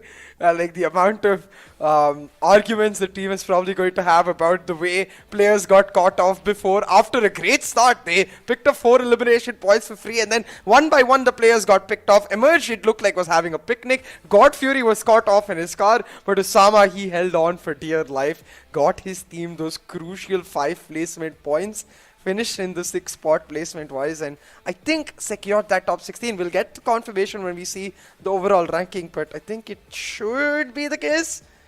It will be. We shall find out after the total damage graph, damages graph. But before we do, we are going to go through the zone analysis. Now, this is where CA did point out that NES, they are looking at a very comfortable position, and they were as well, right? They had the mountain region working for themselves, but even though they had the information for all the teams that are trying to approach them, that aggressive, over-aggressive, that stance that is required, that trait that is required, that is something that is missing from the side of MetershotxSKY. And that, of course, with so many teams coming over to your position, it was absolutely no way they could have held their grounds. But on the other front, TUF held on Clarity 420 boy, pushed on against him, got the team revival, Joker and Thor, then pushed on along. And in all of that, well, they definitely made it. Also, another question that I did have for you, Nikhil, is, correct me if I'm wrong, but when Osama was stuck in that compound, we had 3 different teams around in the vicinity, right?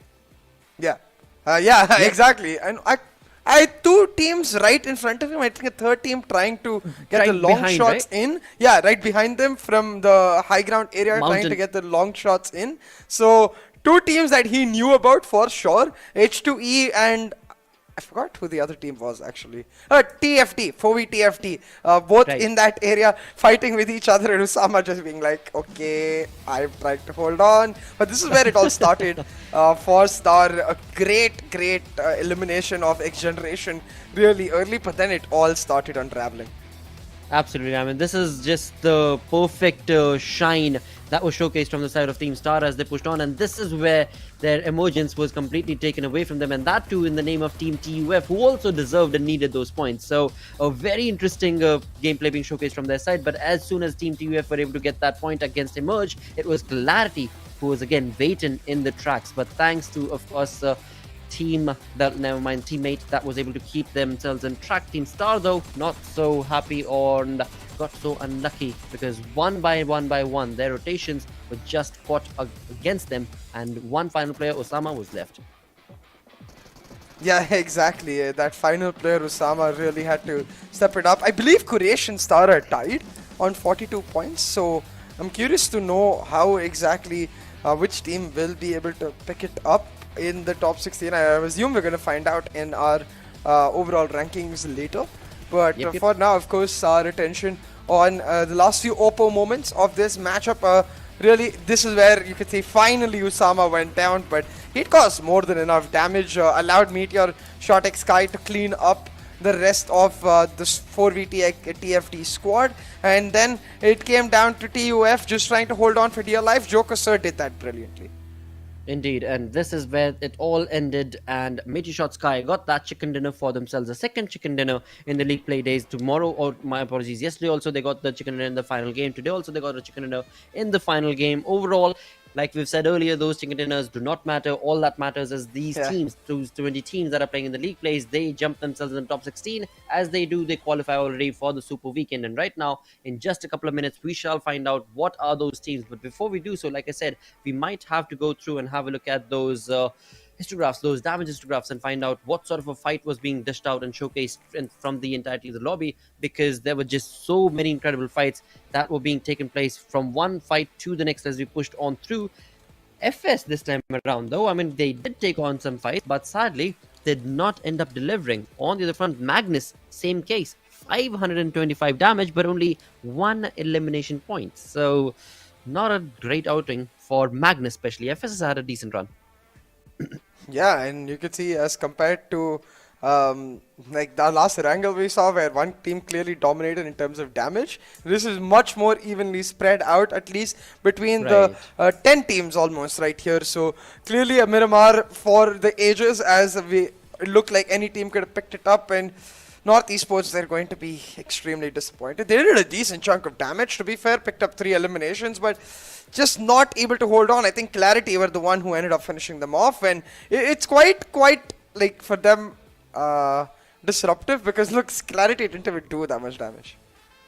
Exactly. I mean, MetershotxSKY, they were just at such a perfect position where they had so much information, and they were using that information also consistently bringing in a lot of bullets and sprays against their opponents. That is why they've got that 1300 damage, as so many teams were jumping on towards their location as they were in the zone. But sadly, that was just not enough, and well, they were able to only accumulate 3 elimination points, but that's okay. I mean, you learn some, you lose some, you win some. In the end, we've got this to worry about. That is the top 16. And looking at the top 16, Freestyle still maintaining that wonderful flamboyant approach to their entire 2 league play days. 111 total points is what they've been able to accumulate. MetershotxSKY making a big jump from the second place to the first, 6 positions up, onto the 5th with 71 points. Yeah, and I think one of 2 teams, Regicide and MetershotxSKY, who picked up 2 chicken dinners throughout this day, so it'll be really clear for them. But to be honest, top 10 teams, I'm sorry, but nobody cares about you. Let's go on to the next page. We really want to see which teams end up making it to the top 16. No. Hold on. Team QWERTY, dude. Team QWERTY, we have to actually commend as well. I mean, yesterday you do remember, right? I mean, Team QWERTY, they were nowhere to be seen. And today, throughout the day, they've been pretty consistent. Oh, most definitely. I think something we expected from Team QWERTY, to be honest, and Fair I'm glad enough, we get to see that happen. Still not the greatest performances, but it's good enough for now. Similarly, 3x, but oh, look at this. Team Star will be able to make it into that top 16 points, and the reason, the tiebreaker, like difference maker, the rule effectively is number of winner chicken dinners, which both teams have 0, so that can't be the case. And then number of placement points, blotter. And you can see that placement points has continuously been an issue for Quraysh. They have a ton of eliminations. They fight very, very well, but they never survive. And that's what ends up being the difference. Not even points, just that placement points. Team Star and specifically Usama able to make it happen for his team, get them into that top 16, get them into that Super Weekend number 1. Quraysh Esports, if you end up watching the stream, please, I mean, I chose for you guys to be in the head-to-head because I thought, just like me to shot, this is going to be your shot, this is going to be your day, and you will understand and realize that, yeah, we've not been working towards those placement points. And that was my point as well when the day started off, that they've not been working towards placement points, and hopefully they will by the end of the day, but nothing has changed.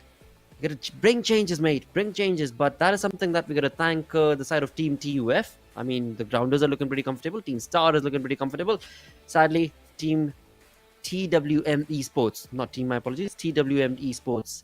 Tough luck, mates. Tough luck. This team, they tried. They genuinely tried today. But yeah, the other teams, they just had a better start from yesterday to today. So they get the better half of the better chunk of the cake pretty much, but nothing taken away from these teams that find themselves on the 17th, 18th, and 19th, and 20th, because there are going to be 3 super weekends, and this is just the first one that they'll miss out. There's still hope. Yeah, there's but still opportunities. It's gonna hurt, I think, for them missing out on this first Super Weekend. They're gonna have to pull off some insane performances in the other Super Weekends to be able to bounce back and stay in the top 16 to try and make it to the grand finale. But it's gonna be easier said than done. However, our elimination leaders for now, you can see quite reminiscent of our top teams. You've got 420 Boy from Clarity, Waltrucks from Regicide, Malik from Freestyle, Joker stepping in there from TUF. Of course, a large reason of which was the large number of frags he got in this final game. And then Sirius has been a consistent performer throughout in that 5th spot. Absolutely, from Quantum Rage indeed, and that is where the cookie has crumbled for the day, where indeed we've got the top 16 teams that will be moving on forth, and these are the elimination leaders. But once again, these players, they have had some wonderful run, but in the Super Weekend, the teams are going to be trying, I believe, different strats. I believe they will have a completely different drop location as well. I mean, I'm anticipating. I'm not sure if that'll be the case or not, of course. But I definitely do look forward to some X-Factor plays being showcased from these teams. And also to keep in mind that Sandhawk is also going to get introduced in the Super Weekend. So maybe a few of these teams have just been waiting for that. Yeah, most definitely. I think some teams we've clearly seen map preferences from. Like, I think Regicide loves them, Miramar. Clearly, Freestyle, Clarity especially, loves them, that Erangel. So I'm sure there are teams out there who'll be like, bro, there's no Sandhawk, come on, I want to play some Sandhawk. And I'm sure there are teams out there who's going to be like, well, let's go, Super Weekend. We've got that map coming in, and they'll look to maximize their value right then and there. But I think what's especially key is the consistency we're seeing from Freestyle. They've got 3 players in the top 10, I think the most from any individual team. So clearly a big reason as to why they're finishing in that number 1 slot from this weekday stage in the league.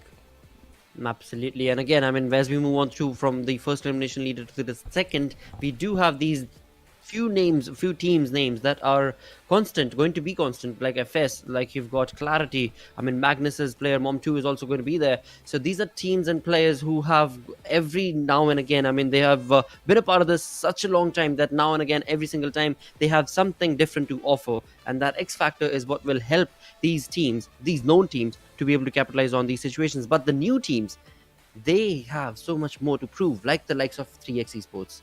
MetershotxSKY looking pretty comfortable. 52x Rage looking pretty comfortable. Team H2E, I mean, they have not been working towards those elimination points, but hey, it doesn't matter. They're still here for the Super Weekend. They've made it. Yeah, exactly. And these are your top 16 teams coming in from this weekday stage, going into the Super Weekend. Team Star and Team TUF, those last minute entries, displacing TmwEsports as well as Quraysh Esports. And of course, giving a lot of fans some hope and breaking a lot of hearts at the same time. And on the other hand, we've also got, I believe, QWERTY, 3x Esports. All of these teams that were looking like they might not make it yesterday, making it today with some decent performances. That is so true. I mean, Team QWERTY, it honestly felt like, where is that QWERTY gone that we knew? I mean, Khan, Wolverine, these guys was just all over the place with such amazing plays. But here they are, proving their mettle. And there's something I believe you said, or I think you said it, that they're just waiting for that Super Weekend. As soon as that Super Weekend is brought on, that is where we shall see these players come on into their own light. With that, do not forget to follow us for, or rather, the entire journey of PMPL. So hashtag PMPL as you join us through these matches, and let us know where you're tuning in from on of course the social media. On Facebook, would share pictures, and on social media like Twitter and Facebook, as well as Instagram. Do not forget to follow, as well as our official PUBG Mobile Esports page on YouTube. That is going to be so very important for you to click that icon and subscribe